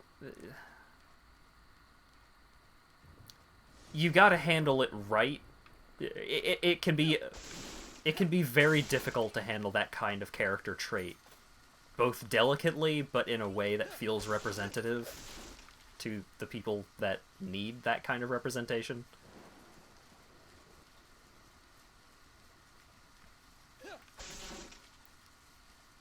Like, okay, so I'm not super far into Final Fantasy VII Remake, but I have been really, really enjoying Barrett's character. Because Barrett in Final Fantasy VII Remake is not just big, tough, angry black man. He's got a lot more depth to him, and the way that big, tough, angry black man, like, the way that forward-facing personality factors into like his personality and his character as a whole, I feel is really well done. Oh, fucking, why have I not been talking about fucking Persona? Because that's the entire gimmick of that series. This doesn't look related to the case. But Kanji. Shouldn't I let someone know? There are definitely a couple of moments where they definitely lean a little too hard into it for Kanji, but I think overall, Kanji was pretty good. Like, he's... And the way that that aspect of his character is handled is done... Like, again, it can be hard to be both sensitive and representative when it comes to that kind of thing.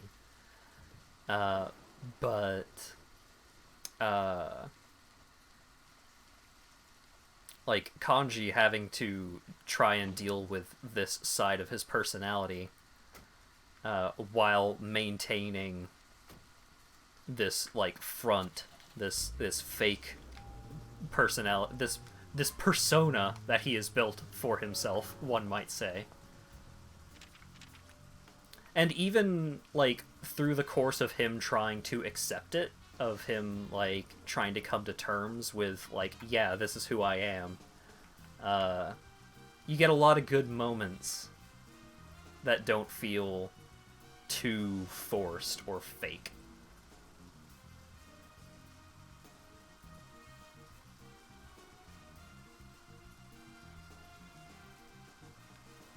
I've heard that some of the way that some of the characters are followed up on in Dancing All Night is not great. Like, I had heard tell that I think in one of the Dancing All Night games they had brought up, it's like, oh, Kanji isn't actually gay, he was just going through a phase, or something like that. And I'm like, absolutely not. Bullshit. Oh.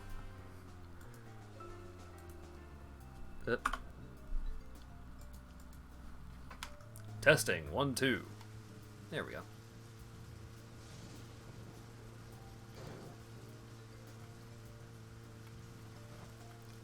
But yeah, it's good to have characters with depth.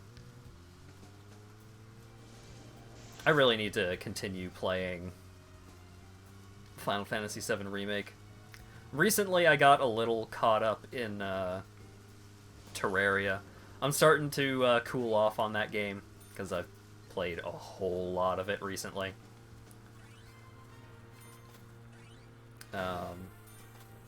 Oh god, my car is gonna break down before I can go get this other bone.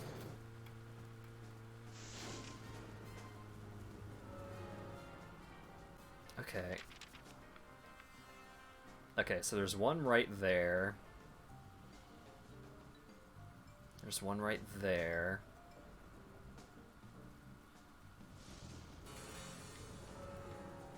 Okay, so those two are pretty close.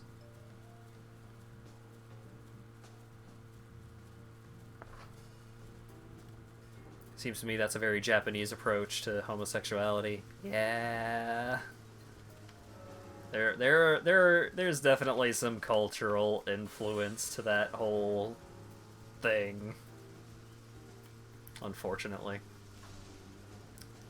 But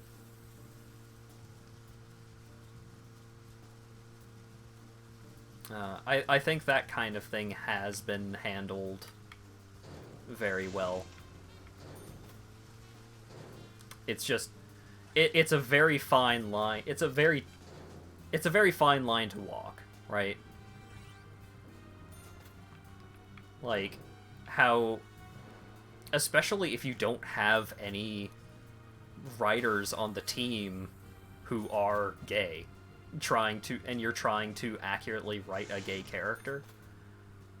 I mean, it's the same kind of issue as like trying to write a strong, independent woman character, but like you don't have any women that have any say in the writing, and you're not like talking to women about this kind of character. Not to say that it will always turn out poorly, but you know, there's definitely a lot of instances where you can tell that they did not do the research. They did not like do their due diligence on trying to make sure that the representation is accurate.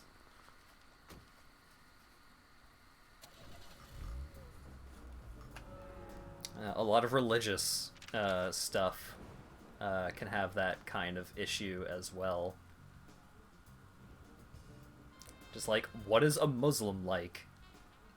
And a lot of Americans go, they start tugging at their collar because it's like, oh god, I don't want to be offensive about this, but I super don't know, but I don't want to say I don't know because then it makes me seem like a fucking idiot.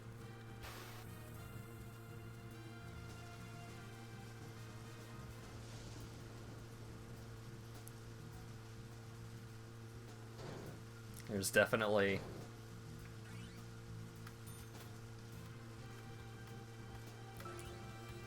not wanting to seem like an idiot is one of the leading causes of looking like an idiot.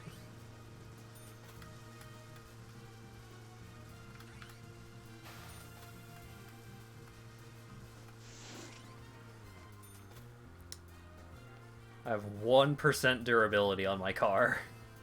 If I bump into a wall once, I think I'm breaking down. Oh god, don't start smoking like this. Now I can't see. Now I'm basically guaranteed that I'm gonna break down. Oh god.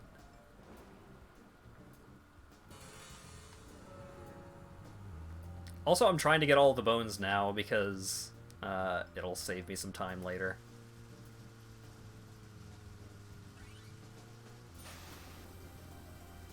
Ah.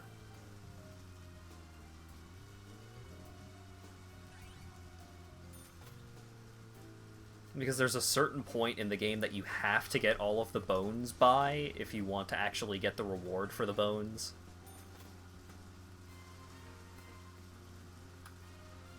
Which is weird, but... okay. Oh.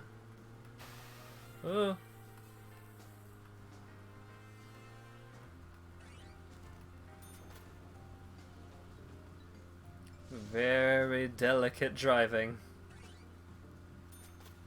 Be very, very careful. Huh? Oh. Nope. I know I need to go to bed. But there's bones. No, there was an explosive barrel.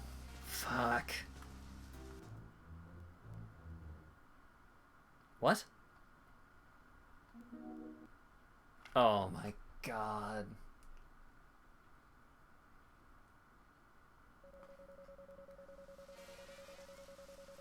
Oh, okay. Okay. I'll be careful. I'll be more careful next time. Oh, thank Jesus.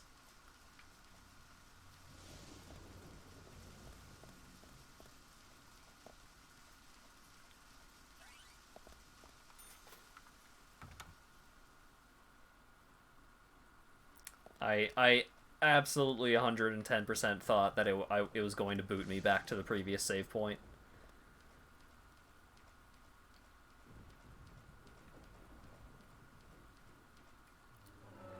Oh yeah, speaking of, what are my stats like? Still not great on sleep. So I definitely still want to go have myself a good snooze.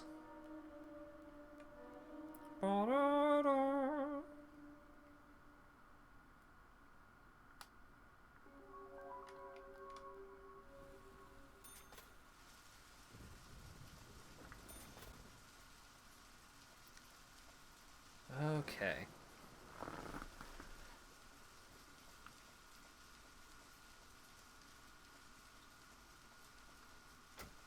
Yeah, like, it can be really tough to properly write a diverse cast of characters if you are, you know,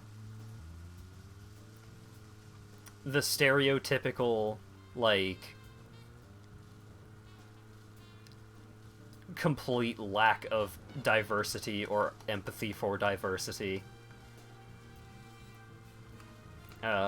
Even if that's not accurate, but it's like cis white male is typically what you go to if you're like, huh. I don't know. I don't know shit about fuck, my dude.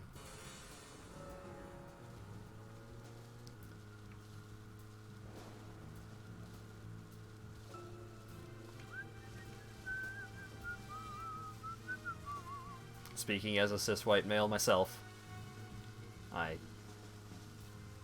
don't know. It's tough. It's a very delicate topic. That can be very hard to approach.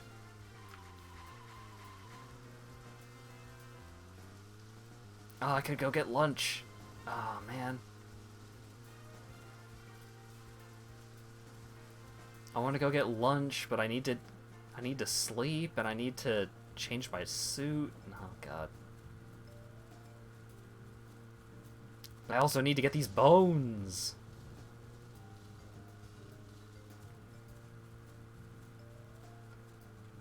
Where is that other bone? Oh, wait, I think I'm missing 2 bones now. Okay, so there's that one, which I need to do a loop-de-loop around to get to.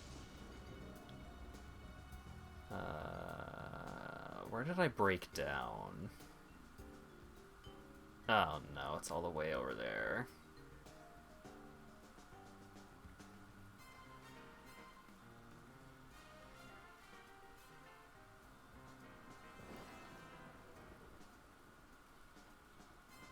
Okay, is there anything over there? No. Okay. How many bones are there left? Is it just those 2?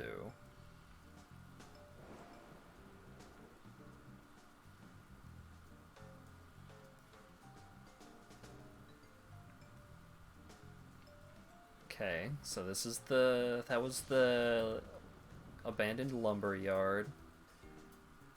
Okay, so I went through here, went over there, did a loop-de-loop over here. Okay, so I was getting over there, so this is where I exploded. Okay, so there's bone there, and then there's the bone... Okay, so there's the hotel. Here's me. There's a bone. Okay. Okay, I think I know my route. I think I know how I'm gonna do this. I mean, I say that, but I am definitely going to be checking the map, like, almost immediately after I get this next bone. Maybe even before then. Okay, so these fences are the ones you can't get through. Oh, hey. It's a horse.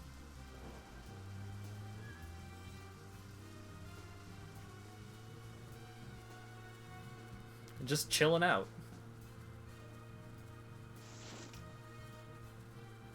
And you know they didn't need to put that horse there. Okay, Google, plot a course to the nearest bone.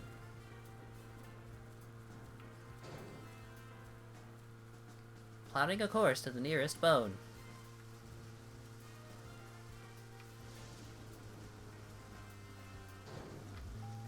Destination is 879 yards. Could I get that in miles, Google? No.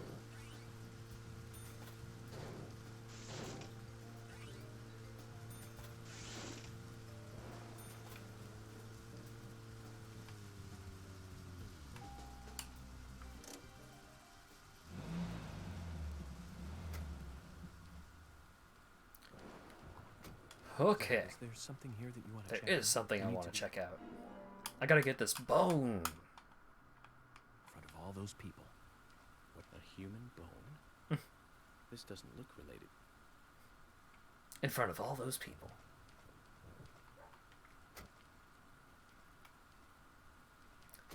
Okay. So... Whoa.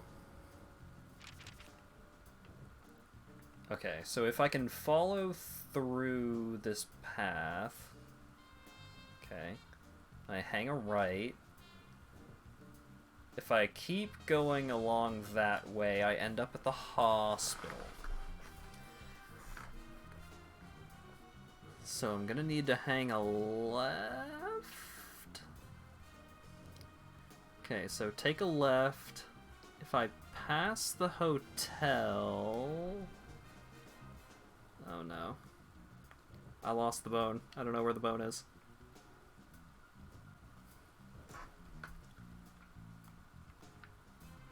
There's the art gallery.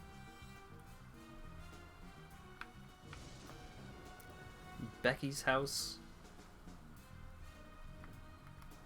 Sigourney's house. Oh boy. I can't wait to meet Sigourney. Sigourney's great.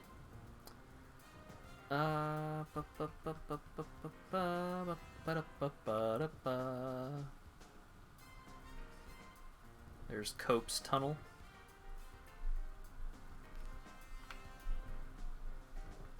Okay. So there's the lumber mill. Okay. So there's that, and it leads over there. Okay, that's the Mercury Theater. There's the police station. Oh, jeez. Oh, gosh. See, the problem with the map is that the map rotates based on which direction you're facing in world. And I don't think there is a way to change that.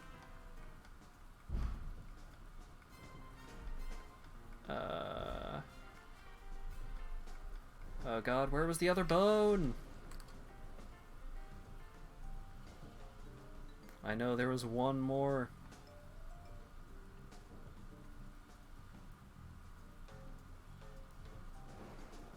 I've completely lost it.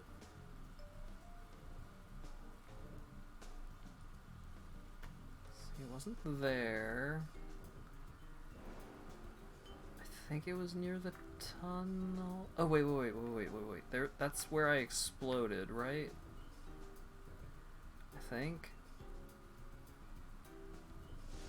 Oh, wait. Okay, so turn around there, and that's where I exploded. And there's the bone. There's the bone. Okay, how do I get to where that bone be?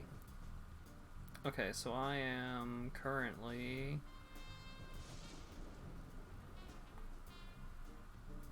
Where am I? Okay, no, I can't lose where the bone is. Okay, so, bone. There.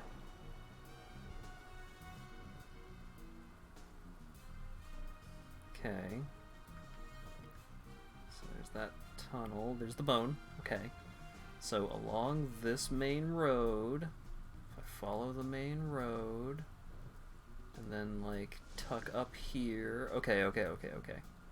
So if I follow this road all the way across town. And then hang a right there. Okay.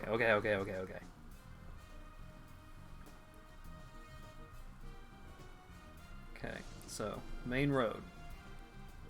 Okay, so, 180, turn left until I hit the main road, and then follow the main road for a while. Okay. And then once I do that, it should be relatively easy to get to where the bone be. I'm sorry that took so long. I know.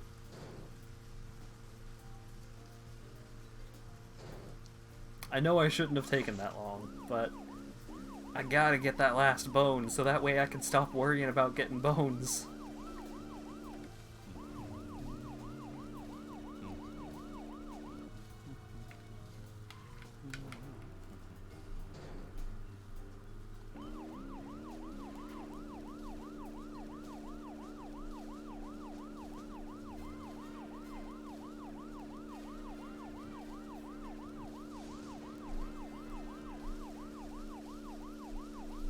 Oh yeah, let's see if I can make overload on car sprint. I don't remember what that actually does.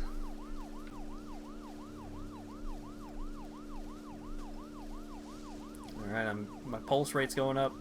I'm getting all worked up.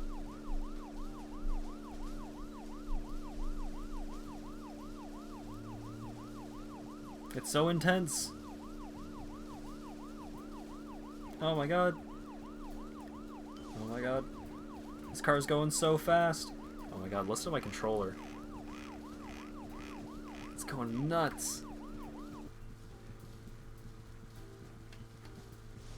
Oh. I'm just not allowed to go turbo anymore. Oh wait, did I turn too early? I might have turned too early. Oh god.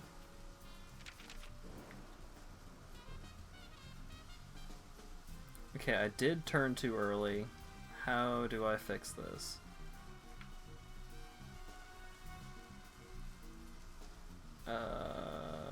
Okay, there's the bone. Is it easier for me to just turn around? Okay, if I turn around... Yeah, it is easier for me to turn around. Okay. Whoop! My controller's still going. There it is.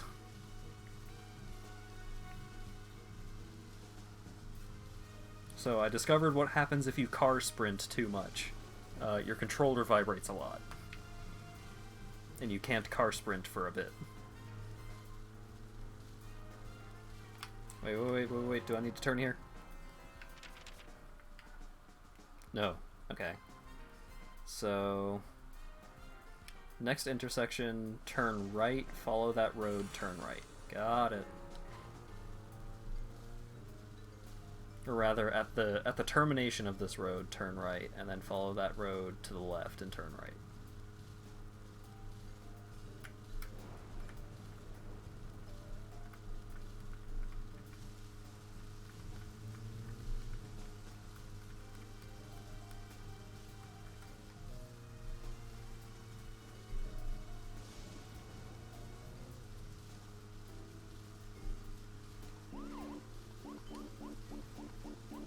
Okay, we're almost there. We almost have the last bone.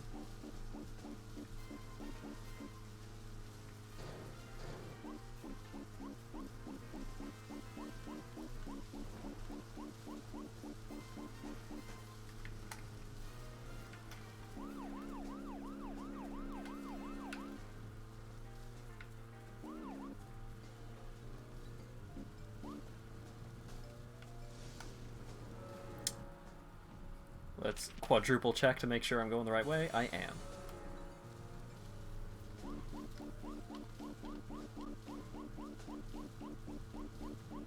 Alright, last bone, last bone, last bone, last bone. Or at least I'm pretty sure it's the last bone.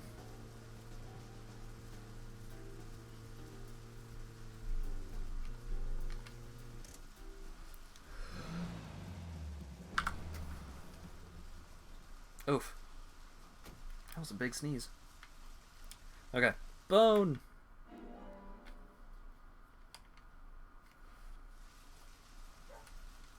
Human bone? This doesn't look related to the case, but shouldn't I let someone know?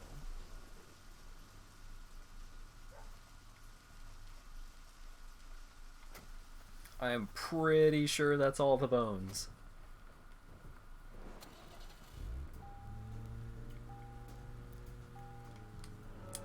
Oh, can I check to see how many bones I have? I can, okay. Okay, that seems like all of them, right? So it's skull, sternum, hip, right hand, left foot, left foot. So that's 7. Okay. I will double check off stream to see if 7 bones is all bones.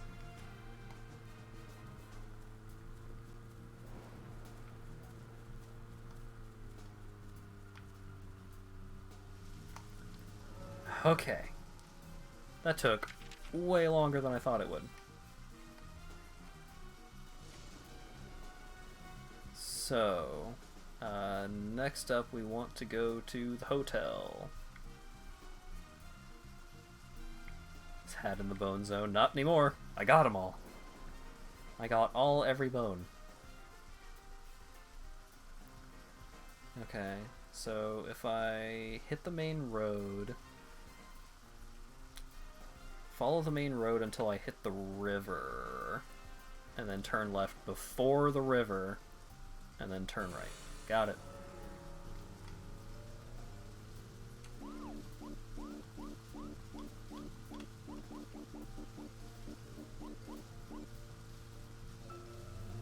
So, where shall we go next? There may be a faster route, but this one has the fewest directions, which is important. And also I can't even go, like, do a bunch of side stuff right now because it's just raining forever.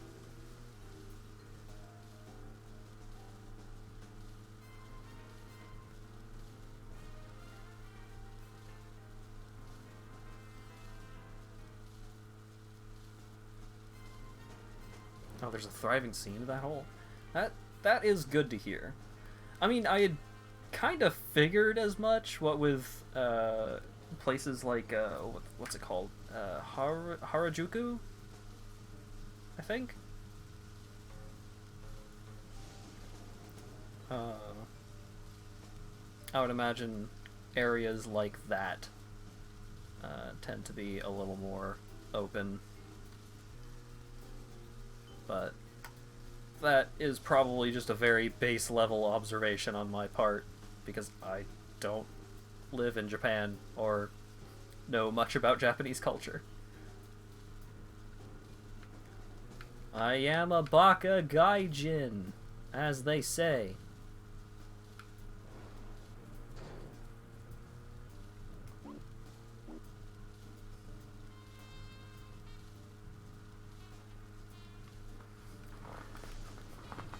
Captioner got it right. Hell yeah. See, Captioner can get it right when it matters, right? And it can get it especially wrong when it really matters.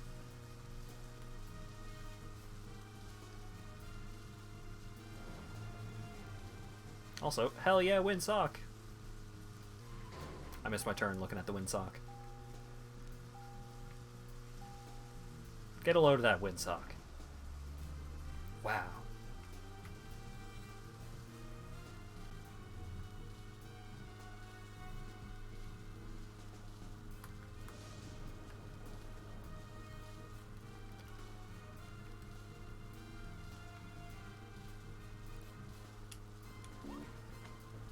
Oh yeah, what does gaijin mean? Again, like, I feel like I used to know, but now I am unsure if it's like foreigner or like specifically Westerner or just like a white dude or what, I don't know. Or white person, as it would be. Is it just general foreigner? Okay.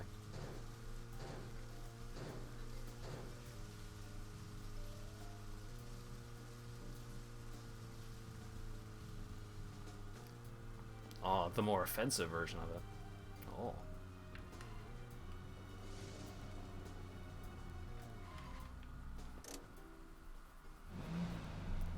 Well, Jin Guy being the more offensive as opposed to Gaijin.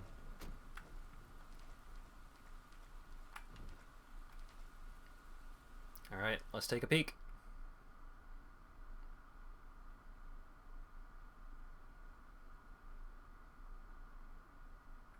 Wow.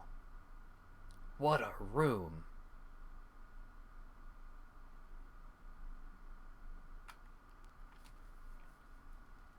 Legend Worm. Wow. I got $16 for invading in an empty room's privacy.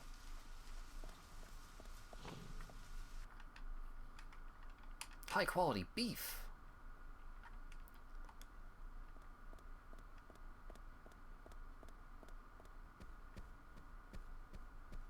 Oh yeah, so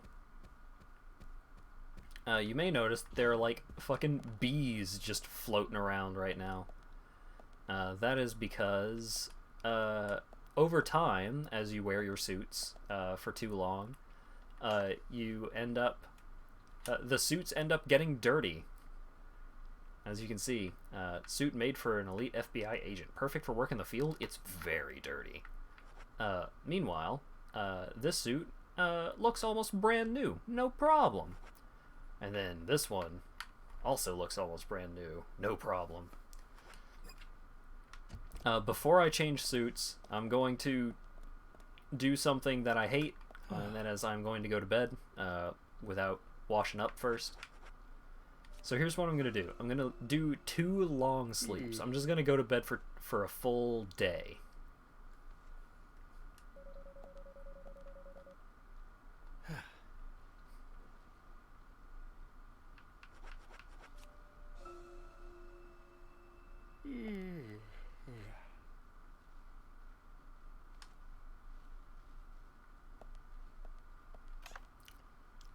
Oh, Guy is foreign, Jin is person. Okay, it is just foreign person.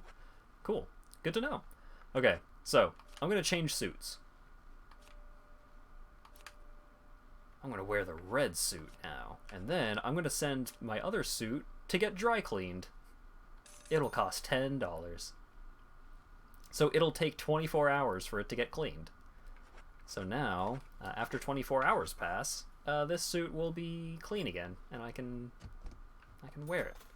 And I get $22 for trendy clothes. And also, I'm dying because I need to eat.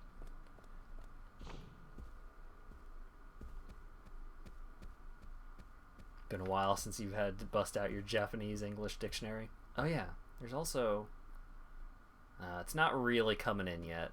I'll hold off until it's a little more distinct. Okay, hang on. I'm gonna have a lollipop so I don't die. You stuffed your face full of a single lollipop.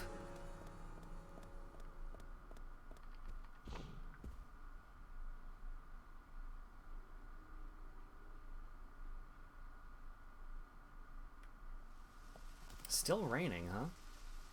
Jeez.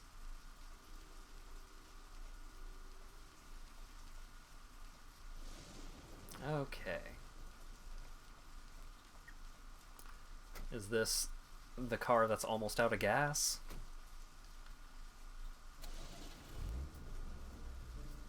Yeah. Actually, you know what? That's fine. So, I'm just gonna show off a little more of the little stuff for this game before I call it a night, because it is 1:15 midnight. But I did start pretty late, so I've only been going for a little less than 5 hours. We're gonna stop by the gas station, and then we're going to go have lunch at the police office, the police station, sheriff department, whatever. Where's the gas station? Okay, it's along the main drag from the looks of it.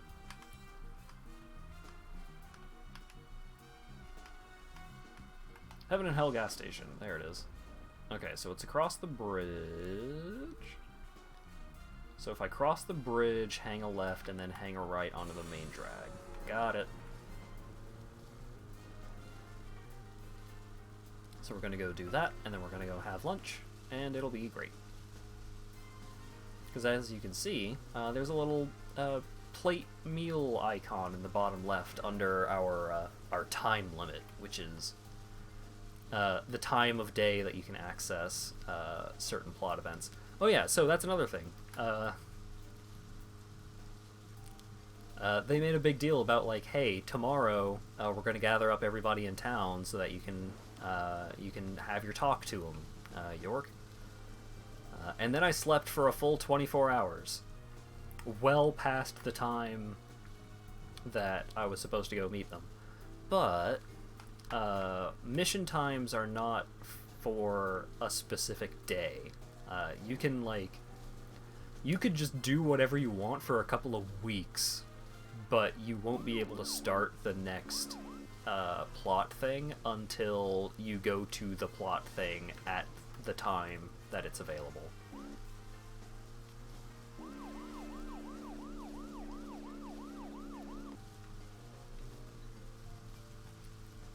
So, like, it doesn't matter what I do, it doesn't matter when I do it, but I can only start the next plot thing from 3 to 5 p.m. Oh wait, is the gas station going to be closed because it's raining? Oh no. That'd be bad. I actually need gas.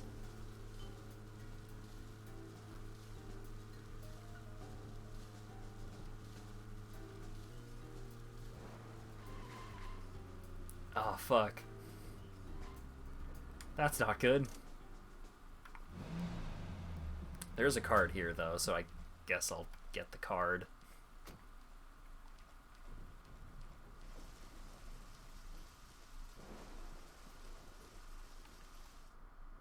Gina's Sponge.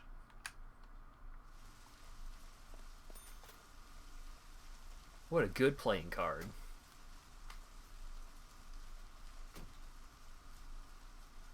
Hey, check out this cool sponge. It belongs to Gina.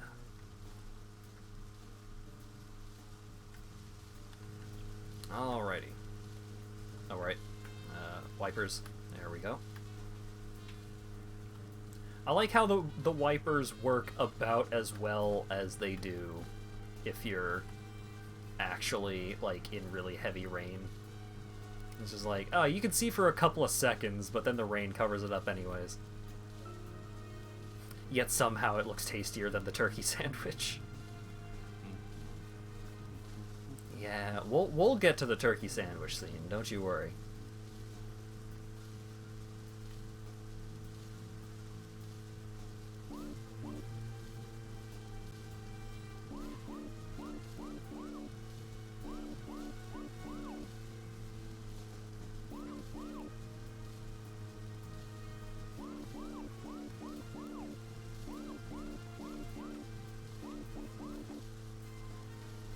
You can't really do the turbo thing. Oh wait.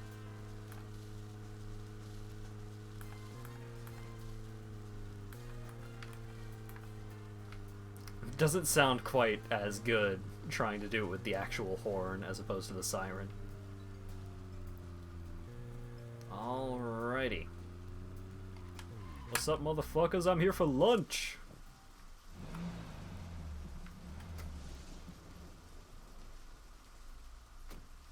Is there something here that you want to check out? Yeah, there is something I want to check out. Lunch. Hot dog. Oh, it's a Chicago dog. Gross. Mustard and tomato on a hot dog. Get out of here. Lunch, lunch, lunch, lunch, lunch. What? Let me in.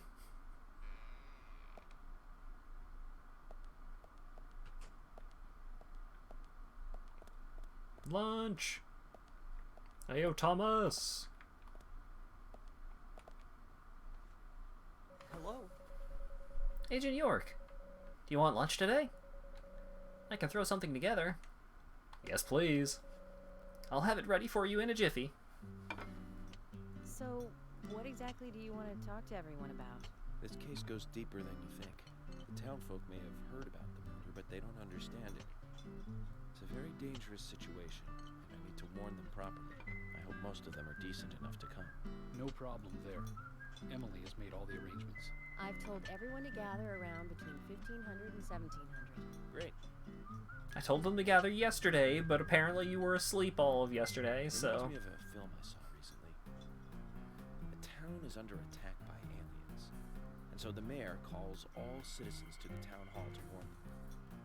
And overseeing this, the aliens attack the hall and wipe them all out together. Is that relevant, Agent York? The way they came was fantastic. They used a combination of balloons and meat sauce for exploding heads. Those aliens start firing their death rays and heads start popping. It's flat. Really quite something. Agent York, some of us are trying to eat here. I know, Emily. I'm one of them. Well, anyway, your cooking is the best, Thomas. Thank you. No problem. Hey York, could you not talk about fucking scanners while we're trying to eat lunch?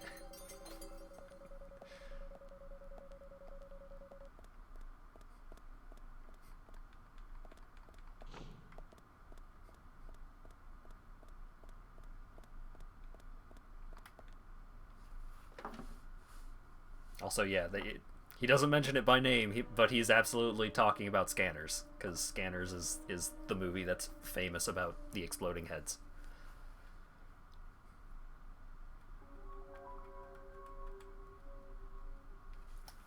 But yeah, that's that kind of conversation. There is more than one of that kind of conversation over the course of this game, and it really reminds me of the kinds of dinners that I would have with my family.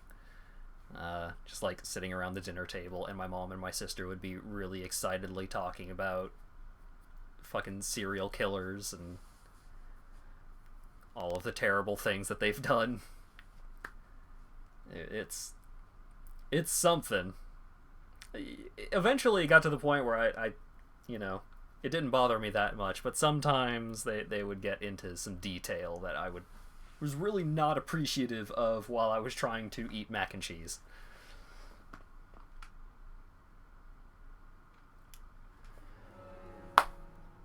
But yeah, on that note, ka-chow. Yeah, so sorry for the late start, sorry for, you know, plowing into the midnight hours, but I hope you guys are enjoying Deadly Premonition. I'm super glad that it's holding up a hell of a lot better than the PC version, although that's not particularly hard, really. The PC version is kinda garbage. So yeah, my plan is that I'm gonna try. I don't know if I'm gonna make it. All right, here's the thing. So my plan was I was going to stream Deadly Premonition all the way through. I don't know if I'm gonna do it just like day after day after day. Tomorrow, depending on if I'm up and alive at a reasonable hour, I may try and arrange for some Payday 2. And if not Payday 2, then either Doom Wads or Tales of Maj'Al or something along those lines. But yeah, the intention was that I was going to finish Deadly Premonition before I get back into Dark Souls. But I have been extremely excited to check out the Cinders mod, which is what I'm going to be streaming Dark Souls 3 as. Rather than just streaming the base game, gonna mix it up a little, see what the mod's all about, and I'm keeping off of it. I'm not going to play it before I stream it, and that's kind of the problem. I may lose the battle of wit, the battle of willpower against myself, and I may start streaming the Cinders mod before I finish Deadly Premonition. But that's also partially because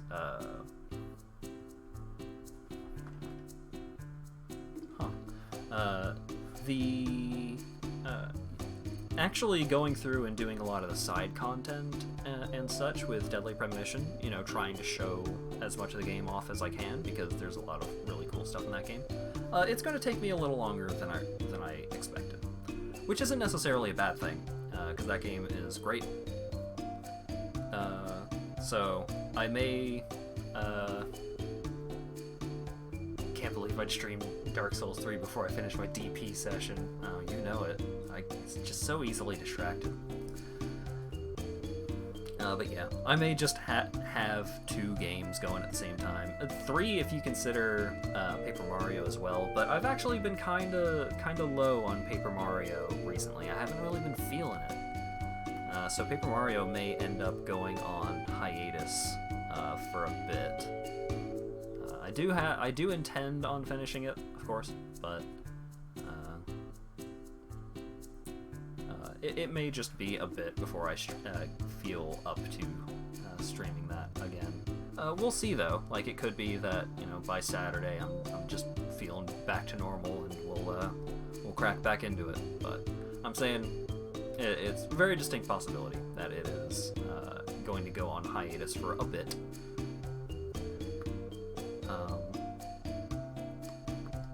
But yeah, so plans for streams for the next couple of days. No Deadly Premonition tomorrow, probably, but Deadly Premonition very probably Wednesday. You're of the position of Saturday just be off stream stuff. Maybe. We'll see. It you know, a lot of this kind of depends on how capable I am of actually recovering from this sleep ailment that I've been suffering from. But yeah, so plans for streams for the rest of the week. If I'm feeling up to it, ahead of time, so that way I can like arrange for people to actually I can arrange for people that are interested in playing Payday 2 to get ready to play Payday 2 and all that.